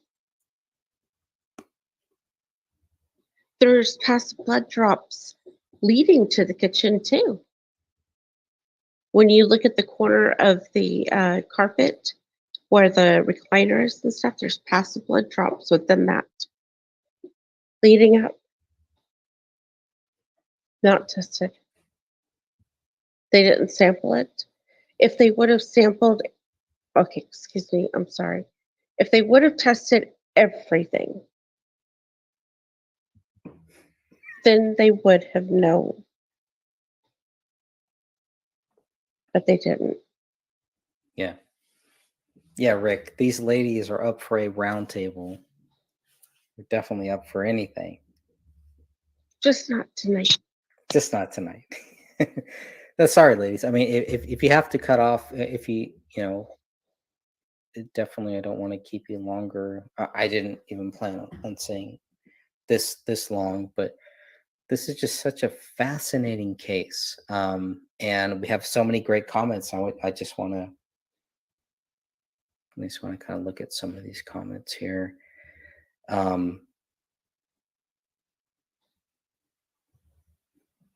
Catherine, let us know where people can find you, because your channel is rocking. Not only on the David Crowley case, but you and Sophia look into a lot of different cases. And so Sophia, Catherine, I'm sure you have encouraged her to get her own channel too. So we're gonna push that back on Sophia here too.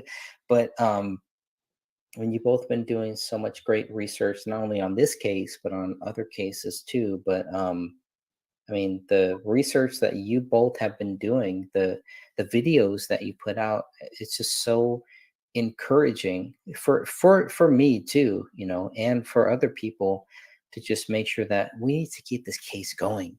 There's something different about this case, and we need to make sure that people understand so many things about this case.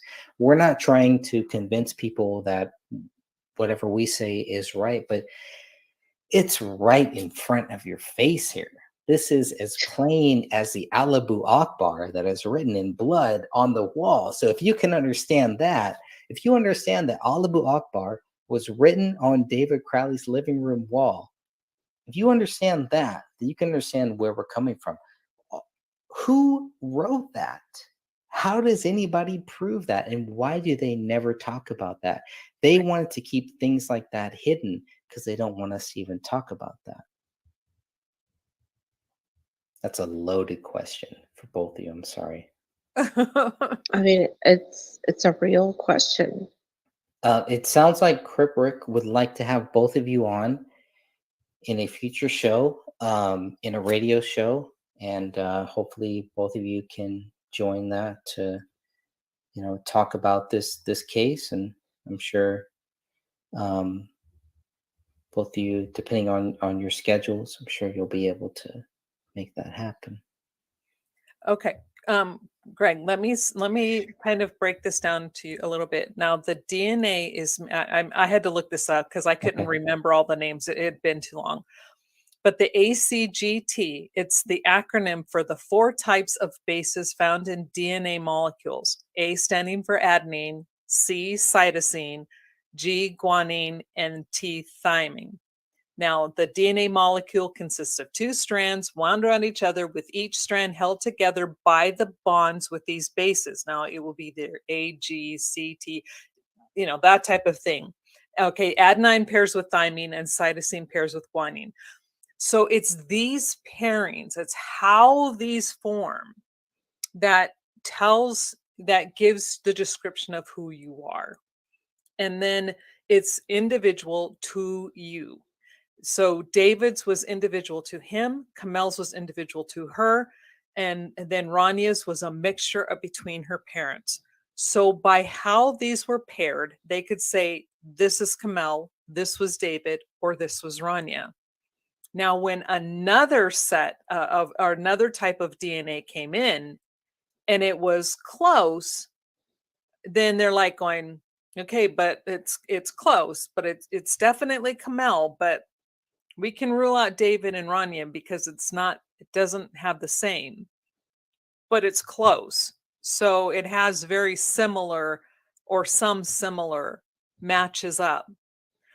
At that point, they can rule out the general population, because say in one section of her strand, it was like AT, CG, CG, AT, AT, CG, CG, CG. And then this next part came up and say maybe it was AT, CG, CG, AG, and that type of thing. And say the general population would be CG, CG, CG, T. Do you see the difference? That they wouldn't match up, but the other ones would. And this is why I'm saying it's in depth, but they have enough information to go, we can rule out the general population. So but by saying it's a mixture of 2 or more, it's telling us that they have other DNA in there, but it has to be closely related to who it matches.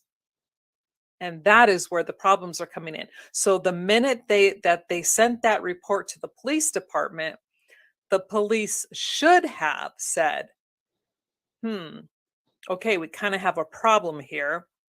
David's, he's actually excluded from the vast majority of all the DNA tested. When they have 2 or more, he is excluded from a lot of it. So they should have gone to look for somebody or something else that matched, but they didn't, because they had already set their sights on David. And there we have it, the problem. Yep.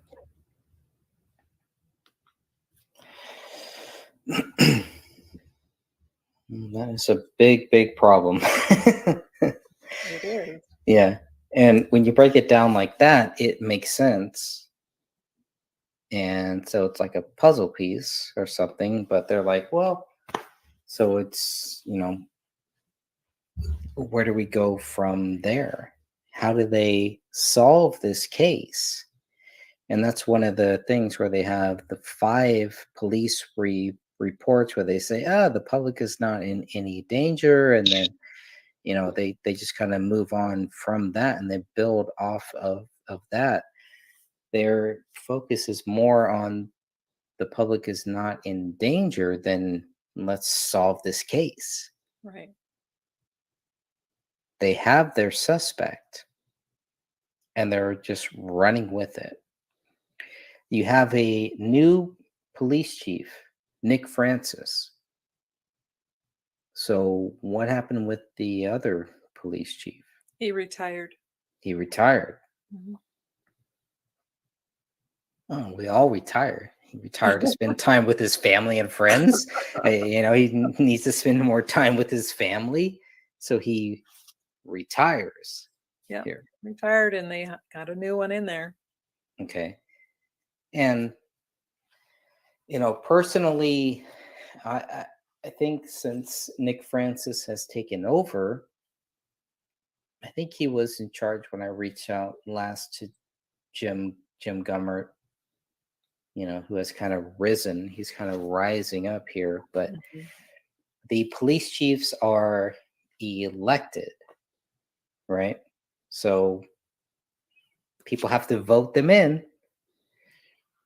These aren't just people that, there's a police chief gone and, no, they have to vote the new police chief in and they can vote them out too. Poor Sophia needs to go night. Yeah, I'm Sorry, actually Sophia. gonna wrap it up. Yeah. Okay. 'cause Okay, I'm just- Sophia, any final words? Oh my gosh. You're good. I think you've given your final words, but just want to make sure. I just want to thank everybody that's been listening and everybody in the live chat. Thank you all. And thank you for supporting this family. So and thank you to the group. All of the amazing comments on the post that I did today. Catherine helped me with it. So thank you, Catherine. No, But, it's so humble. No, girl, wanna- it was your. I want to read right. that. Yeah. It's hers. Yep. if you want to read it, you can. I am too tired to do that. But I just wanted to thank the group members who made such amazing comments and everything, because it just made me feel better that the group still cared about this family. And so anyway, it just was great to see the wonderful comments. And I'm repeating. So Thank you. if my you want to friend. read it, yeah, you're Yeah, welcome. thank you for those cat cameos too. Those are always awesome. Yeah, she's like, it's bedtime. Why aren't we in bed? My little heating pad is not going. Where is that? Yeah. So All right. Anyway, Well, okay. Catherine, I can go a few more minutes if you have time. I don't know what you're, but if you want to read, I'll do a screen share, and if you can read what Sophia wrote here. Well, my heater's getting ready to turn on, so you have to talk for about 8 more All minutes. right, here we go. All right, here we go. I'm going to talk. I'm going to talk. I'm going to chat. I'm going to chat. I'm going to chat. I'm going to chat. Okay, so there are so many different things. We are 8 years here, and I'm going to try to do this as I fake this here. 8 years with this case. Can you believe it? 8 years. Thank you all so much. And even Rick is saying good night to. Yeah. to Good night, Miss Sophia. Sophia. Get some Good sleep. night, Sophia. And Rick is another. He should probably be sleeping here too, but there's just so many people that are. This is such a fascinating case to so many different people for so many different reasons, right? We're not trying to say, hey, you have to believe in this case for whatever reason or whatever, but I'm going to try to pull up, get all of my wrestling stuff here because I know Catherine will trigger all of us talking about wrestling for some Yeah, 'cause reason. it's gonna make you guys all mad when I go. It's fake. Oh, that's fine with me. It's fine with me, but I've seen when Oh, it's Steven done. got mad though. Yeah. Well, I don't think he get mad. I think he was just he took it He's like, "Wait a personally. second, It's like, wait a minute. Here's what I got to say about this, Catherine. And Catherine is like, okay, that's cool. That's all good. Right? Catherine is very open, and I know Crip Rick. He's a wrestling fan too, so he understands that too. There's some wrestling fans here. Look, I've got the Bullet Club shirt on here. Okay. What is This a from Bullet Club? Okay, so this is a shirt that I got from going to a wrestling show. So New Japan Pro Wrestling, that's where this comes from. So if you know New Japan Pro Wrestling, you know who the Bullet Club is. It's basically just another wrestling faction, just a wrestling group, all that good stuff. So that's a whole nother issue. I don't want to bring. I could get into all of that here, but I'm going to go, and I think I need to remove this one, and then I'm gonna try to set this to screen share so that I'm gonna have Catherine read this, and it's probably gonna be really small font. So So Thank you. she may have to pull up this on her own computer to see this and to actually read it in I think I a can. Can you hear my respectable way. heater though? Is my heater loud on your end? No, It's really loud over here. Do you hear a psh? I hear a little bit, but That's my I stupid don't, I heater. don't hear much. But Hey, you want me to start reading it now then? if you can, Okay. 8 years ago today, the bodies of the Crowley family were discovered. At that sorry, time, I'm sorry. I was trying to make it easier for you to read, and it's messed everything up. I'm sorry. At that time, the authorities labeled their deaths as a double murder-suicide. Since that time, a documentary and several articles were published to show David and Kamel in an unfortunate light. Over the years, Dan Hennon, Greg Fernandez Jr., Catherine Michelle, myself, and many other wonderful citizen investigators have worked nonstop to prove not only David's innocent of this heinous crime, but also bring light to the cover-up and corruption that surrounds this case and their murders.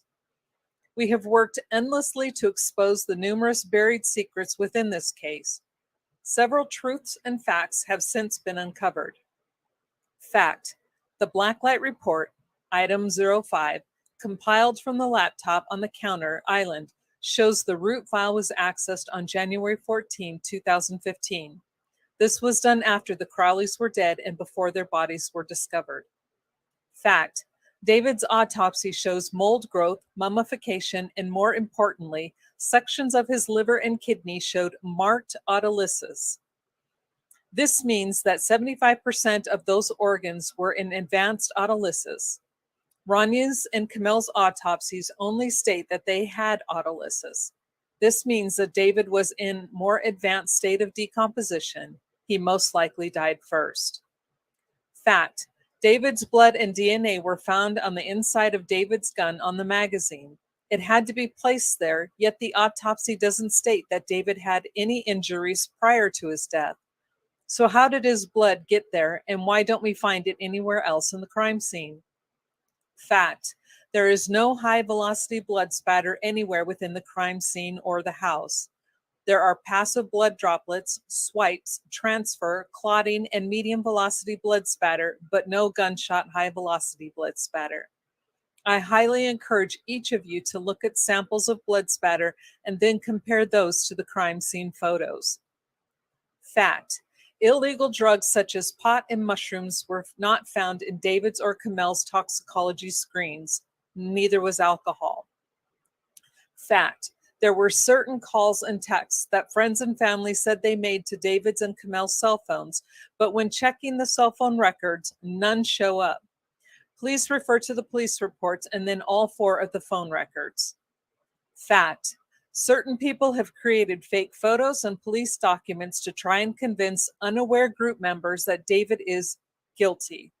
Detective Klokonos wrote and signed an affidavit in 2021 stating he never wrote that document and that it was completely false. We have also received emails from the AV city attorney stating that they cannot give out any more documents or photos in regards to the case, just in case subjects are brought to trial in the future, since there have been fraudulent documents and photos created by unscrupulous ex-group members. Oftentimes we hear comments like, "Why don't you just move on?" Here's the simple truth: we can't. How can we just move on when the injustices in this case are so overwhelming? It's one thing to accidentally come to the wrong conclusion on a criminal case, and it's another thing to knowingly ignore the facts because the facts would be difficult, if not impossible, to prove. Closing a case in order to keep a neat and tidy log is a far cry from doing one's job. The way this case is being ignored is criminal.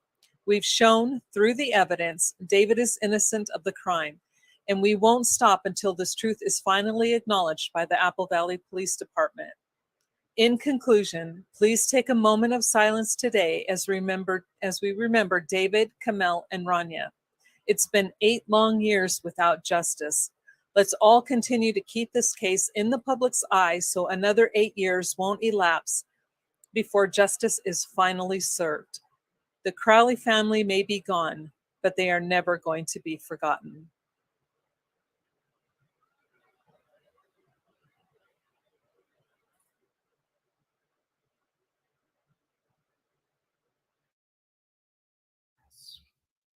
Powerful.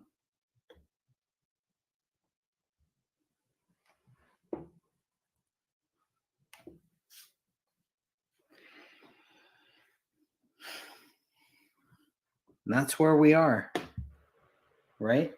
That is where we are. That's where we are now. So we're just trying to figure this out and trying to keep this case going where it's like, wow, wait a minute. This should be a very simple slam dunk case. And for whatever reason, the resistance is very odd.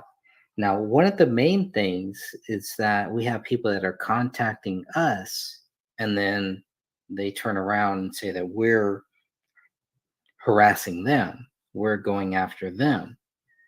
Well, they contacted us. We didn't contact them.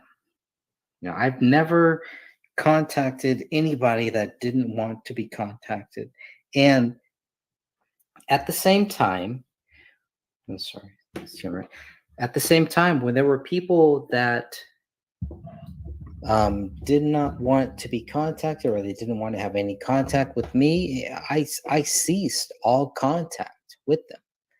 So I made it clear, like, look, I'm reaching out to you. And if you don't, I'd like to get a view. I'd like to get this on record. If you don't want to be on record, okay, cool. But if you don't want to talk about certain things, okay, fine. But I want to be as transparent about this case as possible. So I made that very, very clear. Now that meant a lot of people would not talk to me.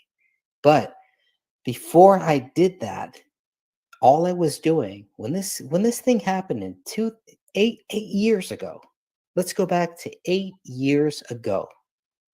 Okay, we're talking about 8 years later right now. 8 years ago, these people reached out to me. I did not reach out to any of these people. They reached out to me. All I did was document what they said to me when they reached out to me. Okay? I did not harass anybody. I did not go after anybody. I did not blame anybody. They reached out to me. I'm talking about family. I'm talking about friends. I'm talking about soldiers that served with David Crowley. They reached out to me. Okay? When I look back at what I learned about what I wanted to be a journalist, I failed. I'm not a journalist. I failed in that. Okay? I never pursued that for many reasons because of the Iraq War. I saw what everything was happening. I said, I don't want to be a part of that crap. Because you had to be in this box. You had to say, oh, you had to do this. 911. It's the same thing. Okay. I found out that journalism was not my route. That was not what I was going to pursue. I had no idea what I was going to pursue, but I wanted to pursue whatever Jesus Christ wanted me to do. People reached out to me in this case. And then you have some people saying I'm harassing them. They reach out to me. You can't have it both ways. Okay. So all that I did was document what they said to me and tried to verify everything they were saying. Is this true or is this not true? That's all that I did with this case. And it's just like, it raised so many more questions. We go back to the first question that I asked everybody. What made you think that this was not a double murder suicide? And for me, it was the people that they reached out to me and say, they wanted me to just go along with whatever they were thinking about this case. And I just could not do that. They could not just say, well, you know what? Okay, I'm going to keep my mouth shut. Or, you know what? Okay, I'll kind of back up on this, or I won't talk about this or whatever. It's like, no, dude, we're talking about a child that was murdered here. You guys should be turning every stone. You should try to do everything that you could possibly do, right? If you really think that the government is going after us, the government is they're kicking down our doors and all of that stuff. If you really believe in all of that, the Federal Reserve, the Bohemian Grove, the New World Order, which there's a lot of stuff that I believe. There's a lot of documented evidence on that. But if you believe all of that, but you don't believe, you don't want to take that time to research this David Crowley case, I mean, that just raised so many red flags. And for me, as a Christian, as a believer in Jesus Christ, it was like I had prayed about this and said, Jesus, show me, if I'm looking into these conspiracies, if I'm wrong here, please show me. And he did. And it was with this case here. And there was a lot of things related to the David Crowley case that changed my view on Alex Jones, changed my view on Stephen Rhodes, changed my view on the Tea Party, changed my view on Occupy, changed my view on We Are Change. So many different groups. It was like boom, boom, boom, boom, boom. And it made me think, you know what? I need to get back to the basics. Okay, when I first started looking into the alternative theories, when I first started looking into John F. Kennedy, go back to those basics. Use those same basics. Use the Jim Garrison basics. Look at what Jim Garrison did and how he prosecuted somebody about John F. Kennedy. Go back to those same basics. Use those same things that Jim Garrison did and apply them to the David Crowley case. That's what I did here. And the more that I did that, the more that I saw there is no evidence that shows David Crowley is guilty. We have to start there. We don't start with, well, David Crowley is guilty, so if you can't prove anything else. No. He is innocent. David Crowley is innocent until proven guilty. That's what Jim Garrison did. Jim Garrison said, okay, they say Oswald killed John F. Kennedy. Jim Garrison was able to say, no, there's no evidence to say that. What proves Oswald killed John F. Kennedy? If you apply the same logic to the David Crowley case, and I applied the same logic from what Jim Garrison was saying, I applied the same logic to 9/11. What proves that Osama bin Laden orchestrated people to 19 hijackers, 20, whatever, to fly these planes into the Twin Towers, into the Pentagon, into whatever. If you use the same logic as Jim Garrison did, you will understand all this is, it's just all BS unless they can prove it. It's speculation. So they always accuse us of speculating. We're speculating that David Crowley didn't do this. Wait a minute. What proves David Crowley did? And it's funny, we're called speculators when we're pulling information from the evidence. That's not speculation, but yet we're given that as a label. It's interesting. Yeah, it is. Surely is. Aside from the wrestling comments, here we have yes, Sophia wrote that, right? What you just read. Yeah, Catherine. I only wrote the last two paragraphs. She did everything else. That girl worked hard on that. Oof. Yeah, well, you also did a good job of reading that too, which I think I could probably just kind of screenshot that and capture that and make it its own little promo video or something. That was good. I really like how she, she just listed it fact after fact after fact. It was so succinct. It was very good. She did an excellent job. I agree. That was articulate, beautiful. They were silenced. Yeah. How do you stand up for yourself? And this is, you have talked about issues with your family because of this case. Mhm. Right? Is this the only case something like this has come up with, or are there other cases? No, this is the only time. I mean, I've done a lot of different stuff, but I mean, I've never delved in as much as I have. Well, no, I think I've done more on this case than any other one. But my children, who said, we're done talking to you. You can't see your grandkids anymore. And it was because of the things that were happening. Not because of what you were saying. Not because of what I was saying, it's because of the things that were happening and going on, and the backlash we were getting, and they're like going, Mom, you need to stop. And I'm like, I'm not gonna stop. And they're like, well, then you can't. And it was the time when they shot the BB gun through my window, the pellet gun, which shattered my big picture window at my house that I had to end up selling. I mean, I had to, because I was it was ridiculous. That was the final straw for me. And then when I told my daughter, because my grandson was supposed to come spend the night with me, and she's like, no, not until you stop this case. The kids are not coming over, and we're done. We're not going to talk to you anymore.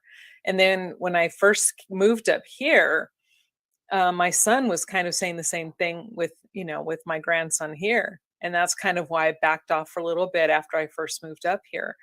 And then I finally told everybody, I said, I'm not going to quit. I can't, and you're not going to understand this.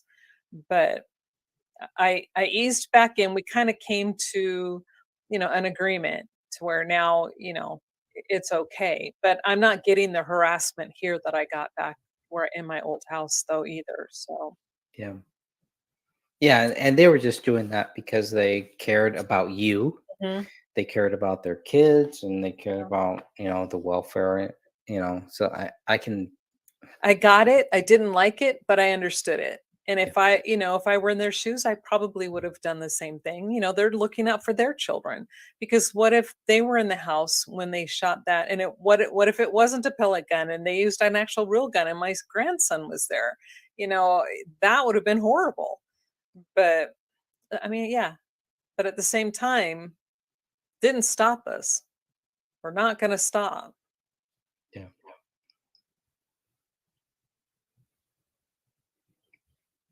Let's see here. Go to the next one. Yeah. Thank you, Can't argue with Geppetto. that.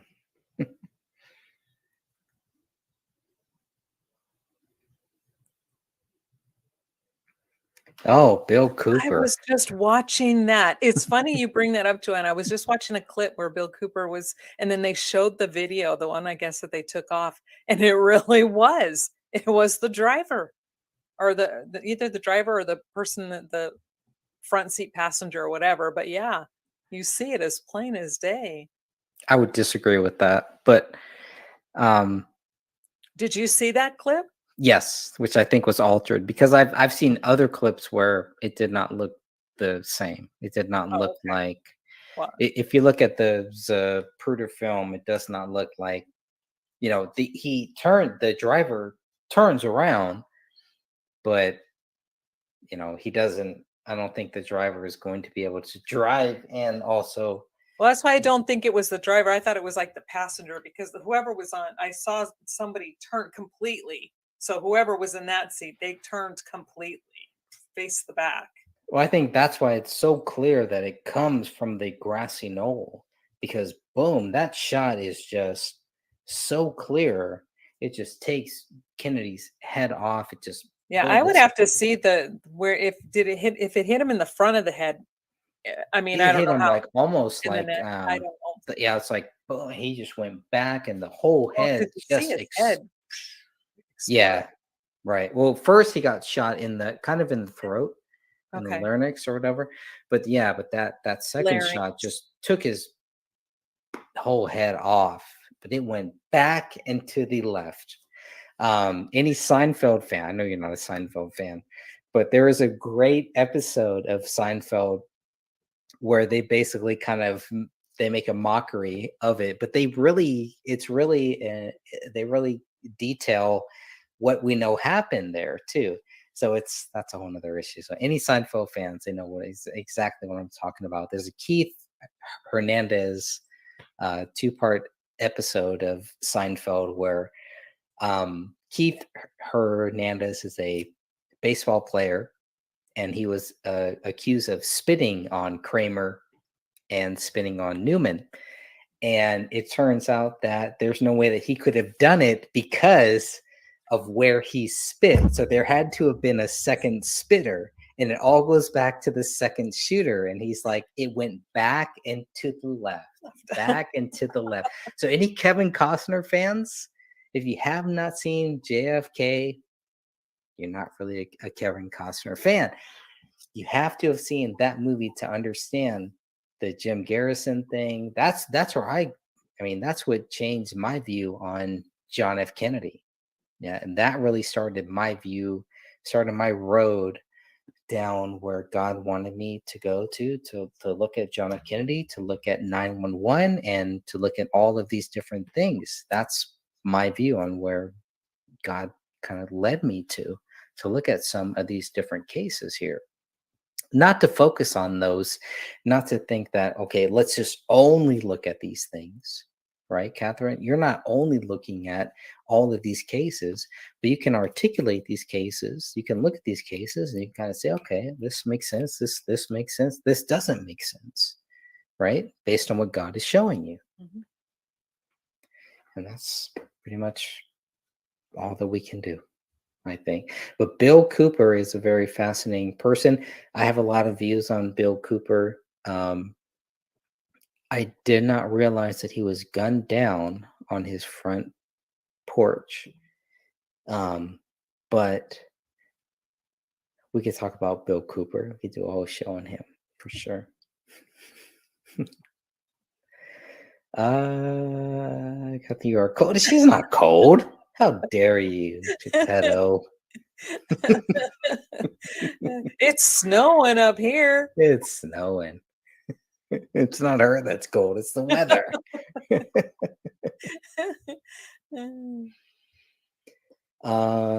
Geppetto, everyone ran up to the note. Yeah, that was one of the things that was in the JFK movie.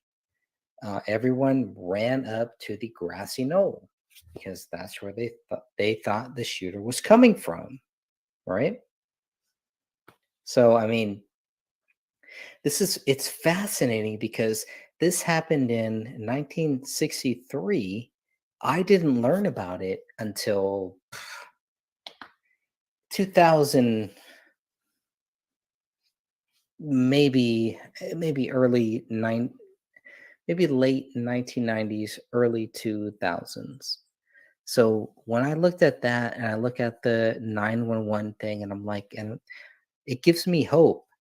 This is why there's so many people, like, this is why I don't want to give up on the David Crowley case, because it's such a slam dunk case. And yeah, there are people back in the 60s that didn't know about what happened at JFK. There are people back in 2001 that had no idea what really happened on 911. It's the same thing here. The main thing that what I wanted to do, I wanted to research what happened with John F. Kennedy.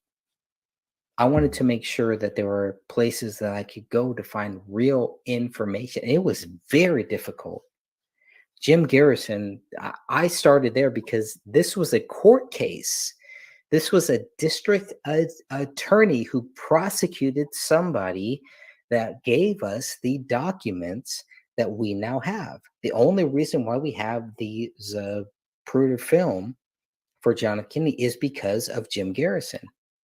That's it. These are public documents. Jim Garrison made all of these documents in the public realm by prosecuting Clay Shaw.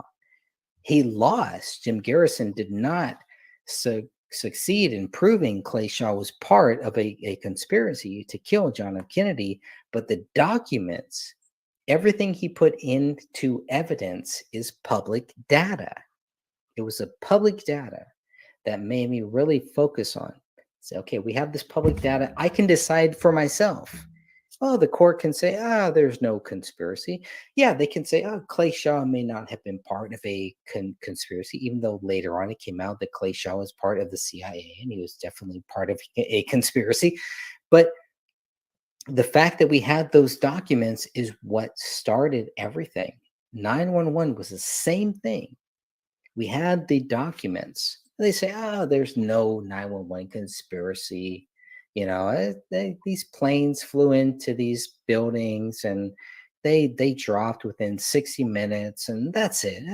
It's all done. You can't prove that there was a conspiracy. Well, you can't prove that a plane flying into a building can drop a building in free fall speed within 60 minutes of the actual impact. I mean, there's certain simple things that I learned from researching the JFK, from researching 911, that I would apply to the David Crowley case. And if you apply those simple things from a simple mind, then you will see, okay, 1 and 2 has to equal 3. And if it doesn't, then there's something wrong with that. It doesn't mean that you create a whole conspiracy or whatever. You can do all that stuff, which I really think that a lot of the JFK conspiracy stuff is COINTELPRO, is propaganda. A lot of the 911 stuff is propaganda. If we just break it down to the simplest terms and just say, look, guys, this is what we know. This is what happened. And decide for yourself what happened to that. Social media used to be all about that until they went after Donald Trump. From my view, it was all about that. We weren't getting censored on all these things. And then later on, all that turned out to be, we got censored on. But if we just apply the simple logic, just look at, okay, here's what they say, here's what the evidence says, and just go with that. If you apply that simple logic to the David Crowley case, you can clearly see there is nothing that proves David Crowley is guilty. It's as simple as that, my friends. That's a 20-minute rant, I'm sure, but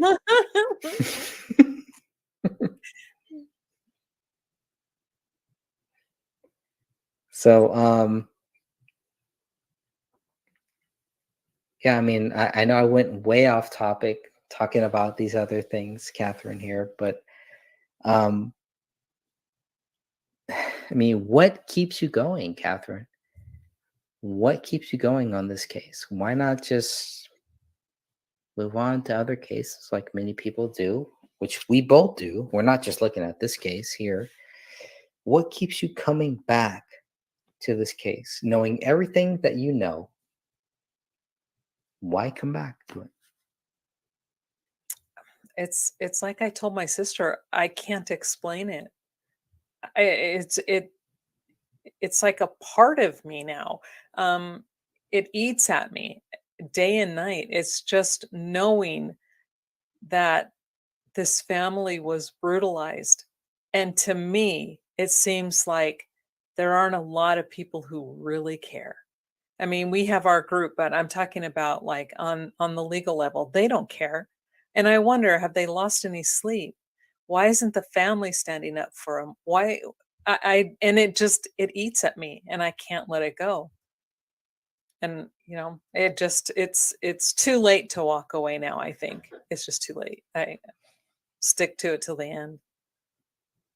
Do you think it's because they don't know about a lot of these things? Are they compartmentalized, or Oh, do you they think know. think they know? I think they know. The first responders. Do you think that they really know? Well, the first responders, I think it depends on, what they saw when they first got there. Walking onto a scene like that, I mean, even for, I think, anyone who has a lot of experience, that had to have been a shock. You just would walk in and it would be like, oh my gosh. So I know people rag on, poor little Judy. We know she loves attention. But in reality, her and Colin, let's face it, that was shocking to see what they saw. The police walking in with the smell and the sight, it was horrible. And shock does weird things to people. So I think they then can become suggestible. So when they're there and they're still in a state of, oh my gosh, what the heck is this? And then your superior goes, we've decided, we went and we looked and we've concluded it's a double murder suicide. I think at that point, then they just so like the first responders are going to go, okay, what are they going to do? They're still trying to process what they saw, and then they don't look back because they probably were put onto something different. But it's those who are in that state, that position of power, that we've spoken to, we've tried to reach out to, and we've shown them, who still turn their back. Those are the ones I don't know if they have a soul. I don't think they do. Yeah, I mean the the big thing with Judy and the first responders is how they react to seeing this crime scene. These are trained investigators that look through that window, the same window that Judy Prochnow looks through. What do they see? These first responders do not see, oh, there must have been a murder-suicide here. Right. That's what Judy Prochnow sees. Right. That's where she messed up. Mm-hmm. It could be an honest thing that she did, or I don't know why she would even think that. Only she knows that. Right? She's going to have to answer to God. She has to answer, just like we all have to answer to God at some point. But you have to admit that, you know what, you messed up. That was not a good thing. It is not a good thing to call 911 and say, you know what, there was a murder or a suicide here.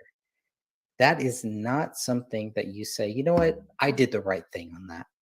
Looking 8 years back, do you think Judy Prochnow would think, yeah, I made the right decision. My 911 call was good. Or do you, well, if you ask her, she'll say she did the right thing. Yeah, well, she's full of crap then. Yeah, but she has to realize, you know what? I shouldn't have said this. I shouldn't have said that. I should have just reported what I saw. Yeah. And I don't know. Yeah. And, just for an example as to how people who are exposed to brutality respond, I remember when it was like the last ending of EMT school, and we had to do our hospital rounds. In the particular night that I did it, it was there was one guy in our class, and he was really good. I mean, I was good, but this guy was really good. I mean, he was amazing. And we go to the hospital, and we have a patient whose shunt has ruptured, and it's in his forearm. And of course, when they're trying to get it and fix it, I'm in the midst of it. The doctor screaming and yelling and cussing everybody out. And there's blood spurting, arterial spray going all over the place. And then this other gentleman, the guy in the class, he had to go to another place in the hospital. And the next day he comes, he wasn't at class, and we're like, well, where's so-and-so? He dropped out. Well, then he came, I can't remember why he came back to maybe pick up his books or his stuff out of the room or whatever. And I asked him, I said, are you really quitting? And he's like, yeah. He goes, I can't take it. My patient died on me. And I go, but that's what this job is. It's going to happen. I go, we, the field needs you. I mean, the guy was amazing, but he couldn't deal with it. One patient died and he walked out. So, even after all of that training, he couldn't handle death. So even with this officers, with all their training, I truly think that some of them, probably a good portion of them, just couldn't handle the shock of what they saw. I agree. Heads, hands, Ranya's arm missing, the missing blood spatter. I don't know how they made the decision to blame David. I don't know either. There's a gun on the floor and they just automatically blame him. I don't know if that's the reason why, but yeah. Well, that's I think that's one of the biggest things is like the 911 call. Mm-hmm. It already accuses, sets the tone. It already sets that tone. It's like, why would you even do that? Now, if she's just used to seeing murder or suicide or something like that, I can get that. It doesn't matter. Whatever the 911 caller says, the police, that is not their job. They're not going to, I mean, that may be in the back of their head, just how they say David was shot in the back of his head, which, but their job, the police job, the investigator's job, the detectives, the BCA, the Hennepin Medical Examiner, all of their job is to find out what really happened here. So that's why I never blame Judy for whatever she said, which is freaking weird. Yeah. It's one of the weirdest 911 I've listened to many 911 calls. I've never seen a 911 call that is as strange as this. Yeah. I haven't. Without a person being in the house and saying, oh, my husband just fell over, but all of a sudden, and then it turns out that she's the person that killed the husband or anything. I don't think Judy is a part of anything like that. It's just one of the weirdest 911 calls that I've ever seen. But even with her weird 911 call, and even with the thought that, okay, we already have, there may be a murder suicide here, when they investigate, when they walk into that house, there is a 13-minute video, maybe a 10-minute video of the BCA. They walk through that house. Are you telling me that when they walk through that house, when the investigators walk through that house, when the first responders walk through that house, that they have evidence of a double murder suicide? It is not a double murder suicide. There is no evidence of a double murder suicide in any of those police reports, on any of the videos, the one video that they have, on any of those crime scene photos. Why would anybody walk through that house and say, this is clearly a double murder suicide? It's bullshit. It does not make sense to me. Unless you had a preconceived notion of that, it does not make sense. And your job is not to have a preconceived notion. You are an investigator. You are to investigate everything, turn every stone upside down. You have a child here. Okay. If this was just a guy that shot his wife, okay, whatever. All right. You could, but even then, more detectives have spent more time saying, you know what, we're not really sure. How do the Apple Valley Police Department come to this conclusion when people are under 30 years old and a child that is 5 years old, and within one day they come to the conclusion that David Crowley murdered his 5-year-old child? You have got to give me more than what they have given us. For 8 years later, we are still asking the same question to the same investigators. What do you have that proves David Crowley killed his 5-year-old daughter? They cannot answer that question. And here's another thing too, is that the police, they knew David. When David would do some of his scenes, he would hire them either for security or to be part of it. They knew him. They knew Kamel, they knew Rania. So why were they so eager to jump on that suicide bandwagon? They responded to a call in September of 2014, and there was a 911 call, or maybe it could have been a nine. I don't know if it was a 911 call, probably not, but it was a police call to say, hey, there's a disturbance, because in September of 2014, David Crowley was selling off a lot of his gear and stuff. So the police show up because one of the neighbors, who shall not be named, called to complain. So the police showed up, and actually some of the police actually bought some of the gear that David Crowley was selling at a garage sale in September of 2014. So the police, at least from 2014, knew who David Crowley was. They knew everything they needed to know about David Crowley. Yep. Well, and when you see them in some of the stills, and when he, talks about having them there while he's doing, the night shoots and stuff, I sit there and I think about that. If they saw him working and they saw who he was, then, does that lean more toward they're covering it up on purpose then? Yeah. What do you think? I don't know. It just seems like whatever happened in September of 2014 was kind of, it was building. I think this was building from at least August of 2014. Mm-hmm. Whatever the plan was in motion, and it may even have been as far as May 2014, when David had publicly stated that, hey, we have a deal. David had a working deal as far as May 2014. From that point on, he is a target. Mm-hmm. And if people want to talk about motive, you could talk about motive. You're not going to find motive from David Crowley. Nope. There is no motive that David Crowley would kill his family. The police have made that very clear in all of their documents. There is motive elsewhere. You can find the motive elsewhere. You will not find motive that David Crowley wanted to kill his wife, kill his child, and kill himself. There is no motive.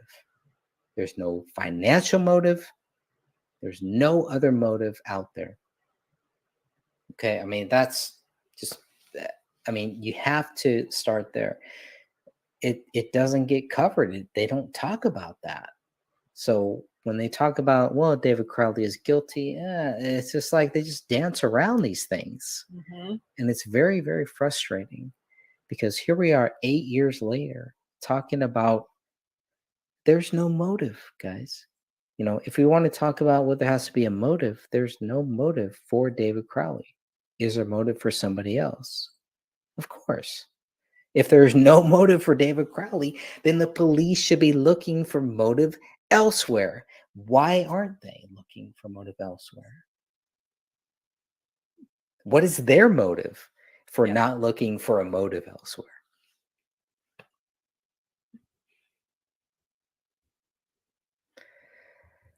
Let's see here. Yeah, I don't know. I think Russell, in your last show that you and Sophia did, Catherine, you guys talked about this, and Russell was very adamant in the chat room and saying, look, they had to have been killed somewhere else.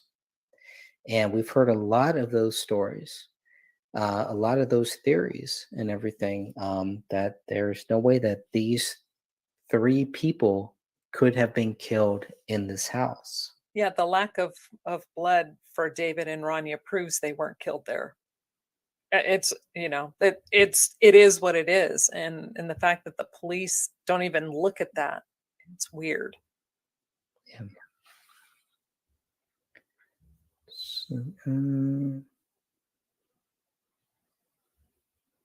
What's this? Jesus. No, no, she didn't. No, she didn't. The remodel of that house was done very, very well. Whoever did the remodel of that house, I think the house looks great now. But no, I don't think it was Judy's company.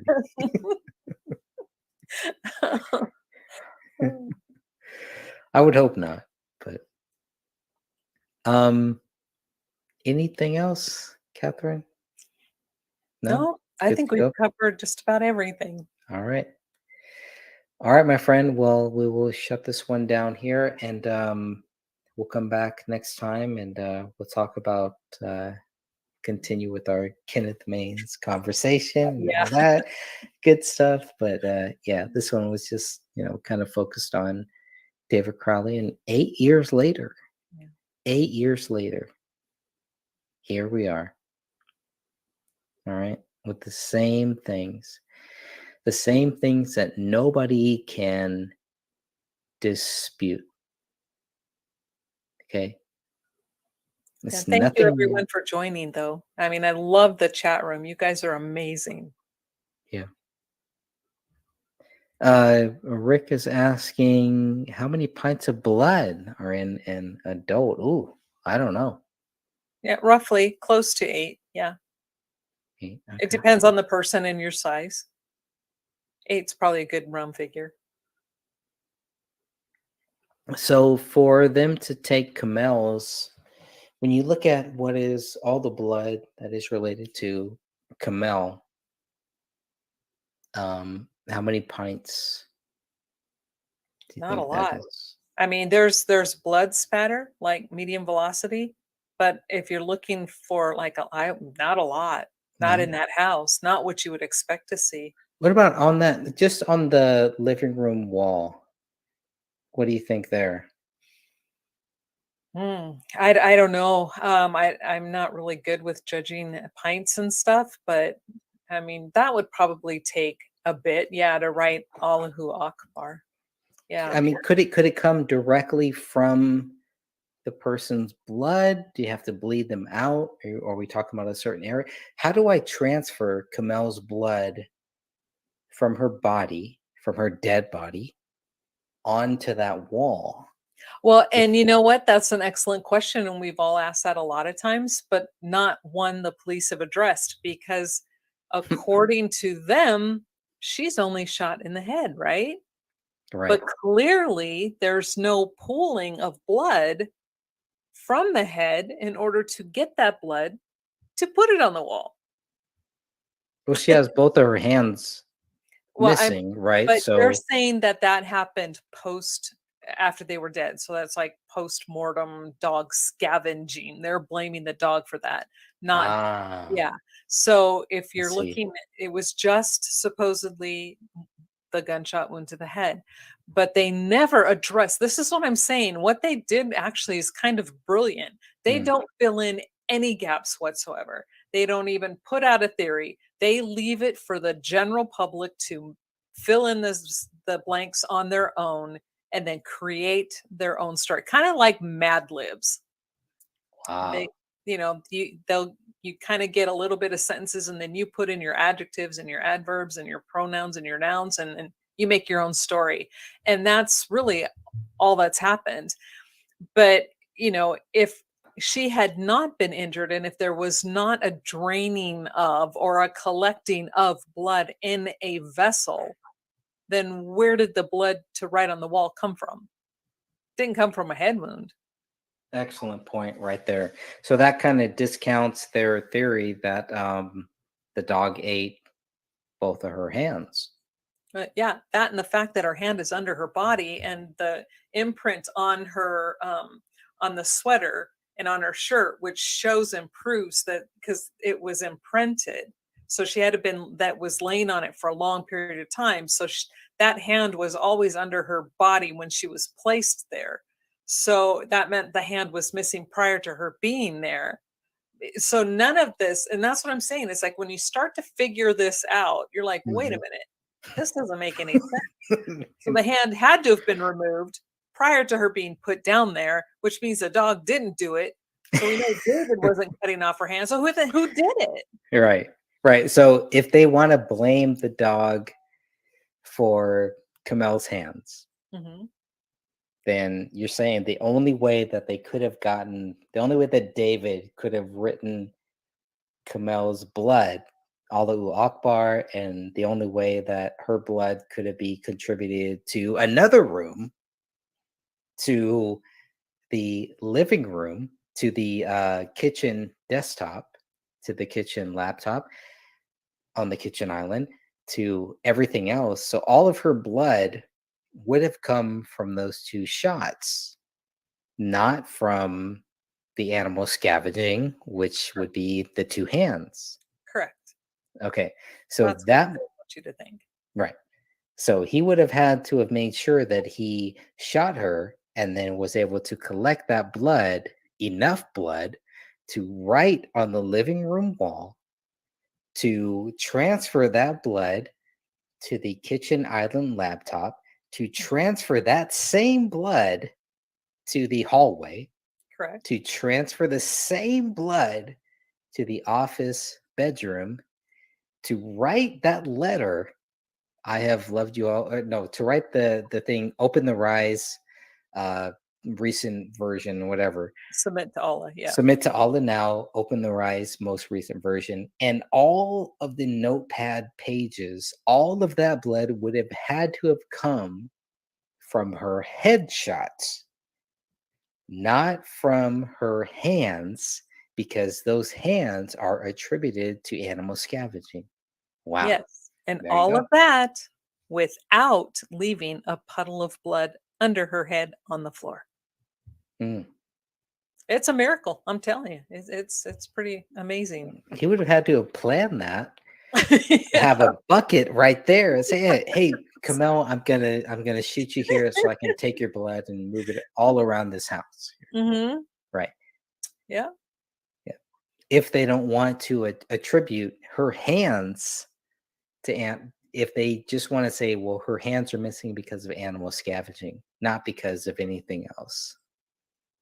Yep. And they really should, I want to find out whose blood is on that recliner. Was that David's or was that hers? Yeah. I think it was Ranya's. Yeah, it could have been Ranya's too. I think it was Ranya. I think that was her there, but we don't know, Mhm. That, to me, I mean, looking at the way the bodies were and everything, the investigators, that should have made the most sense. They don't even go there. They just want to, oh, it's a tragic event. Let's not even talk about it. Let's just move on. Yep. No. Where's your face? Sorry. I'm sorry. Yeah. So, I mean, they can't have it both ways where you say, well, both of Kamel's hands, they're both cut. Okay, I could see a lot of bleeding out there, blood that I could use to put on the wall, to put in the living room, to put on the laptop, to walk over to the office bedroom and to put the blood there. That is all Kamel's blood. All of that blood is Kamel's blood. There's no Kamel's blood in the bedroom, in the master bedroom where the gun was, where the gun should have been. And it's only Kamel's DNA on the gun safe. Correct. No blood in the master bedroom. So all of that, I mean, they're really saying that all of the blood that we see in these other areas, in these other rooms, should have come from Kamel being shot twice. It had to have come from that head wound. And if it did, why isn't there more on that, on the floor, right? That's what you're saying. It's completely clean under her head on that rug. There's nothing there. But yet she bled enough to do everything you said, especially for them to write on the wall. Yeah. Which there's a couch right there. Mm-hmm. Really not. I mean, you could argue there may be some little splatter. There may be spatter. There may be some there, but not enough to do that. So in order for all of that to account from Kamel's, from somebody shooting Kamel in the head and then saying, oh, I'm just going to grab her, blood from her head. I'm going to right here, over there, and then I'm going to walk over to this other room and everything. It does not make sense. No. Mm-mm. The police know this. The investigators know this. The BCA, the Minnesota BCA knows this.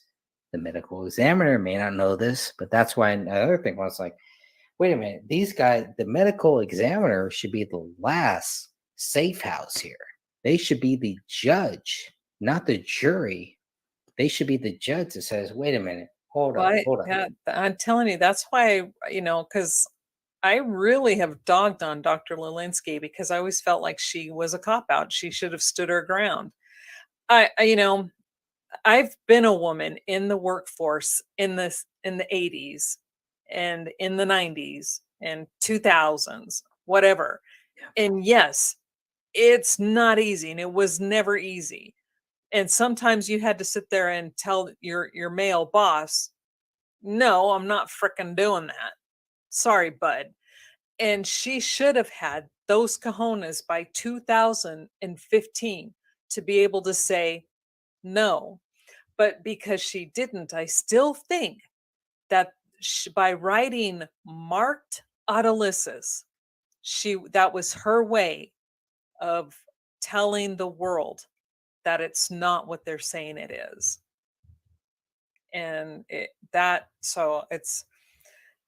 think that was her way of trying to put the truth out. Nice. Yeah, and that would be nice. Sorry, I'll go back to her. That would be nice to kind of follow up and see. Maybe she feels differently about this case now. Yeah, I would hope so. It's highly doubtful that Kamel would willingly submit herself to the misogynistic degradation of an honor killing. Well, most people who are killed in an honor killing, though, they are not willingly submitting. It's all they're hiding and they're running and they're fighting with their families before. And so, yeah. And there was a lot of, and we don't know what Kamel was arguing with her family about. We only know that she was arguing with her sister and her father. And David wrote about this in his journal. He was concerned about her. He was concerned because his wife was upset. That's all that we really know. We can tell by the journal.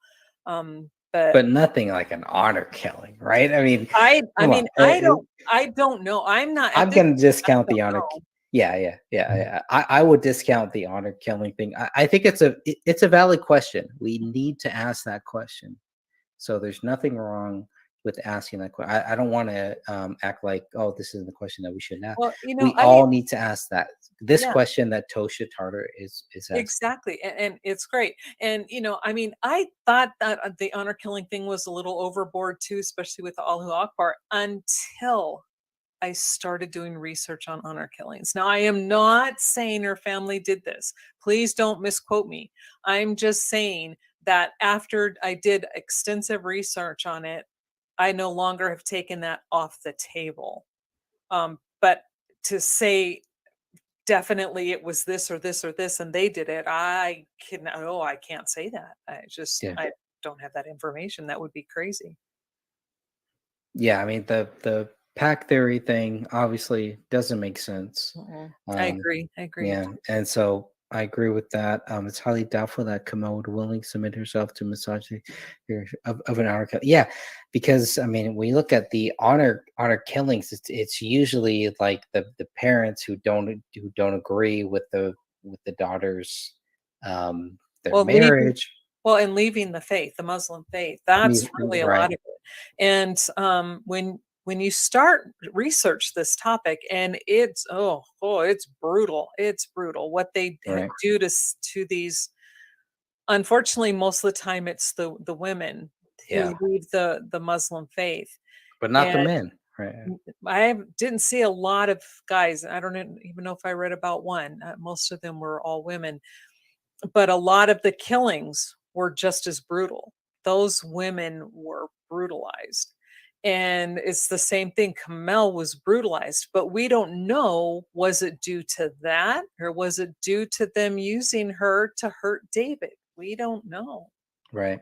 And I mean, that goes back to the conversation that Dan Hinnon had with Kamel's dad.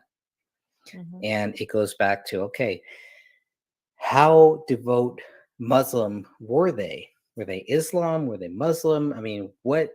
Well, they and I lived in know, Pakistan until she was 18 years, 17 or 18. So that was a long, I mean, and her but, parents but they were born on a U.S. military base in Saudi Arabia.